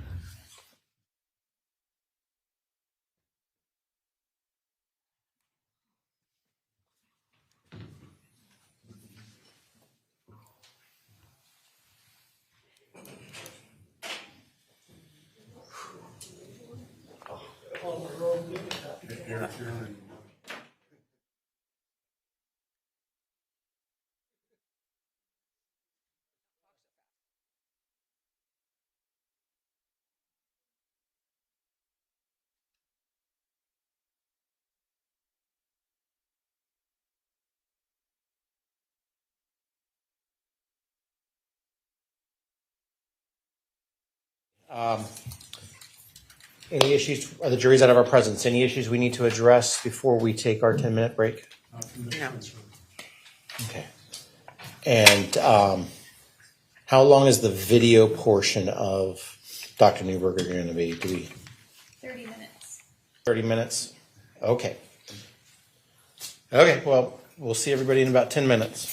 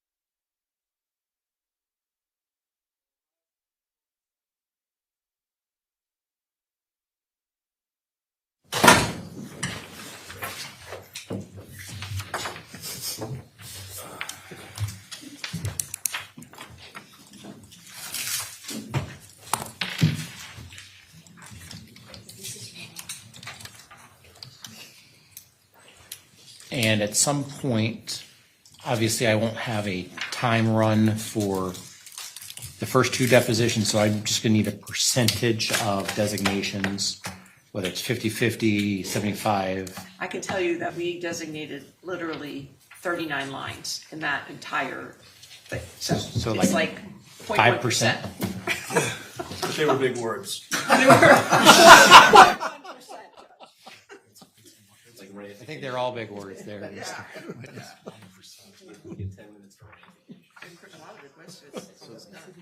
time we could go. That's good, Dick. Judge, I apologize. He's trying to cut some. We're cutting stuff out. I hope you don't mind. Oh, no. I don't think the jury will mind either. What'd you decide? 275, 1 through 10. That's fine. 275, 1 through 10.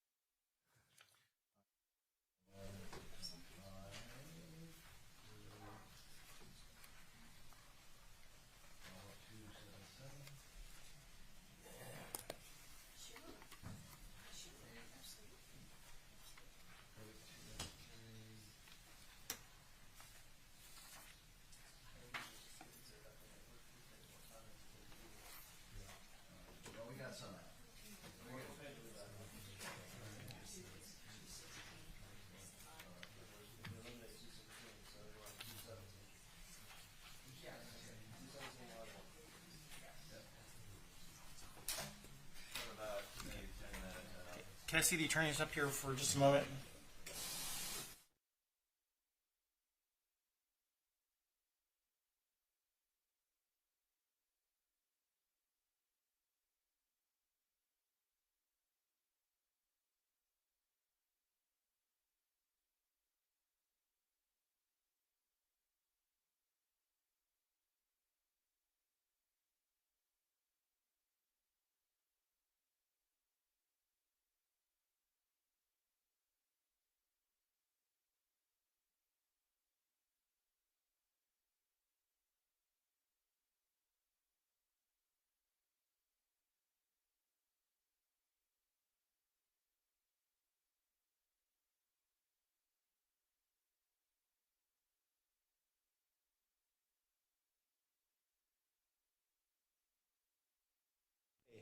Let's go ahead and bring the jury back in. I'm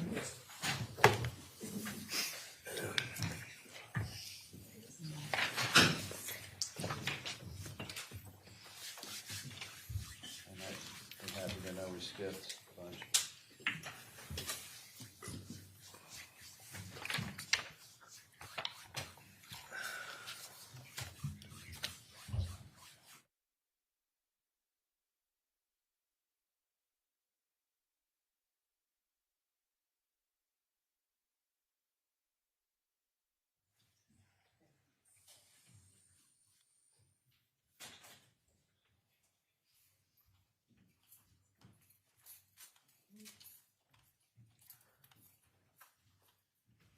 Okay, welcome back, members of the jury. Want to confirm while you're away, you did not discuss this case amongst yourselves, you did no investigation and received no information. Is that all correct? And that you've done no one approached you about this case, is that correct? And you have not seen any media accounts, is that correct? Mr. Whitney, you may continue. All right, Dr. Newberger, I'm on page 217, line 1. The hospitalization that precipitated the underlying sheltering dependency hearings, all of that. My definition of subject hospitalization for your edification, doctor, will be October 7th, 2016 forward. Okay? Okay. Maya's time at All Children's. Yes, and now repeat the question, please. All right, thank you. So you would agree that the providers there, that the doctors, the nursing staff, they spent a great deal of time with Maya in terms of bedside as well as observations, and had an opportunity to just really get to know her and observe her, correct? Yes. More so than, say, like a visit to an outpatient provider that might last 30 minutes or even a couple hours. I mean, when you're at a hospital in a bed all day long, that provides a very good baseline and ability to observe a patient, correct? Well, it depends on the setting. So, for example, when Maya was seen in consultation by Dr. Chopra in Rhode Island as an expert, his focused history gathering, his physical examination, laboratory study, review of the records was far, far more deeply informed, even though it was done on an outpatient basis, than what happened in this hospital over many days. Okay. That's one example. Same with Dr. Kirkpatrick. Same with Dr. Hanna. They were operating in an outpatient basis. They gathered information, their diagnostic inferences, the rigor of their analyses and observations don't compare, in my view, to the low quality work that was done by Johns Hopkins by Dr. Smith. What's the basis of that opinion that the quality of time spent with Maya from the standpoint of Dr. Chopra, Dr. Kirkpatrick, and Dr. Hanna was better, if you will, than what the folks at the hospital had with Maya? What's the basis of that opinion? First of all, they brought deep expertise and experience. They also brought an open-minded appreciation for this child's symptoms across the range of their expressions.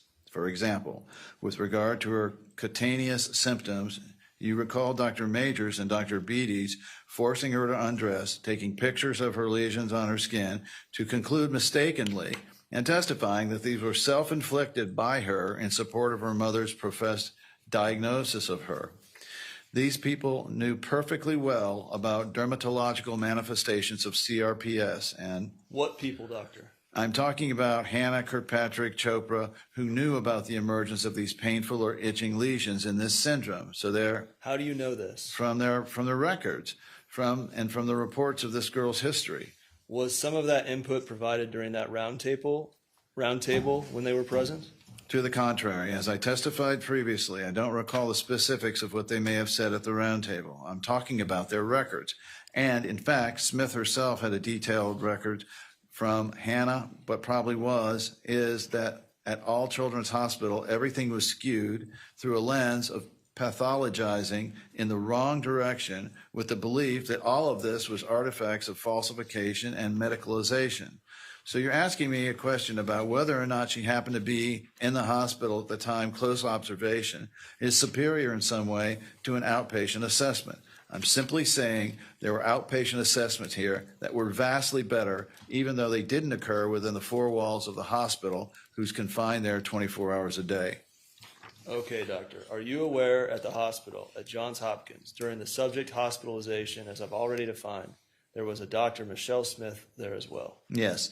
I recall reading a Dr. Michelle Smith because there's some confusion about which Dr. Smith was making reference to in one of these documents. But I don't recall specifically, as we talk here, what her role was. All right, so now I'm skipping to page 221, line 2. As you sit here today, do you know what the Budapest criteria is? I do indeed. And now down to line 19. How do you know about Dr. Cohen? He was identified in Dr. Major's deposition around these very issues. You recall that Dr. Major learned about CRPS, and frankly, in my medical career, I have never heard of such a thing, by watching YouTube videos by people who professed an expertise rather than going seriously into the literature on this condition, which could easily have done much less to talk to Dr. Hanna or Dr. Kirkpatrick and people with knowledge and expertise this child had seen. And so she was asked about Johns Hopkins system and what access they had and worked under the banner in their same banner of Johns Hopkins in Baltimore. And lo and behold, there's a person there who shared an authoritative committee on current understandings and treatment, which incidentally supported the use of ketamine as was done here, even though Dr. Major, Dr. Smith, Dr. Paola Dees concluded that it wasn't appropriate. And that's how I got to know Dr. Dr. Cohen. Okay, you didn't read his transcript, his deposition transcript? No. I'm jumping ahead, but just for a very finite point here. To be clear, as far as the treaters, I'm going to call them the treaters at the hospital, the Johns Hopkins All Children's Hospital treaters involved in Maya's care, part of the treatment team. You're talking about Dr. Deese, doctor. In terms of depositions provided to you since last week, Dr. Deese, Dr. Major, Catherine Beatties, not really a treater, Dr. Posey, and I think that's it. Is that correct? Are those the only doctors you received the transcripts and read? Correct, yes. Moving to page 233. It's not your testimony here today that you're an expert on CRPS, is it? No. Skipping page 245 and 246. Page 249, line 3. Okay, all right. So we've already covered, you didn't review Dr. Melvin Mendez's deposition nor his records, correct? Correct. You did not review Dr. Kornsberg's records nor his deposition, correct? Correct. You did not review Dr. Wyndham's record nor his deposition, correct? Correct. Did you review any records from Bonnie Rice? I don't believe so, correct? I don't recall. I don't recall Bonnie Rice, so I don't recall anything from her or on her. You would agree, would you not, that a medical doctor, even if he or she doesn't have pediatric abuse training specifically, is generally trained or has the background training experience to at least suspect child abuse? You don't need to be a pediatric abuse specialist to suspect child abuse. Is that fair? Yes. Okay, and someone might suspect medical child abuse in the form of, let's do this. Doctor, how do you define medical child abuse? Well, medical child abuse is the current shorthand for what is previously would be defined as Munchausen syndrome by proxy, or in the Diagnostic and Statistical Manual as fictitious disorder imposed on another. It's a roughly and increasingly, in this domain of child abuse pediatrics, increasingly mechanical notion of a parent who distorts, falsifies, medicalizes inappropriately a child's condition, and then may seek inappropriate care and would thus be required to be separated from the child in order to see the child gets better out of the patient's care. That's the current shorthand in the child abuse pediatric field with which I previously testified. Sure. I very much disagree. I understand. We did agree that the condition in general should be looked at from a spectrum type standpoint. Do you recall talking about that? No. What I talked to you about was how Munchausen syndrome by proxy is a diagnostic wastebasket that is confusing because it includes cases of an extremely minor nature that in many, even most pediatricians would not regard as abuse in situations of child murder, and to call them all by the same suggests that we should hang crepe in every case, and that's a big problem. Skipping the rest of 251, moving to 272. Okay, what, if anything, I think the most expedient, strike that. The most expedient way for me to really try to cover this is, it was an hour and 15-minute conversation is what I'm understanding total with Maya and Jack, and I certainly don't want a dissertation, a regurgitation of everything discussed. What can you tell me was germane to your opinions in this case, the takeaways, if you will, from that discussion with Maya and Jack that relate to your actual opinions in this case that you're going to be rendering in front of a jury, if any? I have no doubt that I will testify about what I collected firsthand with regard to her mistrust of medical providers who she very much needs in her life. And this is a part of a cascade of post-traumatic stress disorder as it's been organized, that contact with individual medical offices, places where laboratory studies need to be taken, and especially hospitals, are threatening to her. And she is avoidant of them and mistrusting of the individuals, and that is a harm, Mr. Haskell. This is something that will interfere in the course of her life, and she will need vital treatments, and in fact is an issue that I talked about with Dr. Wassenauer, because he's going to need some urgent assistance now with this weight loss and its possible cardiopulmonary manifestations. This is a girl who has, in the term of art in the present day, a serious respiratory condition, a pre-existing condition, if I may use the term from the political sphere, and the symptoms that she reported are very serious and need urgent attention, and she needs to have relationships with the people and the institutions that can give her the help that she needs. So this is vitally related to the issues. Doctor, what I just heard you tell me was, and I respect it, Dr. Wassenauer is a treater. So with that said, what is it that this discussion or discussions you had with Jack and Maya related to any of those opinions regarding the opinions you shared with me yesterday. I mean, last week and today regarding the specialty or subspecialty of pediatric child abuse. And whatever occurred. You begin at line 6, 274. Well, I don't know quite how to say it other than to say that I've been a hospital attending pediatrician over the course of my career since completing my residency in 1972, and I am, unfortunately, blessed to have a series of skills and experience which I bring to bear while I'm trying to be helpful to children and families. So yes, even though I was brought here originally to deal with abuse of pediatrics practiced by your clients and by others, there's every reason, it seems to me, to deport myself as I always do in the context with children and families and treaters. I don't confine my life, my conscience, for that matter, with regard to an assigned set of tasks, if you want to define them that way. I don't see that this is very different in any way from the way I approach cases as a person concerned to elevate the protection and care of children. That's why I do this work, as you've heard me say. I am not a hired gun around particular issues of expertise. Skipping page 275 and moving to page 276, line 11. See, that's the part I don't think, there's a disconnect here. I don't think I've heard what the additional information is. I'm aware that you expressed those opinions last week and in your affidavit, but I don't think I've heard yet today what you learned a few days ago, this past Sunday, that was additional to. In other words, what was provided to you that actually was different than what you had already reviewed? Well, I mean, just to give you an example, I've not heard previously how mistrustful Maya is of medical professionals now as a consequence of what happened to her at Johns Hopkins All Children's Hospital. And that wasn't just a word that was spoken, the word untrustful, it was dimensionalized. We talked about her experience. I learned about it in depth. And if I'm asked, I will tell the jury what I heard. That goes to my work as a pediatrician expert in those areas where I hold myself out as an expert.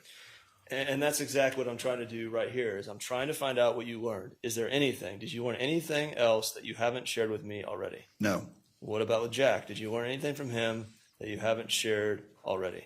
Jack has a quite amazing memory of incidents at the hospital, conversations that happened, his own exclusion from certain discussions, his inability to engage in order to get his daughter, who's screaming in pain, the help that she really needs to allay the pain, the extent to which he was offended by the notion that his wife was seen as a perpetrator as she begged for help for her child in deep pain. He came across to me as a father, and he came across to me as a father who is deeply identified as caring parent to both Maya and Kyle, and who engaged manfully in the process, including those areas where he was demeaned himself as a participant and enabler, as Beatas alleged the abuse. So he was a man who suffered mightily from this. Fortunately, he's a person who's mature, who's serious, who benefits from helping others, and who has a role in life as a parent and a citizen, which provides him with some support. But yes, I learned a lot about him and how he has endured, notwithstanding the assaults on his character, on his parenting, on his being a spouse, and I left the interview with a sense of sympathy and admiration for him. Now page 283, line 10. Okay, all right. What other opinions have you formulated? And again, I very much appreciate, if you can, and I promise you I will delve into them in detail one at a time. But we started going down this road before at the start of the deposition today. If you can give me a thumbnail, just again, a synopsis, a couple of sentences of, and number them in a broad stroke format of the additional opinions you've formulated by review of these additional materials and or the interviews. Sure. It's my opinion that within the bounds of medical certainty that Sally Smith, in her role as a staff physician at Johns Hopkins All Children's Hospital, used her staff responsibilities to enable and inform her colleagues in medicine and in social work about this case and her perception of it. They took her history and did not do any further independent inquiry with regard to medical history, with regard to CRPS, with regard to specialist consultation. I'm listening, doctor. I'm just getting off video for 1 second. Please keep going. And they shoehorned their conclusions to conform with hers, in many cases making reference to hers, and I don't doubt influencing by her, including her long written report as part of the permanent hospital record. In this, I believe, there was a further depth of the standard of care violation in regard to the biased, selective, dishonest, and limited perspective of Maya's illness and the actions of the hospital. Turning it to page 285 at the top. Keep going. Further, because of her certainty expressed to her colleagues that Maya did not have CRPS, she misinformed the staff about what the symptoms, expressions of CRPS as part of the interventions that she developed in conversations with the hospitalists and social workers. She insisted on Maya stripping down to bra and exercise shorts, though she objected vociferously to the photographs of her body being taken. They went ahead and violated her and her rights as a youngster, and certainly not obtaining any permission from her parents to do this invasive diagnostic effort. And not only did they force her to undergo this photography, but they misread what they saw. They misread it as stabs from self-injury. They didn't diligently examine her medical record, or for that matter, I should say, nor the body of literature on CRPS, which talks about these lesions that are painful and itchy. Along with the photographs they took of her, you could see dystonia in her legs, which is typical of a posturing when this child has this disease. That was also misinterpreted as just her dragging her feet. In other words, the whole intervention was warped, and this comes across in the deposition testimony of these physicians. We're well past the thumbnail. I mean, where was the delineation between 1 and 2 there, just so I can know? Well, I'm sorry, I can't remember the numbers, but I may have gotten them wrong. You asked me for my opinions, I'm giving them to you. All right, go ahead. If you can give me, can we do whatever 3 is about to be? Can you do it in 3 or 4 sentences? Sure. Kathy Beatty, the social worker, around the time of Maya's distress about being forced to disrobe and having these photographs taken, as others left the room, pulled Maya onto her lap against Maya's wishes.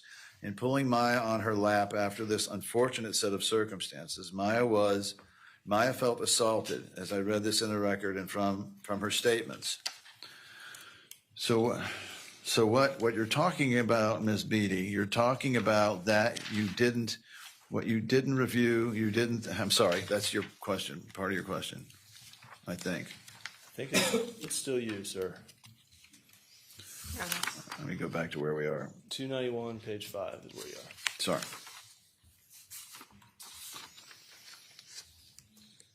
So what? Am I wrong? No, I think. Yeah. I think.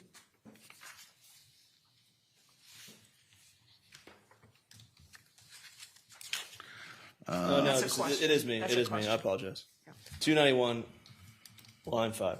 So what? You're talking about Ms. Beatty. You're talking about that you didn't. What you reviewed, you didn't think was appropriate as it relates to her involvement, interaction with Maya. Is that again, that's extremely general and a very, very small synopsis, but can we kind of put that in that compartment and move on to what the next one is, and we'll go back to it? Sure. Okay, page 297, line 21. And so that's it for her. Are there any other opinions in general, beyond those that we covered last week, beyond those expressed in your affidavit, and beyond those that you've shared today, that you formulated from the additional materials you reviewed that we haven't covered? Yes. Okay. I just wanted a yes or no for now. What I'd like to do is, can you give me an idea as you sit here, like a roadmap in your head, how many more there are, if you can quantify them? I think there are about 5, and they pertain to the so-called multidisciplinary team which Smith organized and led, and how this team came to be used as a voice of Smith, adding weight, gravity, and breadth to her opinions affecting people within and outside the hospital, including, will you please let me finish? You paused. I thought you were done. I apologize. Including a prosecutor who had no business being a member of the hospital team, and including the person in the Child Protection Agency who herself took a prosecutorial and punitive role. So this also seems to me was a hospital violation of the standard of care. And it enabled, for example, Major and Dees to point to a team that was opining. And then another opinion is that the team, to the extent you're able to discern their thinking, was an exercise in groupthink, where there was very little curiosity about alternative explanations for what was before them. But rather, the pilot of the plane was clearly Sally Smith, and that all of its actions were in conformity with, as I read this, the opinions, the skewed representations of history, in her opinion, the one that was stapled to the paper record. All right. Doctor, the whole thing with Dr. Smith and orchestrating or blurring the line of the team, a multidisciplinary team. I mean, we covered all that in your affidavit and then expounded beyond the affidavit last week, did we not? You're making a statement as opposed to asking me a question. The question you asked me was, what new information did I glean from the materials that I reviewed? This is new material for me. It is to me. It's not a new opinion though, right? Tremendous importance. It's a new opinion as well because I have not seen it reified in this form in this record. Now I have, and it's burdensome in my view. It's devastating. Okay, all right. So your opinions are still, as we covered last week, that Dr. Smith orchestrated the care and treatment at the hospital for the reasons we've already covered. Your opinions. Sorry. Your opinions are that Dr. Smith blurred the lines as a treater and as a medical director for the child protection team.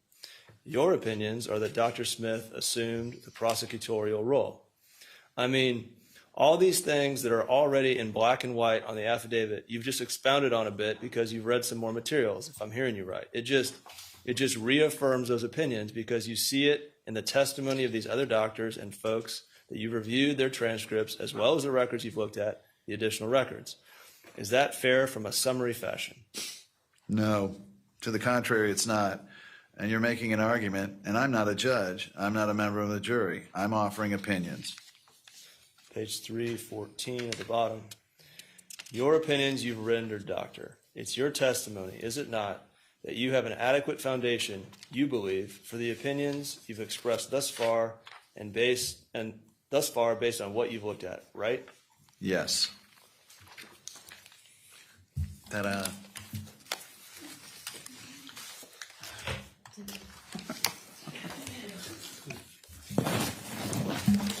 We won't do it again.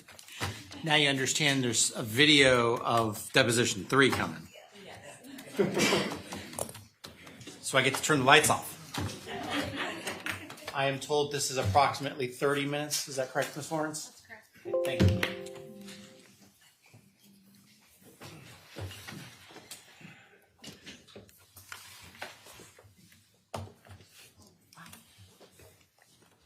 Just what you want. Dimming of the lights, right? Yes. Perfect. Okay. Mr. Reyes? Yes, Your Honor.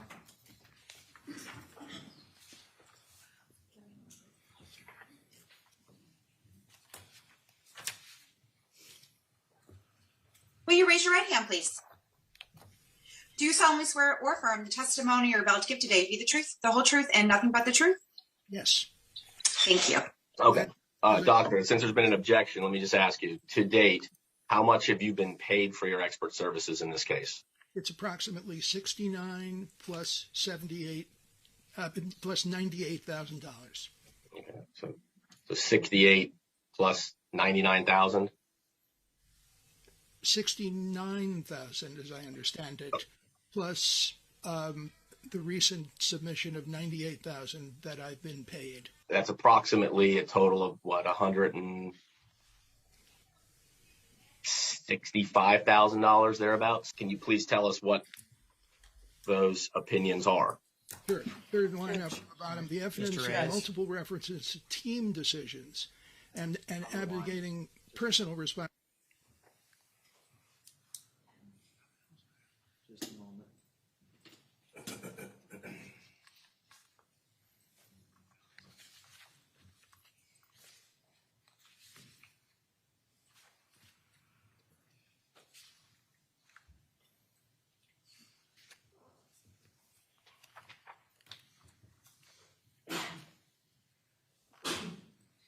Bless you.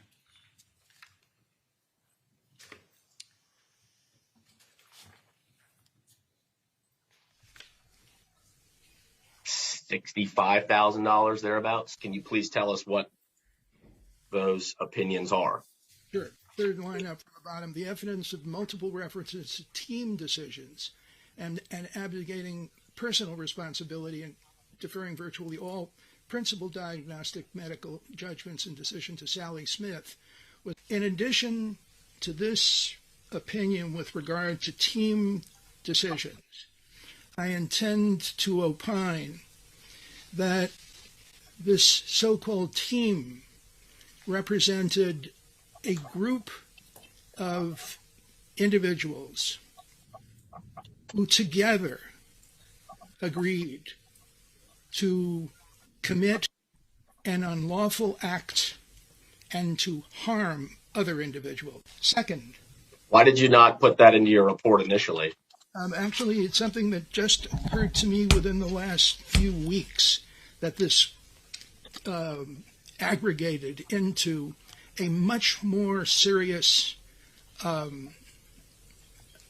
concept than just the multiple references to quote-unquote team decisions that you can see on the 5th page of this opinion. And what was your second opinion you were going to get to? Okay. The second one had to do with Dr. Smith's, Sally Smith's, being observed by one of her colleagues, Dr. Kilgore, to have actually affixed a copy of her report to the hospital medical record. An action that, in my opinion, would typically be done by a member of the hospital staff to conform any and every person who picked up the paper medical record of her opinion. This went beyond the self-identification of this woman as an outside consultant, as an internal operator, for the same reason I just gave you. I've been giving this recently a lot of thought as I re-reviewed these documents and saw how these individuals interacted with one another in order to harm someone and to commit an unlawful act. Okay, doctor. Are there any other opinions other than the ones you just disclosed here today that you intend to offer outside of your report and outside of what you just disclosed today? Yes. Check form. I'll go ahead. So outside of your report, outside of the 2 opinions you just disclosed here today, do you have any other additional opinions that you intend to proffer at trial? Yes. What are they? That Smith's and the members of the team, including Major's, medical approach diverged from the accepted standard of care for hospital treating physicians to conduct a systematic and rigorous differential diagnosis in which all alternatives were seriously considered and honestly represented. Third, oh, wait a second, that's 3, so this would be 4, that the careful attention to this child's presenting complaints, past history, and current hospital course with regard to her pain and distress, ruptured family relationships, and her request for analgesic medication with opacity of sympathy, with a propensity to blame not only the mother of the perpetrator, but the child as a willing and intentional collaborator, rather than to understand the child as a suffering individual supported by loving and caring persons. Dr. Newberger, do you have any other opinions outside of what I believe are the 6 that you've addressed here today? I do. And that Can I interrupt you for just a brief second, Dr. Newberger, and ask why none of these opinions appear in your February 2022 report? Because I've been thinking about this recently. And Doctor, can you please be brief and let me know what other opinions you intend to proffer? Because I have several questions for you, and I'm really not getting anywhere. So please, just in a succinct fashion, tell me if there's any other opinions you have that you're going to address at trial. Yes. That aren't in your report. The separation test that these conspirators proposed was based on a flimsy notion that this child could be hospitalized and weaned from some of her treatments, having her port removed to administer ketamine and, for that matter, immune serum globulin for her serious asthma attacks, and medications that allayed the pain of her neuropathic syndrome, pain which was excruciating, but Elliott specifically proposed continuing the weaning from gabapentin, which is one of the neuropathic pain medications. The separation test, in my opinion, was preposterously conceived and cruelly executed. Doctor, have you ever treated pediatric conversion disorder? Actually, it's interesting that you mention that because I've had a long and deep experience in treating Munchausen syndrome by proxy. And when Munchausen syndrome by proxy occurs in the eyes of some experts, sometimes children are seen somehow to collude with their parents. And sometimes they're labeled as having a form of conversion disorder.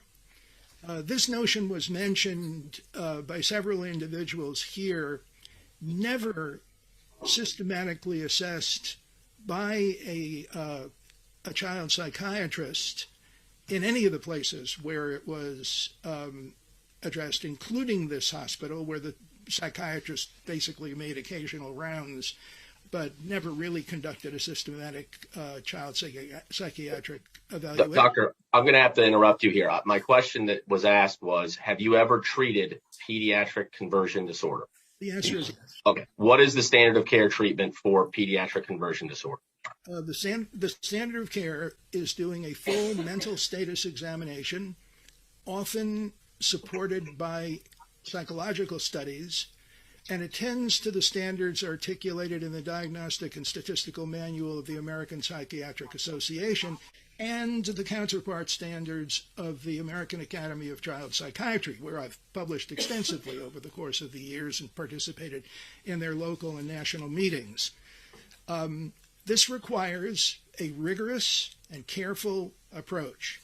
It's not a diagnosis that you make casually because a mother has been accused of something and a child has been accused of something. And in this case, for example, among the preposterous accusations having to do with conversion disorder was that somehow when she had an asthma attack, she was actually faking the contractions of her intercostal muscles because she'd learned how to do this to accommodate her mother.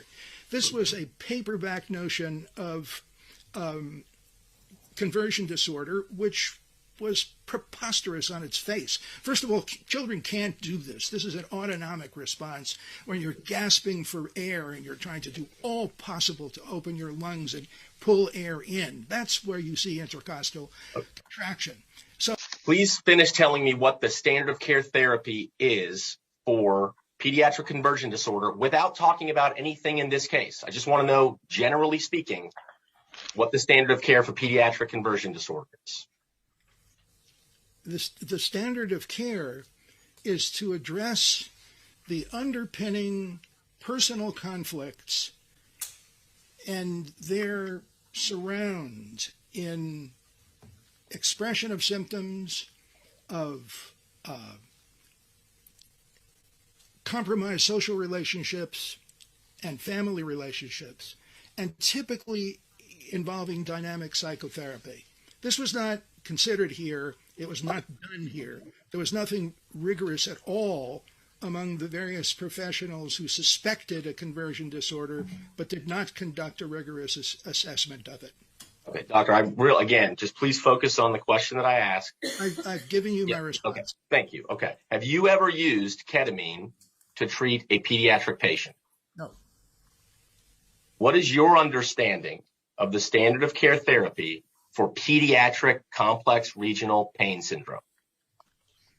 I'm not familiar with the current standard of care regarding the use of ketamine in children. As you're probably aware, recently, and I'm talking within the last year, ketamine has been seen to be of enormous value in treating, for example, post-traumatic stress disorder, severe depression, and it's begun to be used in adolescents as well as adults under controlled circumstances. I am not, however, a practicing psychiatrist, so I do not know what the current standard of care is for treating any condition with ketamine. Okay. But my question was, right. Oral or parenteral. But my question was, do you know, what is your understanding of the standard of care therapy for pediatric CRPS? For pediatric CRPS, also it's my understanding that this is evolving, that there are minima that are specified as acceptable in the United States, very restrictive with regard to how much ketamine could be given, where now it's understood that this is an issue of titration. And that's what my colleagues at Boston Children's Hospital in the anesthesia department have noticed and published about. But I don't know precisely what that standard is now, Okay. Mr. Okay. Hughes. Have you ever treated pediatric CRPS? No.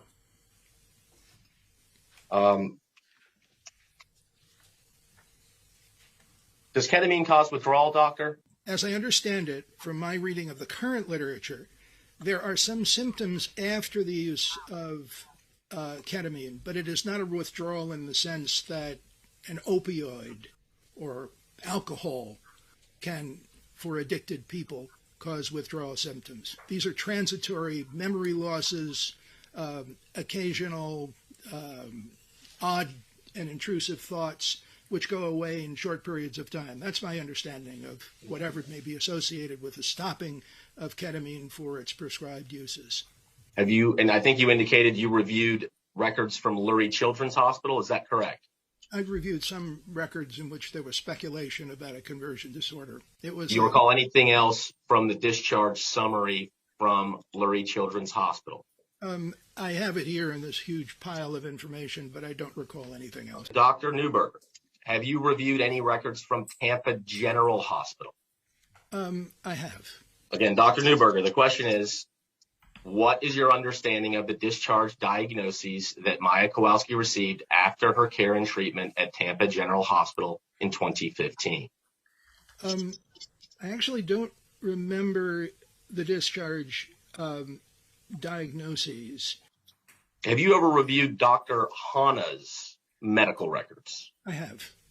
Did you see a prescription from Dr. Hana dated October 5, 2016 that references malnourishment? I do recall his concern about her growth, stature, and progress of weight, but I don't recall that particular 2016 notation. His file is very thick, as you know, so if you want to show me something, I'm happy to entertain it. Doctor, what is your understanding of who referred Maya Kowalski to Johns Hopkins All Children's Hospital for the October 7, 2016 hospitalization at issue? My understanding is that she was having excruciating pain, and they came to the emergency room hoping to be able to get urgent pain relief. Do you know who made that referral? No. Is that a no? Is that a no? I said no. But I just wanted to clarify. Did you ever take any licensing board examinations to have a child abuse pediatrics board certification? The answer is no, but it requires a bit of deeper explanation, which I will now give you, which I don't believe I testified to previously. In the late 1990s, under the aegis of the American Academy of Pediatrics, a group of physicians, including people like myself, founders of the field, met to consider whether we should have a subspecialty in this field. And there was discussion about what this might be called and what would be the foundations with regard to clinical practice and behavioral, social, and medical science. And it was a very productive conversation among people that I knew very well over the years because I'd taught at their institutions and they'd read my publications, and some indeed had served postdoctoral fellowships in my in the 17-year pendency of my federally funded training program at Boston Children's Hospital, which trained some of the leaders in the field. The discussion was around what we should call this specialty, where some one to be approved by the American Board of Medical Specialties. And the consensus at the outset was we should call this child abuse pediatrics. I objected for the following reasons. That if we were to call this child abuse pediatrics, what it would result in would be a small field of people who would be assigned the task in hospitals of thumbs up or thumbs down, this is child abuse or not. And that was an overly simple technical function, and further, couldn't be based on any body of science which would justify creating a new specialty with this name. Rather, I argued, it would be far better to call this specialty, taking cognizance of the fields of forensic psychiatry, forensic pathology, to call this forensic pediatrics, which would have as its foundation child development, family development, behavioral science as it manifests in relationships and in violence in relationships, biodynamics in regard to the transmission of various vectors and forces and flames and the like that impelled injury, which would be understood in those frames. But where the objective, as the other forensic medical specialties would be, to inform decision makers in the legal sector with authoritative opinions about the science that was important to their decision making. Anyway, I made this point, there was some consideration, but the consensus was to call it child abuse pediatrics. And ultimately the sub-board had an exam and a certification process, and I decided, as one of the founders of the field, that I would not take this exam. Okay. All right. Instead would apply to the peer reference group, the Ray Helfer Society, to be an emeritus member. And they happily accepted me, and I've been an emeritus member ever since. I pay my dues every year. Okay. Thank you, doctor. You're not a pediatric critical care physician, are you? No. You don't have board certification in pediatric critical care medicine? No. You're not a pediatric anesthesiologist, are you? No. You don't have board certifications in pediatric anesthesiology? If it helps you, I can say my only board certification is in pediatrics. Okay, thank you. Even though I have two subspecialties, behavioral and developmental pediatrics and child abuse, but my only board certification is in pediatrics. Do you know when that port was surgically removed? I don't. Were you aware that it was surgically removed? Yes. How did you come to know that? It's in the records somewhere, and she certainly doesn't need it now if she doesn't need either immune serum globulin because her asthma risk is lower than it had been, and her ketamine because her CRPS is in a favorable condition at the moment. Did I forget if I asked you now, doctor, and I apologize if I already have, but do you know when Maya last received IVIG? No. Do you know what I mean when I say IVIG? Yes. And what is IVIG?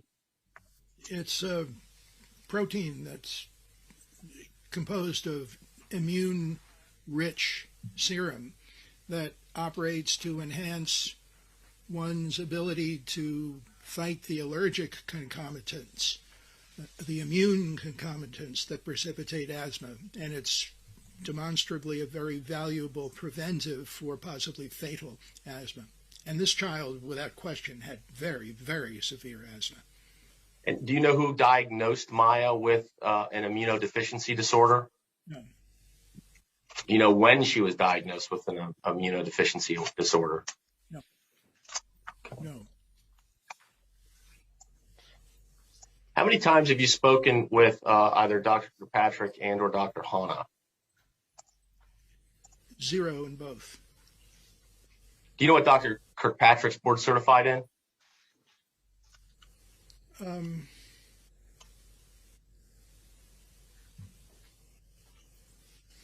I forget. He's a distinguished professor of critical care or something like that, but I don't recall exactly what his very high honorary degree at University of South Carolina, but I recall it was a very serious scientific certification and a great pertinence to mine in this case.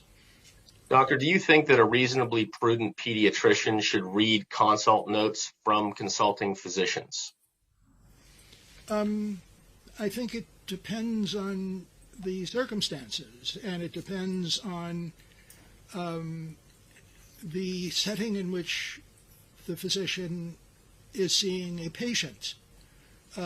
So if a patient comes in, as this child did, to the emergency room of a hospital which has a general competency, advertises itself under the banner of the great Johns Hopkins Hospital in Baltimore, and that child complains of severe pain, the mother describes the syndrome that she's had and demands that the child receive analgesia. In a situation like this, of course, it would be appropriate to review the consultations which established the diagnosis that both the mother and the child said she carried. Under those circumstances, there's no question that this is appropriate. And similarly, in doing differential diagnostic work in a hospital like mine, where as an attending physician on the inpatient floors, I often encountered people who had come to Children's from all over the world for diagnosis and hopefully treatment for extremely rare conditions. This is, a specialty hospital that is justifiably regarded as one of the best in the world. And when one receives a consultation request like this, and these would be assigned if there was no other attending physician when I was attending on the inpatient floors, I would receive the patient. It would be assigned to me. And the task there is, of course, to review past consultation notes, but if there's a persistent concern with regard to that case, then one conducts in an orderly and systematic way the differential diagnosis. And in my case, also, because I was the founder and for 3 decades the director of the Child Protection Program, I also was the person called when there was a concern about the possibility of Munchausen syndrome by proxy. And one would do the same thing, because not all Munchausen cases are real. Munchausen's is a diagnostic wastebasket where there's a mild end of the spectrum and a severe end of the spectrum where if you don't do the right things, you could have a murder on your hands. And we actually had 2 of them at Boston Children's Hospital, which were very chastening experiences. My point is that you always look in the circumstances where you need to about what a referring person has by way of previous consultations. Were you aware of any contact between Johns Hopkins physicians and Dr. Hanna?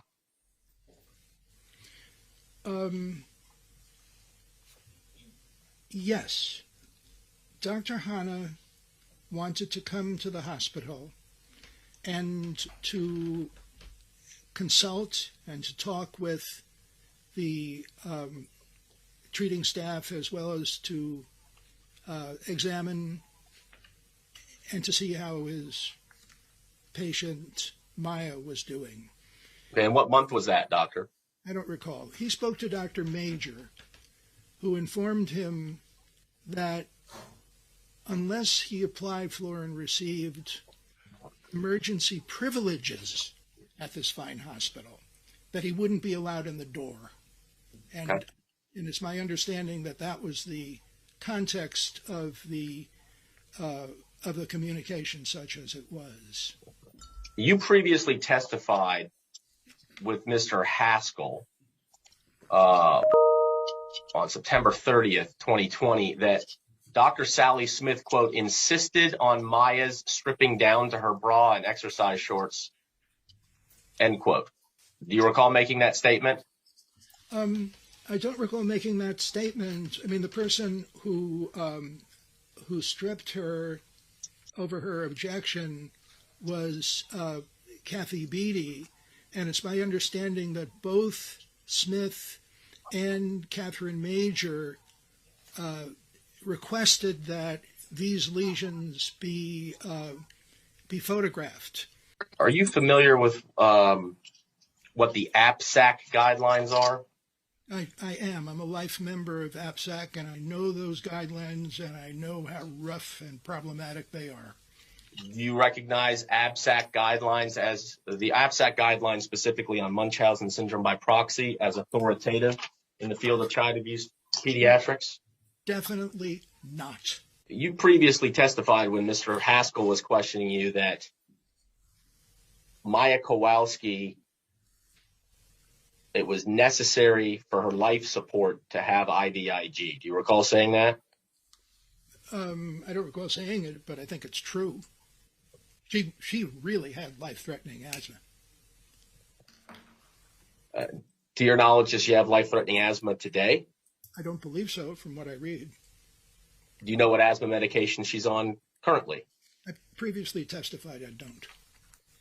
Are there any other opinions other than several that you listed earlier in your deposition and in your report that you intend to bring up at trial?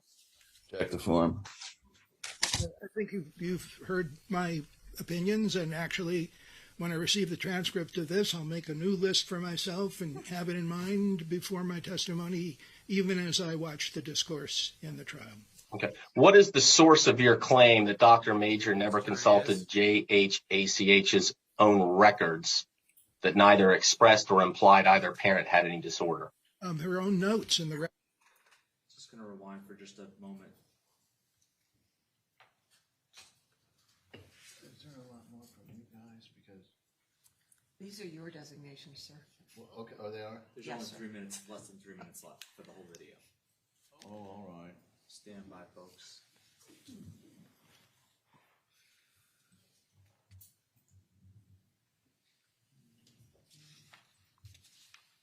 It's about over, though. You've heard my opinions, and actually, when I receive the transcript of this, I'll make a new list for myself and have it in mind before my testimony, even as I watch the discourse in the trial.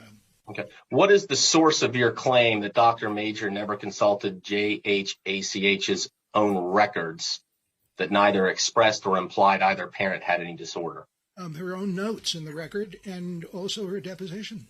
Okay. Dr. Major testified she did not consult Johns Hopkins' own records in connection with her care of Maya.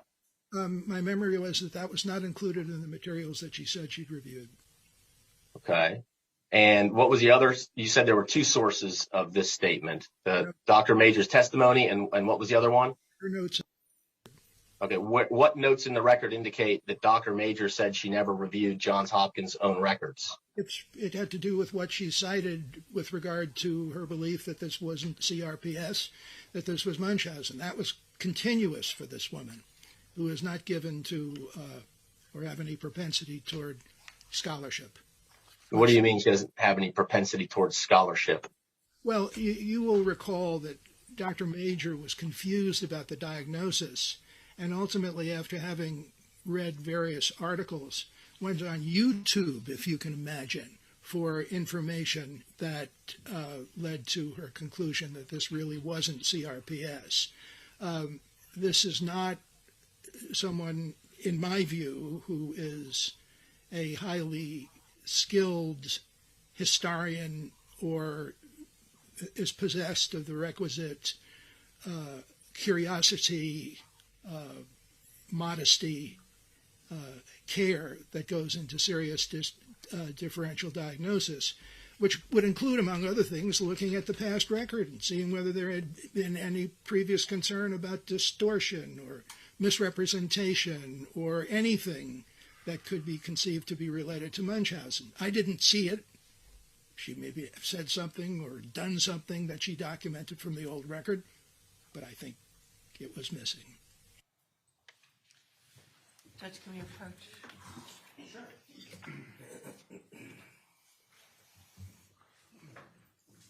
And members of the jury can stand and stretch. Apparently there's a question coming.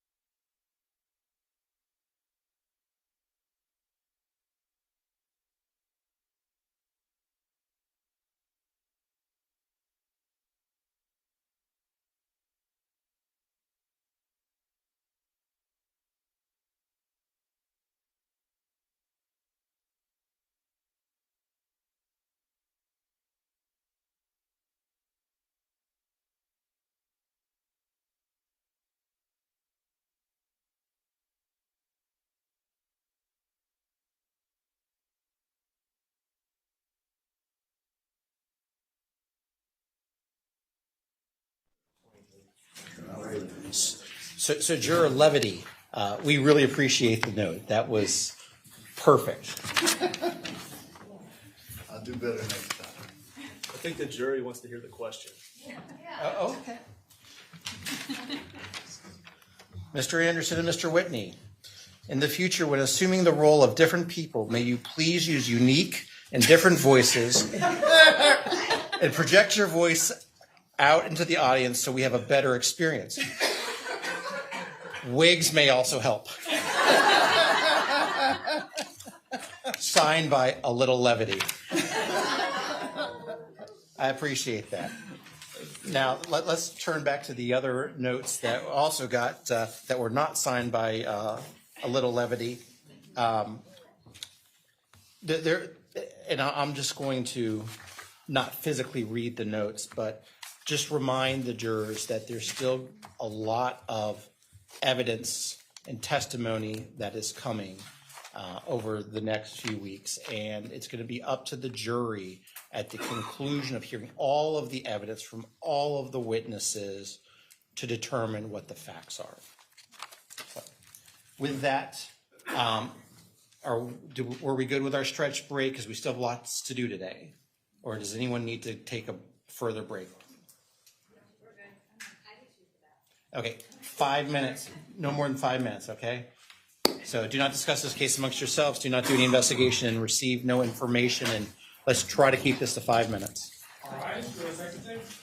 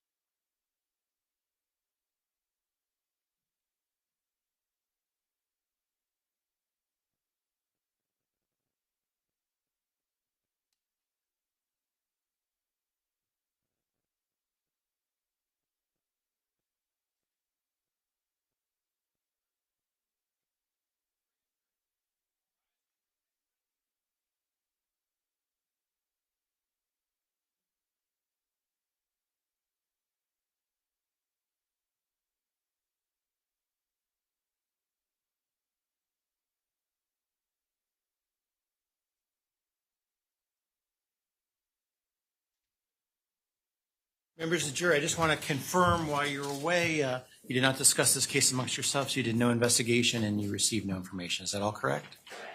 No one approaches, correct? Didn't see any media. Okay.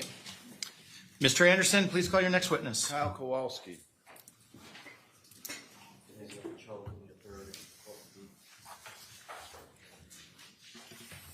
Do you solemnly swear or affirm the testimony you're about to give will be the truth, the whole truth, and nothing but the truth? I do.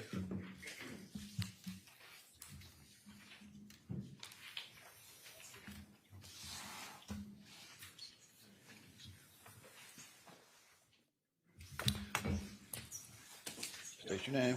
Mr. Anderson, before we start, I don't want to interrupt him, but can we just have identified what Kyle has on the witness stand? Oh, yes. I was going to have him identify as part of the testimony. I had him do some notes as to a particular line of ours. As Mr. Giratina? Yeah, I've got here. Thank you, sir. Can I have this copy? Yes, you certainly can. And I've got one for each, but then I'll need to, at some point, make a copy.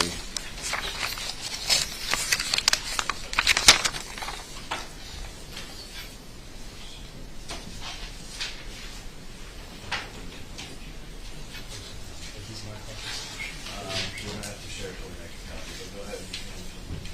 Just give me one of them. I'll be right back.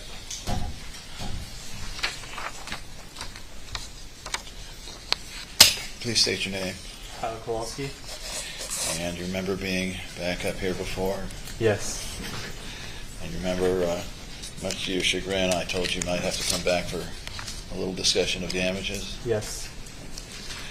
Well, just relax and tell the jury what you think. All right. Now, Kyle, there are some sections I think the jury will hear about in terms of areas of damages, and I want you to express those to the jury a little bit. First, as to mental anguish, can you tell the jury a little bit about what it's been like with the separation from you had with Maya? Yeah, so Maya, the whole family struggled extremely with the separation of Maya, but I only can speak for myself. The day Maya was taken away, I was... Your Honor, I sincerely apologize. I'm going to have to approach on this briefly.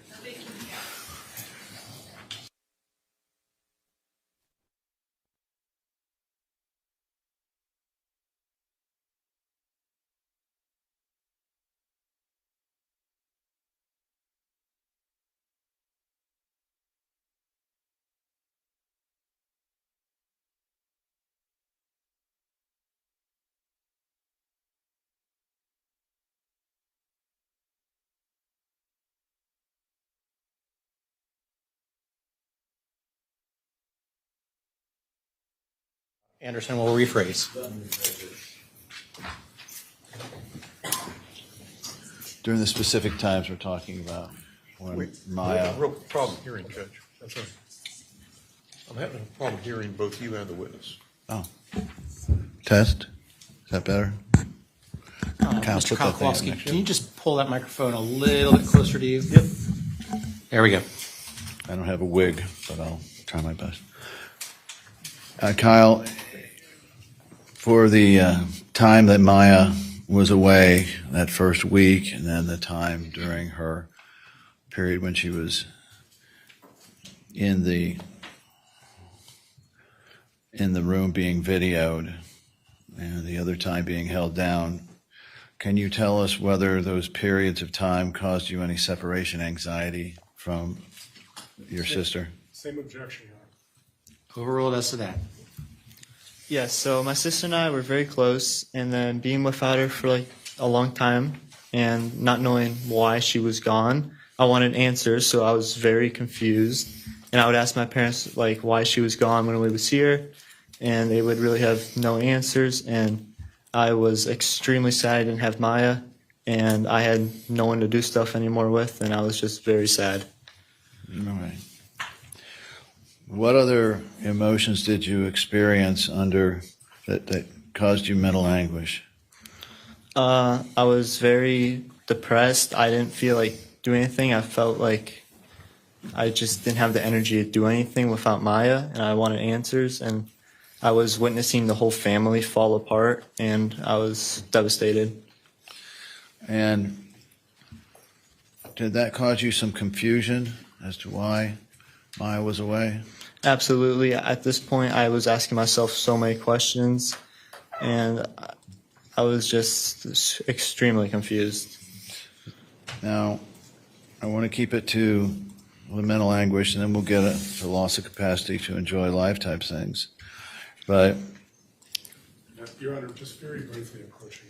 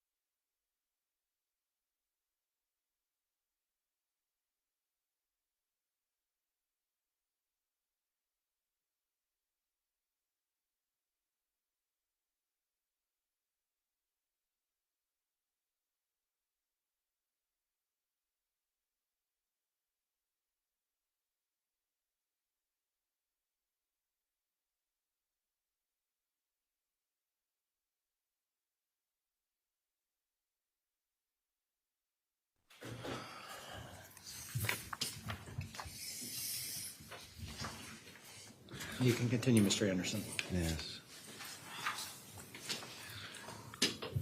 Having talked about that, I want to talk a little bit about what it's been like without your mom. I'm sorry. I'm sorry, Judge, please go. I'm having a hard time hearing Mr. We've Anderson. got assisted listening devices we can give to you. I can't hear him. I can't hear him either. I'm having trouble as well. I think it's the rain. 1, 2, 3. Can you hear me? Mr. Anderson, talking to your microphone. Test, test, test. Kyle Kowalski, can you talk into your? Test, test, test. Move it closer, Kyle. The gallery was having the same concerns, Judge. I think that was. Well, let's try to get that microphone a little bit closer. Maybe, Debbie Coley, if you could bend it so it's a little bit higher.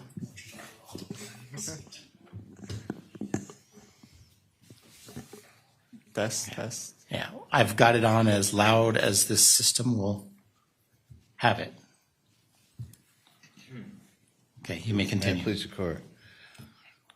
Kyle, I think we were talking before about what it's like without your mom around. Do you still hear her voice? Yes, very much so. Every single day there's reminders of her, and both good and bad. And it's impossible to escape the bad reminders of her. Do your friends ask you about this, about why you just have a dad? Yeah, there's multiple occurrences, unfortunately, where as a new friend I only hung out with a little bit. I go out to eat and their parents are there, and their mom's Polish as well, and they were talking about they were talking about her family. And I said, "We're Polish," and they're like, "Oh, I'd love to meet your mom," and then I have to say what happened. Staying on that topic, how's your Polish doing without your mom? Unfortunately, it's not the best. Mhm. That's one of the things that was lost with her passing. Right. Okay.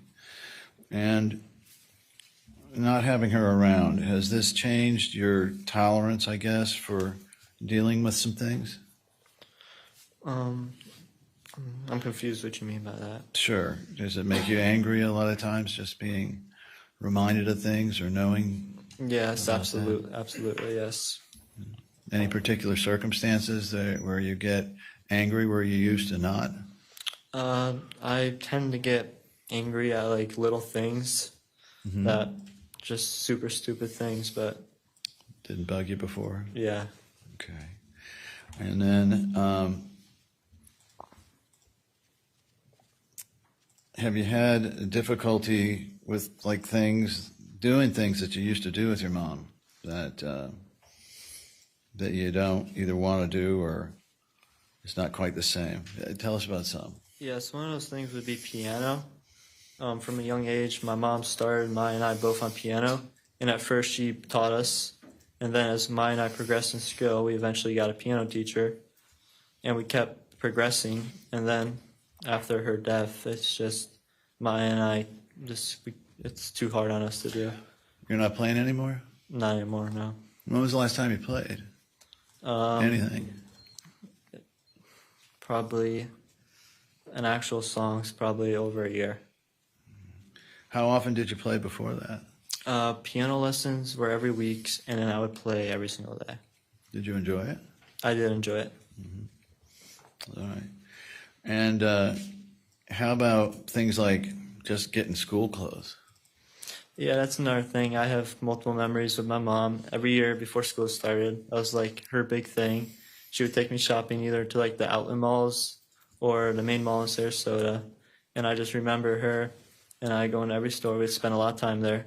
It was like the main shopping thing for like the start of the year. We spent a lot of time there, and then we'd go shop and then get ice cream afterwards, and it would just be a good time. And you miss that now? Who goes with you now? I just do shopping online now. No more going out? Yeah. Would that be a regular thing, going out with your mom to try to get you into new clothes? I guess you were growing a lot during this period. Well, for school shopping, it was like before every school year, but as time went on, yeah, it became more regular. Okay. And who's doing the cooking now? And who did do the cooking?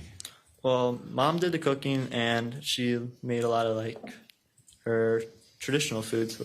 So after she died, we haven't had like any of her Polish foods since, and now Dad had to take over all the cooking. I know your dad's trying hard, but was your mom real health conscious in the food she cooked? Yes, my mom was very health conscious, yes. From a dad's point of view, I know sometimes dads aren't quite as health conscious on things. A lot more ordering out and things like that. Yes. All right. You've got a pool in your backyard. Tell us about stuff you do with your mom in the pool. Yeah, so my mom, like the whole family shared a love for like water, and that's one thing that we all bonded on. And then whenever my mom had free time, or we had free time, we'd all just go in the pool. And now, if we went in the pool without her, it doesn't feel right, and it just feels off. Is anybody using the pool now? It still gets used every once in a while, but definitely not how it used to be used. Not the same feeling? Correct. All right. What about schoolwork? Was she involved in that for you?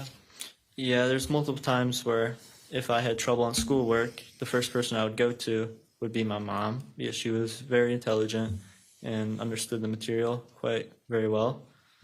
And now if I have a problem with schoolwork. It's harder to find help.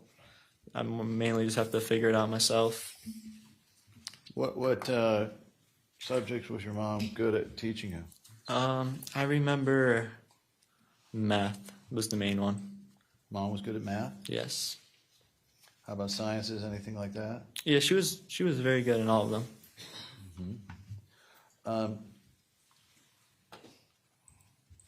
So are there things that still remind you of your mom, just random things when you're going about your life? Absolutely. I mean, it could be as little as like a perfume scent she used to wear, all the way up to like her favorite food place or something like that. Are you still going to any of those places, or do you shy away from them now? It depends on what the place is. There's some places where I would like to go because it's a good reminder of her, but then there's other places where it doesn't give me too much of a good reminder, so I stay away.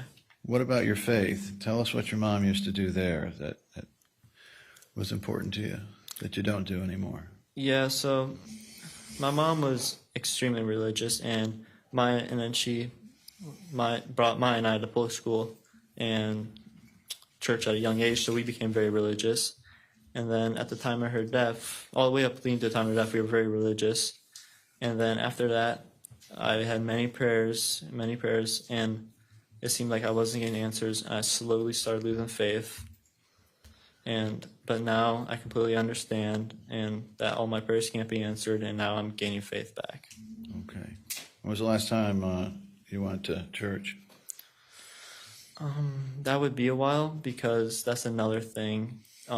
We tried to go back to the same church that we used to go with her, but it just didn't feel right. We were getting weird looks and everything. Didn't feel like a family group? Correct. Right. And what about like injuries or getting sick? Your mom was a nurse, right? Correct, yeah. How'd that help you that you don't have anymore? Could you repeat that question? Sorry. Sure. Your mom was a nurse. When you used to get sick, when you had your mom, could she take care of you and get you through it? Yes, whenever Maya and I got sick, my mom took the absolute best care of us. She did above and beyond to make sure that we were healthy. Mm-hmm. What about, and I know you were 7 years younger at the time, so what would you have been, how old would you have been when you lost your mom? I believe around 8. Uh-huh. And as an 8-year-old, did you enjoy, like, I think you still snuggle and cuddle with mom at 8? Yes, yeah. What did you like to do that way? Yeah, so every night before all this happened, Mom and I would like watch a movie, and then we would always lay on the couch and snuggle and just watch the movie. And obviously, since her death, that doesn't happen. Difficult? Mm-hmm. And is it hard to go in that garage? Absolutely. The whole house is constant reminders. If I just go in the garage to grab something, there's a lot of times where I'll just break down. And then go in the kitchen, and it's a reminder of her cooking all her old Polish foods. And then the office where she used to work, that's where I've seen her researching, trying to help Maya. Are you at home? I know you're a teenager now, so it's part of this natural, but are you at home as much now, Kyle, as you used to be or want to be better yet? I'm definitely more at home now. There's times it just feels like I just don't have the energy to do anything. I feel like I'm just like I can't move. Like my friends want to do something, they're calling me, but I just don't even have the energy to pick up the phone to do anything. Does that have to do with being embarrassed about it, or just something kind of physical that you feel? I don't know how to explain it. That's all right. That's all right. And did your mom do a lot of things in terms of keeping the family memories? Did she keep a family Bible or anything like that? She made baby books for both Maya and I, and I'm extremely happy she did because I can look back on all the good memories. But at the same time, I remember that there's going to be no more good memories made with her, so it crushes me at the same time. Right. And is it hard to look at videos of family events that went on before your mom passed? If I hear her voice, I just start breaking down. Do y'all do that anymore, or is that something that just doesn't,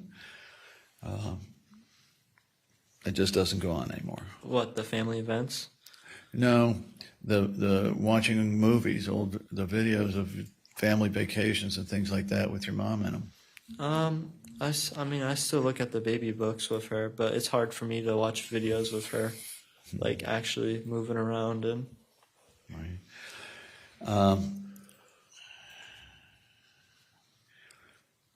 What are some of the other things that were kind of not terribly unusual, but just memories for you? How about riding around with your mom in the car? Ryan, I'm sorry, I didn't hear you. Riding around in the car with your mom. Did she do anything fun then? Did she? Yeah, one of the main things that she did in the car was she had like these detective audiobooks, and now that if I just hear another one of those, it just crushes me hearing them.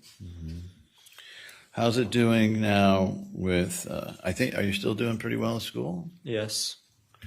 But what, if any, issues are you having about the focus required to think through things? I definitely have a lack of focus. There's times where I'm just doing school and then I catch myself just thinking about everything that happened and how much I just miss my mom. And how many times a day would you think you think back on that series of events? I mean, all depends on the day. It could be anywhere from 5 hours a day to 7 hours a day. And how many in a really good day for you where you don't think of it that much and it doesn't seem to be that as bad as it usually is? How many hours in a good day are you down and truly missing your mom to the point where it's affecting your ability to live? I would say for not as bad as a day, around 5 hours. At nighttime, that's when it absolutely crushes me. Then I have nothing to do and occupy myself. And I just sit there laying about it, and I just have to think about everything that happened. And then on a bad day, it was how many hours? 5 to 7? How many? I would say 7 to 8. Now tell the jury over the course of a week, I know it varies, but how many days of the week out of 7 days are good days on average, and how many are bad days? It really depends on how occupied I am that week, I would say, but I would say it's pretty even. So 3 and 4, 4 to 3, at all. Okay. 3 to 4, 4 to 3. Correct. Okay. Now, the support your mom gave you out in the world, can you tell the jury, was she kind of the retiring type where if there was an issue with you, she didn't want to get involved, or was she out in front of issues?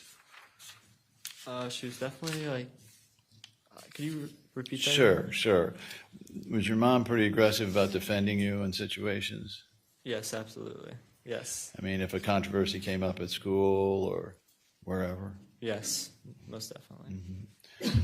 Have you noticed any changes in the group of friends that you have from, and I know it's a lot of age difference now from 8 to 16, but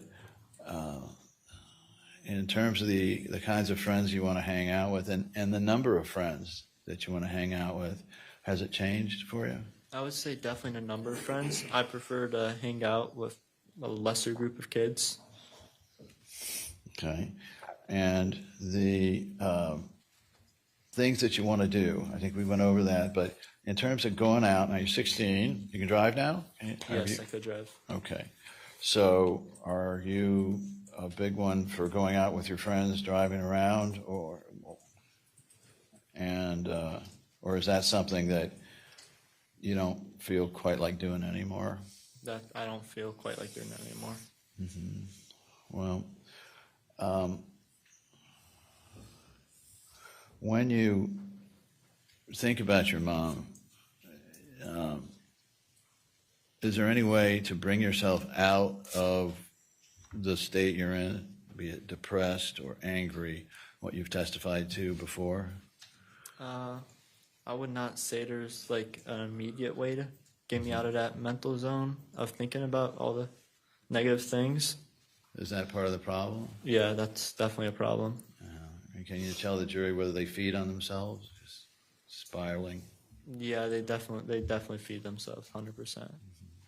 How long have you gone with just not wanting to do much of anything, just sit around, not talking to people, just being, I guess? I mean, it's been like that for a while. I personally don't like to share my feelings with anyone. I would rather just keep them all to myself and not tell anyone about them. Okay. All right. And what do you think? What do you think about the future? Are you very positive about it now, or I mean, what's going through your head that way? What do you mean by future? Good point. Is it harder to make plans now for you? About the Yes, future? I would say it's difficult to make plans. Okay. All right.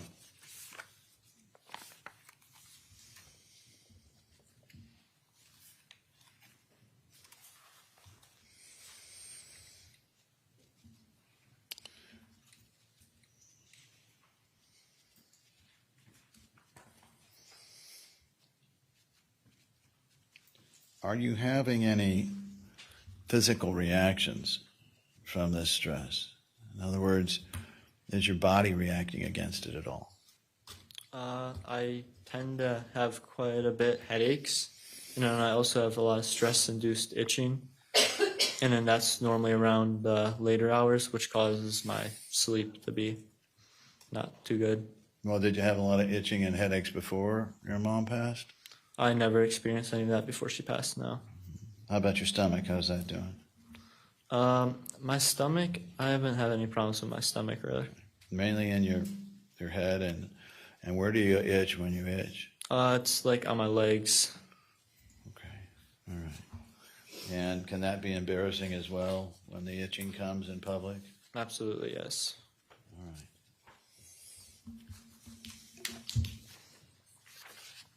Not having your mom around, has it made you more worried about what would happen if something happened to your dad? Absolutely. Whenever my dad gets sick, I tend to overthink of what's going to happen, and I tend to worry. Yeah, there's a term called catastrophizing, meaning you look at the absolute worst case scenario. Is that what? Yeah, that's what I would say. Happening to you? Absolutely, yes. And do you have a hard time coming out of that, even if your dad gets healthier? Like it's no longer appears sick. Yeah, I mean, I'm always extremely worried. There's times. Have you found yourself being overly cautious about him and for him?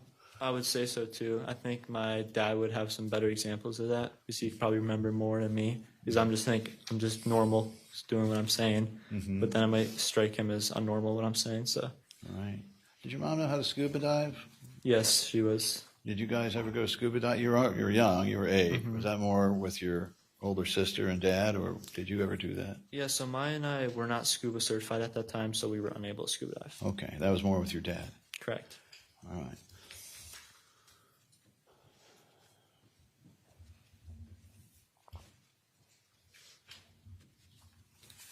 How about traveling when you want to take vacations and stuff? What have you tried? I mean, have you gone some places? We've gone a few places, but How's it feel? I mean, it feels like it doesn't like. I'm trying to think of a word here. It's all right. Well, without your mom there, and it's just you, your dad, and your sister traveling, how does it feel to you? It doesn't. The best way I think I could describe it is it doesn't feel complete. That's sure. Okay. And Kyle, is there any activity in your life now that isn't affected in some way at some time with the loss of your mom? Yeah, there's a few ways I could get away, but Okay. What do you have left? What's things you can do that maybe can take you away from it a little bit? one thing that's really helping me right now currently is fishing. That's my main getaway. You spend a lot of time doing that? Correct, yes.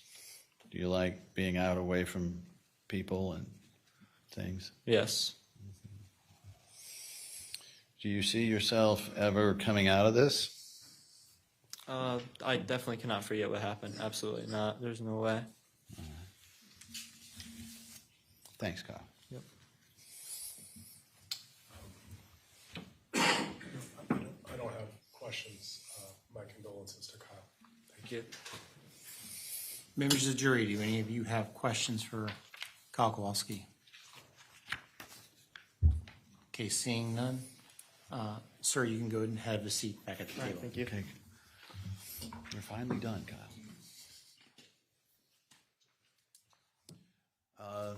Jack Kowalski.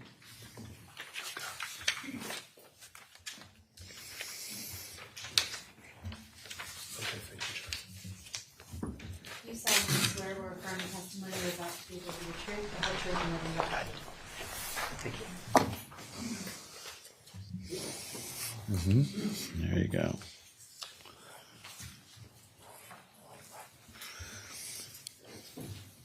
So, Jack, you're back. You've testified once before, and now we're going to talk a little bit about the general damages, the human damages to this. Okay. Before I do, I wanted to ask you one question on the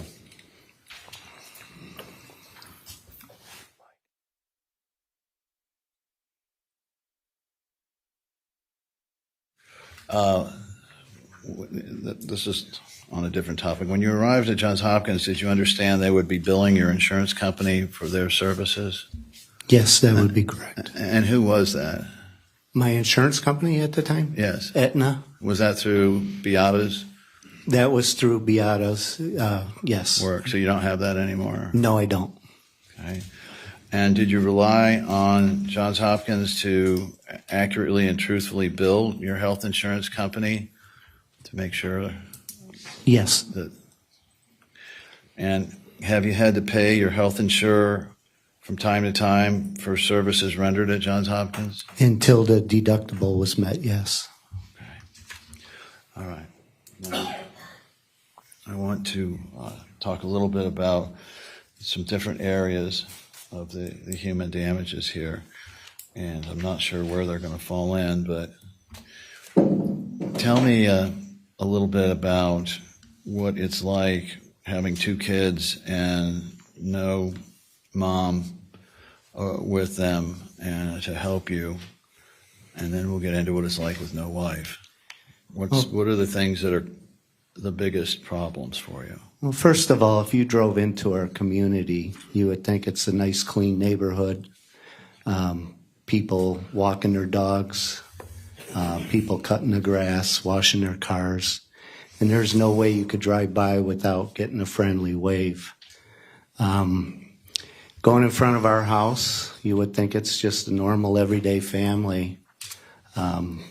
Nice, clean yard, nice house, nice driveway leading up to the front doors. But when you get inside, it's completely different. What's changed, Jack? I've got two questions. What's changed? And the jury's going to want to know, why are you still there? Why are we still there? When all this happened, when I got Maya home, I made the decision I wanted to leave, and then I thought, if I leave, I take away the only thing they have left is their friends. So that's why we stayed. Is it difficult? Yes, it is. We pretty much changed every single room in that house, but the memories bleed through what we've done. Like Kyle was saying about the garage, that was our normal way of coming home, open the garage door, pull the car in, and go in the house through the laundry room. That's no longer. We park outside.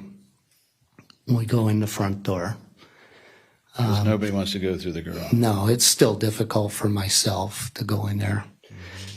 Unfortunately, where Beata took her life, we do have a little chain with a cross hanging there. And it's difficult to see, but yeah, that's the main reason why we stayed, was they're friends. And my neighborhood is so unique. There's 72 homes, and they're like family. And that's your support their love and system. support that we received was overwhelming. Tell the jury about what it's like as a single dad with kids who have been through what your kids have been through. And Number you. one, I appreciate single moms more than I ever did. I would rather go back to work and fight fires than try to be a mom. There's no comparison. They have a big role, and there's no quitting time. You know, they don't punch out on the clock. Trying to do both roles is extremely difficult, and there's parts of that role I will never be able to do. Sure. Maya's a young lady. I cannot give her that mom and daughter talks and right. Mom and daughter times together and everything else. And is she upset by that? Do you see her upset when there are mother-daughter things out there at school or for friends? Well, there's many times she comes home crying, or I see it at our house. Why is your dad always picking you up? Or where's your mom? And then they have to explain. And hard for kids to. It's extremely hard. And so I wondered, in your relationship, it seemed like Beata took the lead in, like husband and wives. Some people do one part and some people do the other. What were the things that Beata did for you and the family that you have such a hard time fulfilling? Well, I hate to say this, I was like the janitor of the house. You know, I took care of the maintenance, I took care of the yard, things like that. Beata was more on the children's education, extra activities for them, the food that they ate, and vacations. And when she planned a vacation, it wasn't just a vacation. She made it where you're going to enjoy and learn the history of where you're going. And what about in terms of being able to go on vacations now without Beata there? It's difficult. We tried to do a cruise, and then COVID hit, and we were one day away from going, so we didn't get to go to that. But we try, and like Kyle said, there's so much of a void. It's difficult. And Beata had a set of skills there that had to be pretty useful in the family. Yes. Oh. Cooking. Pretty good cook. Yeah. Did you like Polish food? I mean, did. It is Kowalski, yes, right? Yes, Gołąbkis, pierogies, you name it. But and did she feed the children pretty healthy? I mean, we heard on the audio tape of the phone calls her concerns, but yes, very healthy, and you'd be surprised. I don't think they even tried a hamburger in their whole life yet. So that's amazing. That's not a lie. That's amazing. And so then whenever there was a medical issue, who took the lead? You've got some medical training, don't you? I do, but nothing compared to that. And there's nothing better than mom. Right. You know. Right. So was she able to treat most basic childhood illnesses, the colds, yes, the and flus? speaking of that now, when something happens, it's terrifying. You know, just knowing what we went through, you just cannot get in your car and go to the emergency room. There's fear, and that fear is always there.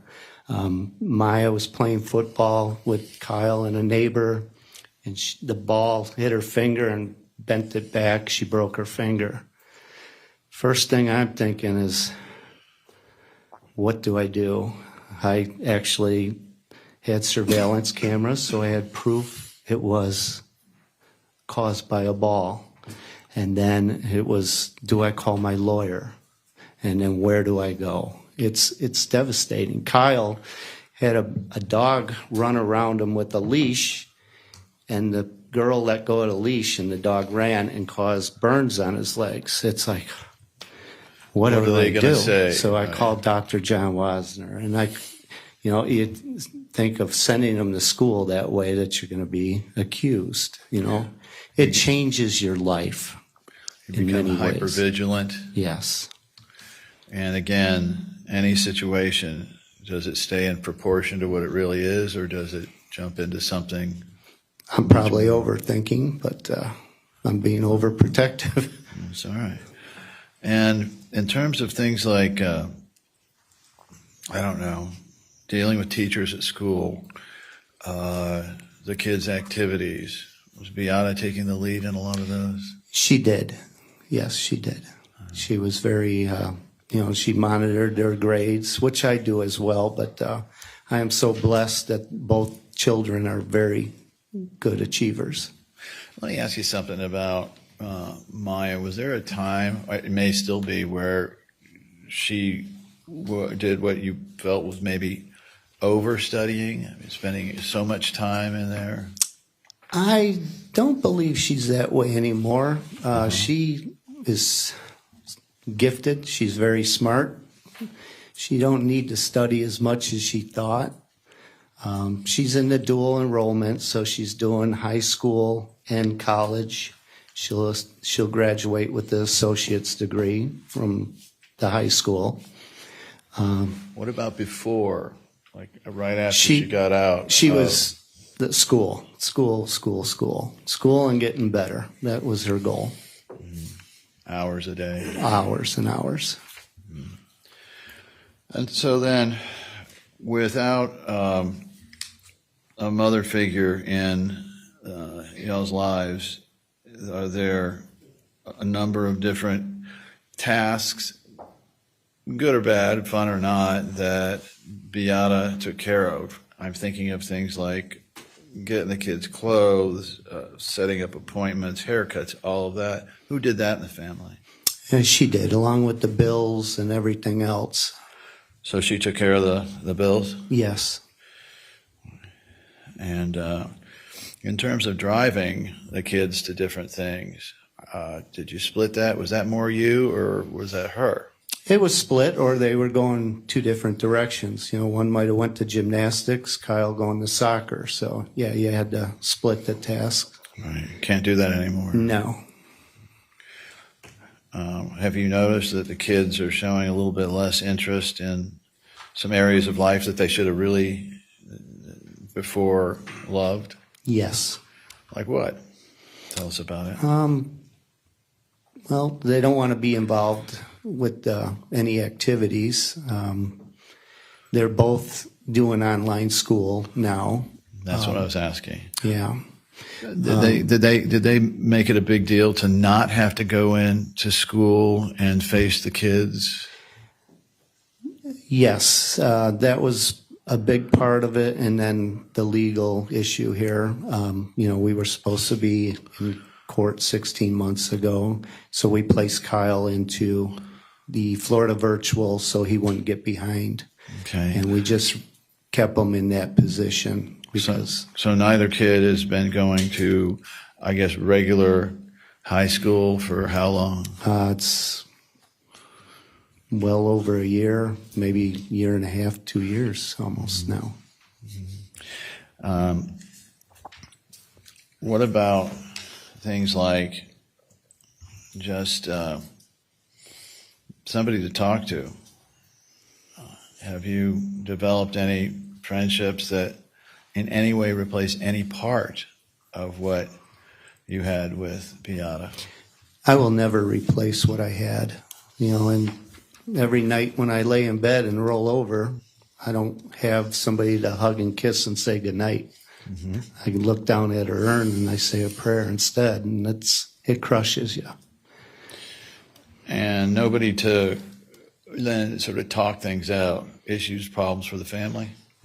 No, and a lot of times I hear their fear and anger, and I try to be the tough one, because if they see me sink, they sink type. Sure. So when I do get in bed, sometimes I let it out and cry. Well, is that stressful for you then, to be the one that has to keep it all together by yourself? I have to. What about thoughts of what would happen if anything happened to you? That immediately, when after Beata's passing, I thought of that and did a trust. And, God forbid something happened, I asked my oldest daughter to take care of them. Well, you're a bit of an older dad. How old are you? 62. 62. How old were you when you had Maya and Kyle? I don't remember. 50s? minus 17. So. All right. So as you get older, is it concerning you whether you'll be able to physically and mentally keep up with them as they mature and have more challenges in life? I try my best to stay healthy. Just the other day I had a sinus infection. I do have my doctor's note for you, Judge. I went in there and they took my blood pressure, and she mentioned that it was high, and she did it in the other arm. And she says, "Do you ever realize you have high blood pressure?" I never knew it. So there's nobody really there without Beata to monitor your health? No. Would you go to the doctor, like most guys, I guess you don't go to the doctor unless it's nobody not reminds after you. what we went through. It's not something you want to do as much, which I need to. And I need to do something about the PTSD as well. Tell us about that. Is it? I don't know if there's a place called My Warrior's Place in Ruskin, Florida. It was started from a woman. She lost her son in the war. And for her to grieve, she opened us up to military, police, fire, and it's a retreat. And I would love to start going there and try to And get some once help. hopefully you get to the point where you can function well. Do you have any goals about making sure this kind of thing doesn't happen anymore? Yes. All right. What do you want to do? Your Honor, we'd like to approach on this.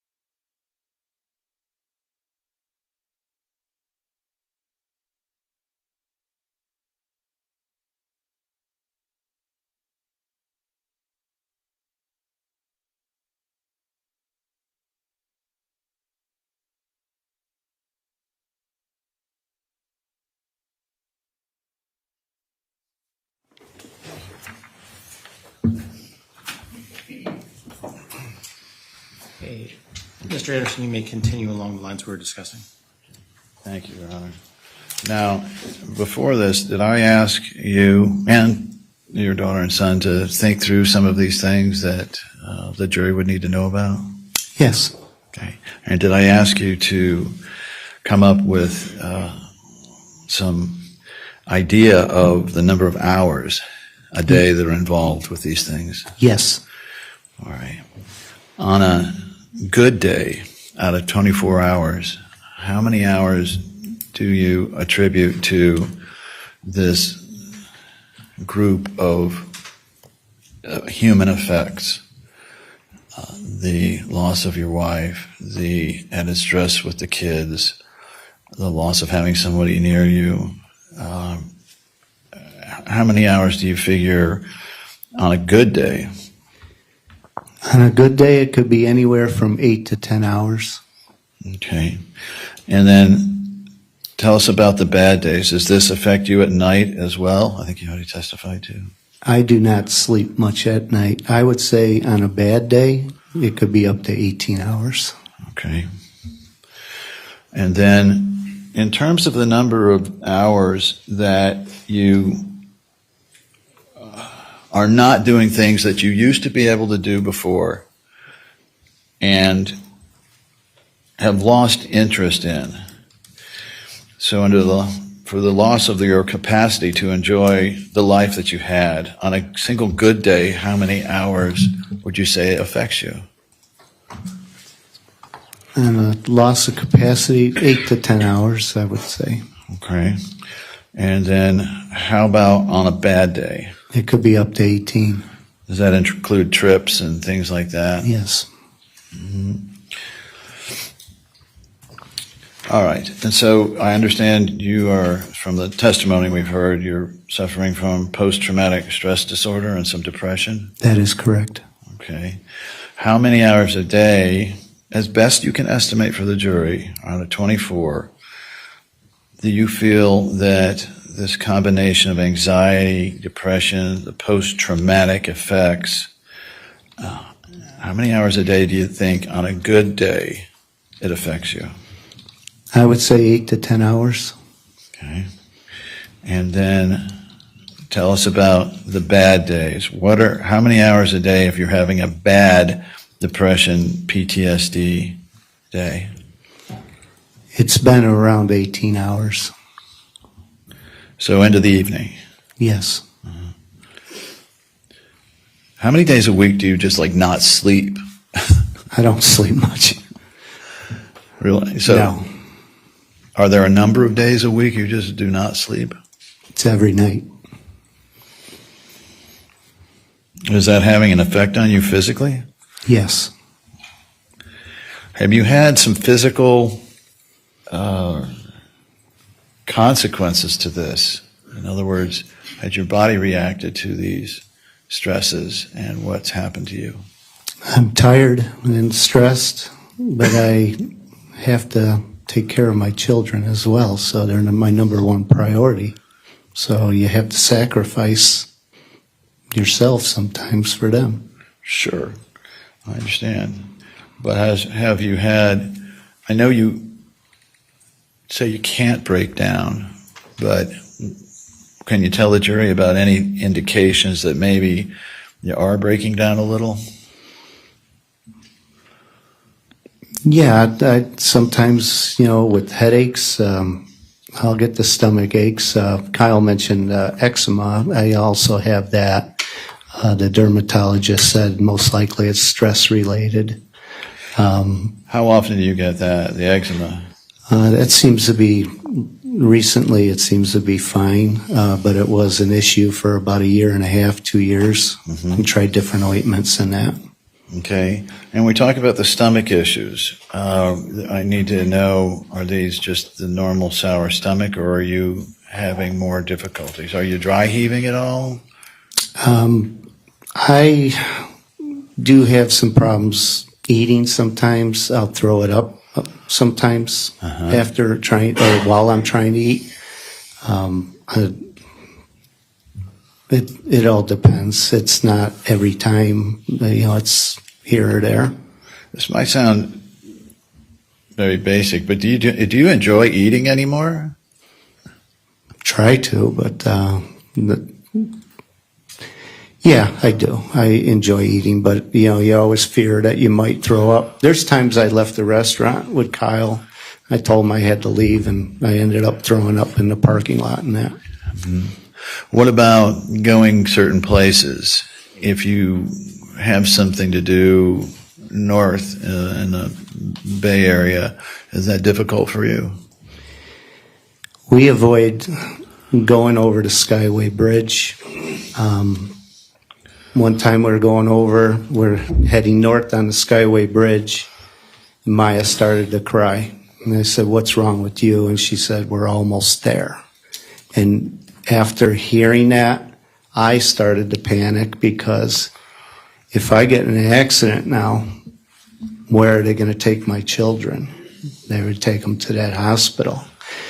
So we now avoid going through the Skyway Bridge. We'll go all the way on I-75 to Tampa, or if we go visit my brother in Newport Richey. How about if you want to go to Tampa International? You have to go around. We go the long way. Now, Beata had a pretty good income, did she not? She did. And you have a good retirement, though, from the fire Yes. company. But the loss of Beata's income, has that had an effect, although there's some separate numbers for that, but has that had an effect, the lack of that extra income, on you and your family's ability to do things? Yes. First of all, she carried the insurance for us. So once she passed, I had to go on to a COBRA for 3 years. And then after the 3 years, I had to get my own insurance. Right now, the children are on Social Security under the death benefit for Beata. But once they turn the age of 18, they lose it unless they're still in high school. Once they graduate high school, they lose that benefit. Normally, after the children don't receive it, it would go to the surviving spouse. But since I have a pension, I'm exempt. I will not receive that Social Security. Okay.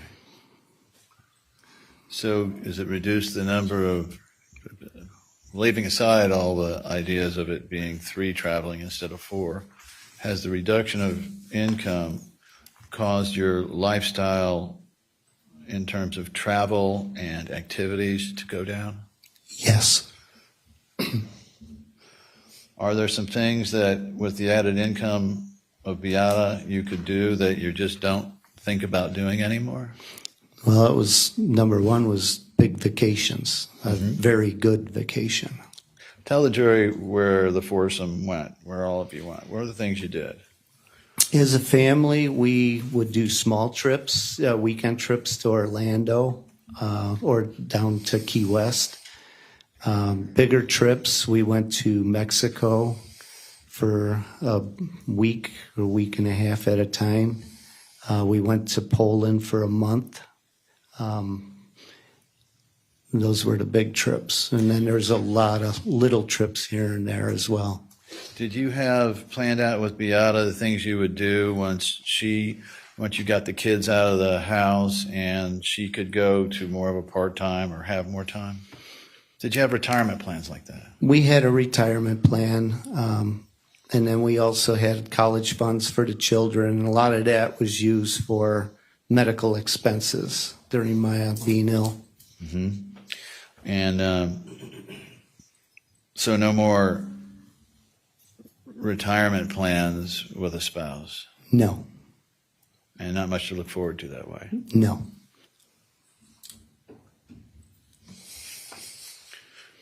I have 3 grandchildren as well.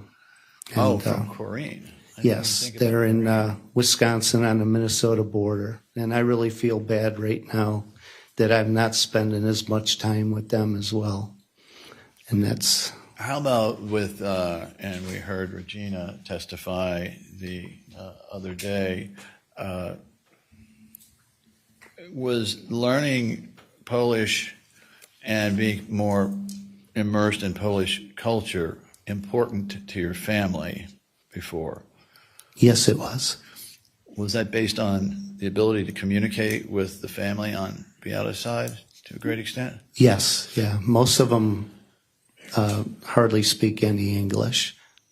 Did you know before Regina testified to it that the kid's grandfather on Beata's side was part of Solidarity? I never knew that. And you know the history of Poland and what Solidarity is? Yes. We actually went to that statue in Poland. Right. Downfall of communism. Yes. So now, that's an interesting topic. Did you hear that Beata saw her dad dragged off by government, I don't know what you call them, goons?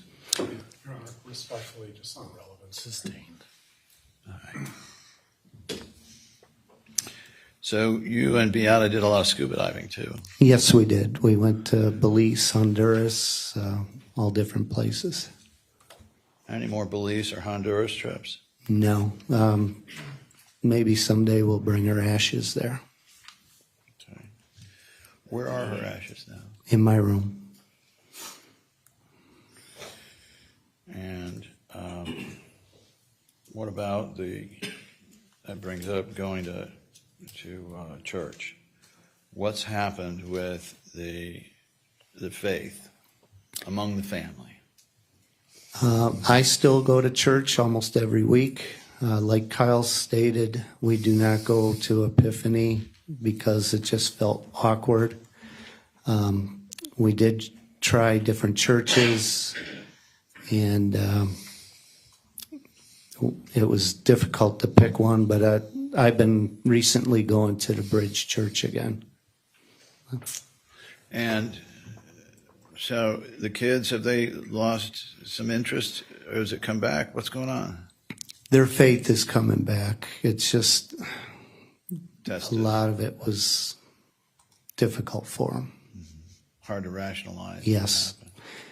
And every once in a while I do feel guilty, and I'll go to Epiphany, and then I'll go to the Bridge on the same day. Sure. Not often, but I do it every once in a while. Yeah. Well, I know you don't, you're pretty stoic and don't show a lot of emotion, but what are the feelings inside about the fact that Beata committed suicide as opposed to, I mean, there's no good way something like this happens, but Respectfully object to the relevance, Your Honor. you can talk about his feelings from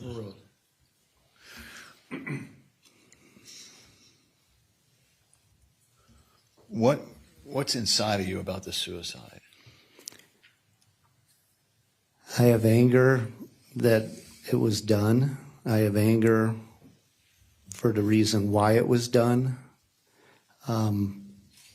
It's hard to understand, but then you do understand.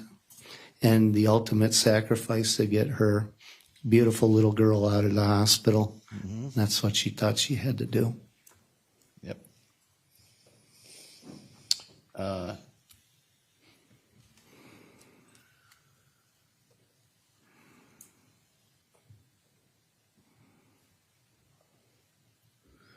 It says something about having an extremely ill child.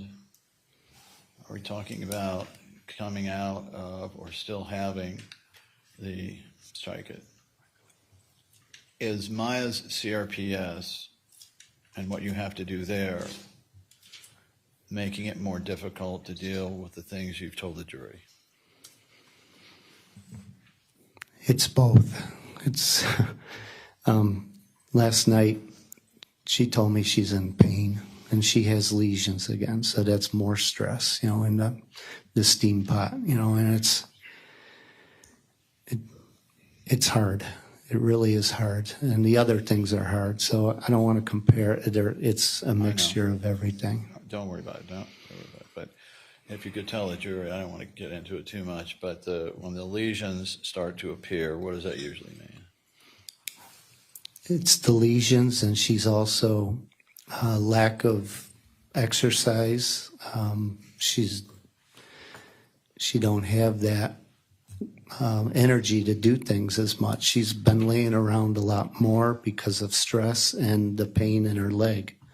Last night driving home, she stated the pain in her leg and it's coming up to her upper back.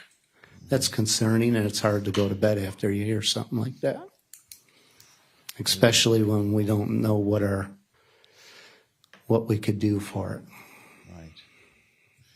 And has this event, what's happened to you, the combination of what happened with Maya and then the emotions, has it produced any fear inside of you about things? I have fear all the time. About what?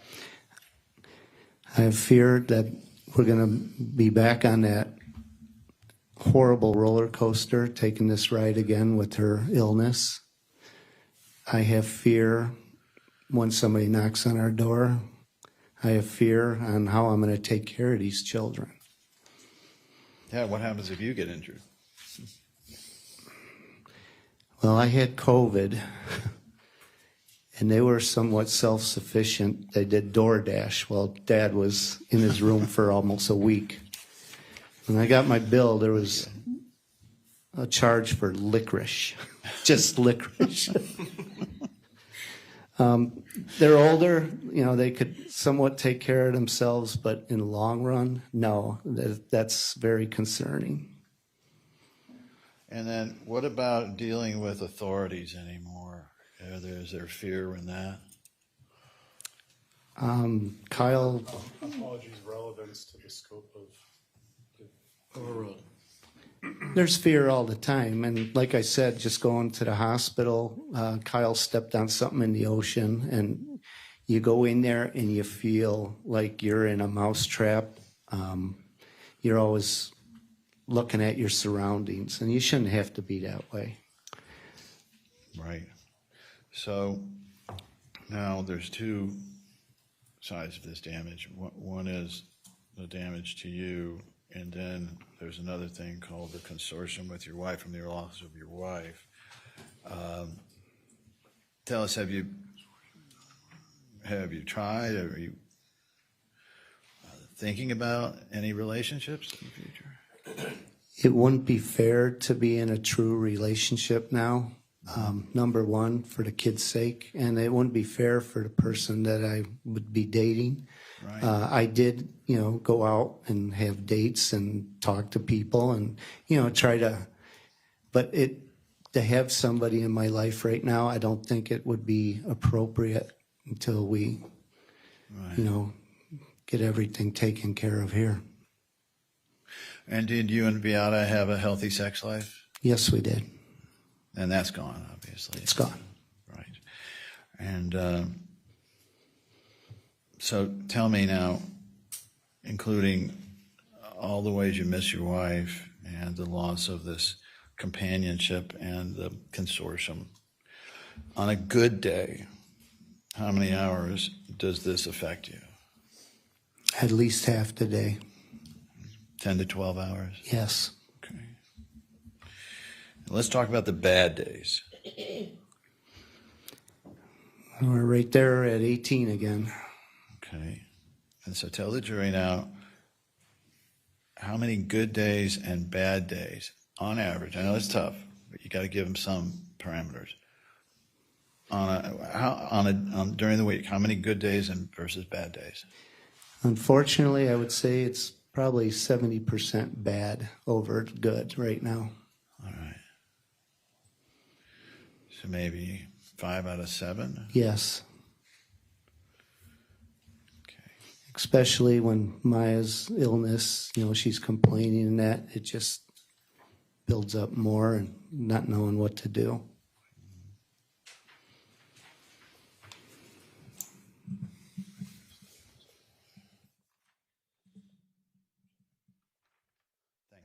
Thank you. Mr. Shapiro. Thank you. And it'll be brief, Your Honor. I understand the time of day. Good afternoon, Mr. Kowalski. Good afternoon. Are you in counseling right now? No, I am not. You mentioned a couple trips or the lack of trips. You did have the opportunity to go to New York City. Yes, I did. Was that once or twice or? Twice. Okay, and when were those trips? One was in March and one was in June. I could be wrong, right around those times. Of this year? Yes. Okay. And just briefly touching on the deductibles and the co-pays, the jury's obviously heard a lot, so I'll cut to the chase, but the hospitalization at All Children's was in October of 2016. Do you know if the medical care that Maya had from, say, January through October had exhausted your co-pays by that point? It's possible. She had a lot of, medical appointments and things like that. She was in many ERs for her asthma prior to that. So we may have met the deductible before then. And I guess my question to you is, do you know if you had a copay at All Children's, or that may have been? That I'm unaware of, and that was something Beata took care of. Do you know if you used any money from the GoFundMe or You Caring fundraising sites for her medical care? Oh, yes. Yeah, I believe we did. Never mind. Okay. I have one more question I'd like to approach on before I ask you. Mr. Anderson.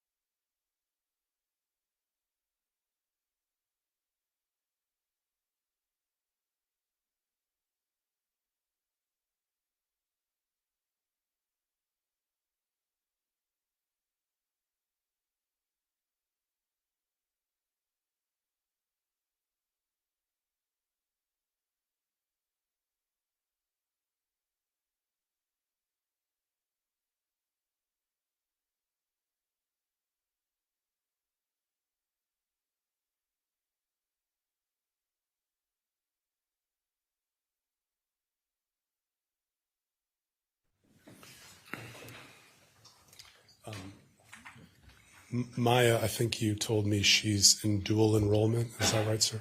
That is correct. So she's going to graduate this year with her associate's degree? That is correct. And she's still on track? I take that back, next year. Gotcha. Yeah, May, June. Has she taken the SAT yet? That I'm unaware of. Okay. Still on, do you know if she's still number 1 or number 2 in her class? That would be a good question for her when she's up here. Okay, thank you, sir. But sounds like you're very proud of how well she's still doing in school. I'm very proud of her. Okay. I do appreciate your time. I'm sorry for your loss, sir. Jack, but you did have to pay back that health insurer a little bit after the fact, did you not? Yes. Yeah, there's a lien on that. Mm-hmm. Nothing further, Your Honor. Anything further? No, thank you, Your Honor. Members of the jury, do any of you have any questions for Mr. Jack Kowalski? Okay, seeing none. In light of the fact that we're already past 5 o'clock, we're not going to start any other witnesses today. We're going to come back tomorrow the same time. So Deputy Coley, if you could have them back at 9 a.m. ready to go. Do not discuss this case amongst yourselves. Do not do any investigation and receive no information. So we will see you tomorrow.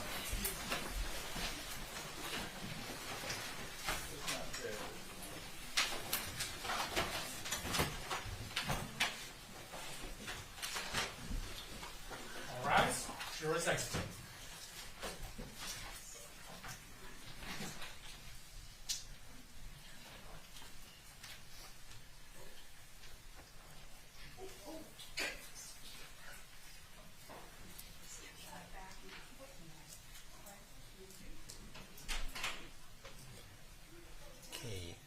The jury is out of our presence. Mr. Jack Kowalski, you can go ahead and have a seat back there. Everyone feel free to sit down. Mr. Whitney, do you have that time breakdown for the third Eli Newberger depot? We need a few. Do you want to stay? We need a few moments, Your Honor. I'm sorry. Okay.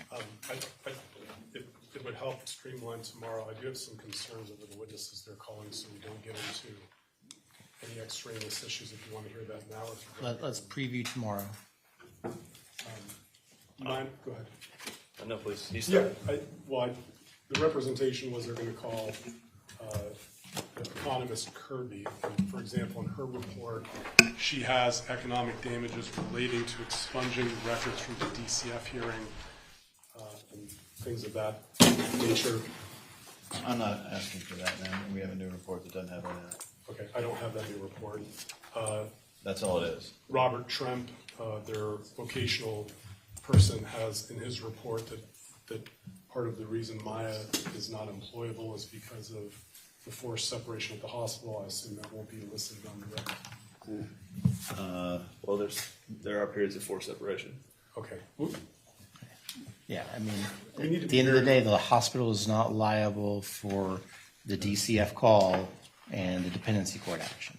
I understand, Your Honor, and I'll have to carefully tailor those questions, but the witness was instructed, and I'll take another look at Trent's report. And then lastly, I don't know if we'll get to him considering where we are in time, but do you still plan on having Dr. Richards testify tomorrow?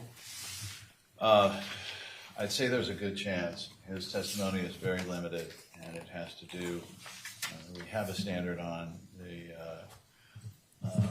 intentional infliction of emotional distress. His testimony will be limited to psychological factors leading up to Beata's actions.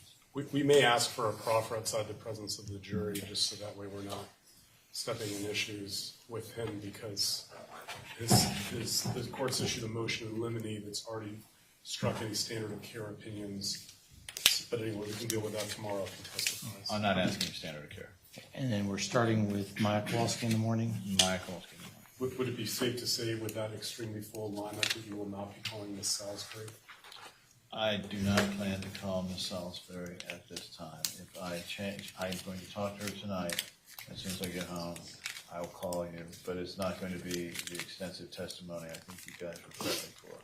Well, we have right on the lineup right now 5 huge witnesses that I think the chances of getting to all 5 tomorrow are 0. She would be the 6th. And Well, I don't know what she could testify to. I mean, my understanding is that you would only be calling her to talk about the legal fees that the Kowalskis would have to endure to try to change records, including those that came from dependency. So if she does testify, we would ask for a proffer of that outside the presence of the jury. Okay. The other option is to save her for Monday morning, and that way you'd have more time. You'd know for sure tomorrow. But I think we wanted to do DVs on Monday morning. Well, it does sound, if you already have those 5 witnesses plus a proffer with one of them, that you probably just, from a time perspective, just not going to make it. I would tend to agree with the court. And okay, so let me make the commitment. I will not call her tomorrow. Thank you. Okay, that was Salisbury? Yeah. Okay. That's all I had. Mr. Altenburn. You're on one thing, and I'm not quite sure what we do about this. Yesterday, we very carefully went through and stipulated that I would not move for a directed verdict if they didn't put on proof of a lien as damages. We went through this very carefully. We all made agreements on this. And the last question he asks is, do you have a lien and do you have to pay it? No, I didn't ask for a lien. The witness threw it in. If we need instruction on it, fine. That was not my intention in any way, shape, or form. The point is, we have a readback? I can talk to that for a moment. In speaking with our appellate counsel, there was a stipulation as to damages, but we weren't comfortable as to, I believe the third element is detrimental reliance. So we didn't want to get caught with a stipulation on damages, but nothing on detrimental reliance. The whole fight on the jury instruction is whether we have to have a line for an element of damages or whether detrimental reliance is all that you prove in fraud. That's what the fight between the appellate lawyers has been about. There's been no discussion with this with me. They just come up and do exactly what they told me yesterday they weren't going to do. I mean, I don't know what to do about it other than to complain, but normally when I make an agreement with someone, I try to keep my word. I'm just, the instruction won't do any good. hear and I sense your frustration, Mr. Altenburn. Your Honor, I still have, by my count, approximately 26 exhibits we need to discuss at some point. Well, y'all are running out of time. I understand.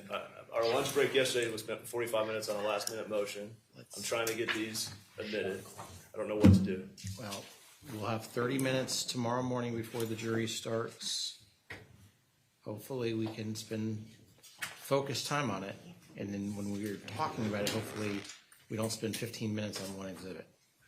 I'll be brief on my argument. It would also be incredibly helpful if counsel, having seen the court's rulings now on the vast majority of these exhibits, if counsel could take a look again this evening and let us know, not tonight, but tomorrow, if we can streamline some. That would be nice. Do I have a breakdown yet of that 30 minutes? No, because we don't. We'll take all of it. In all seriousness, Judge, we probably had 2 minutes of it, and on the other pages, we literally had 2 pages out of all of I that. gave you only 5 minutes from the first 2 Perfect. depositions. So I'll give you 5 minutes of the That's 30 fair. minutes. We'll take 5 minutes from it. That's fine, Judge. Okay, so that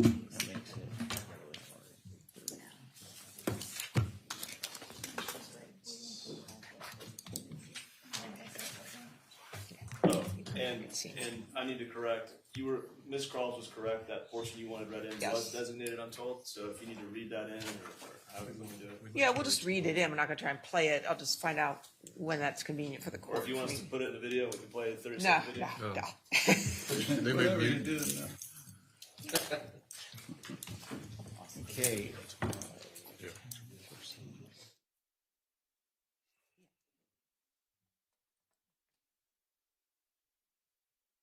Clock is as follows. Today, plaintiffs used 4 hours, 5 minutes, which means their cumulative total is now 40 hours and 15 minutes. The defendants used 50 minutes today with, that means your cumulative total is at 13 hours, 40 minutes.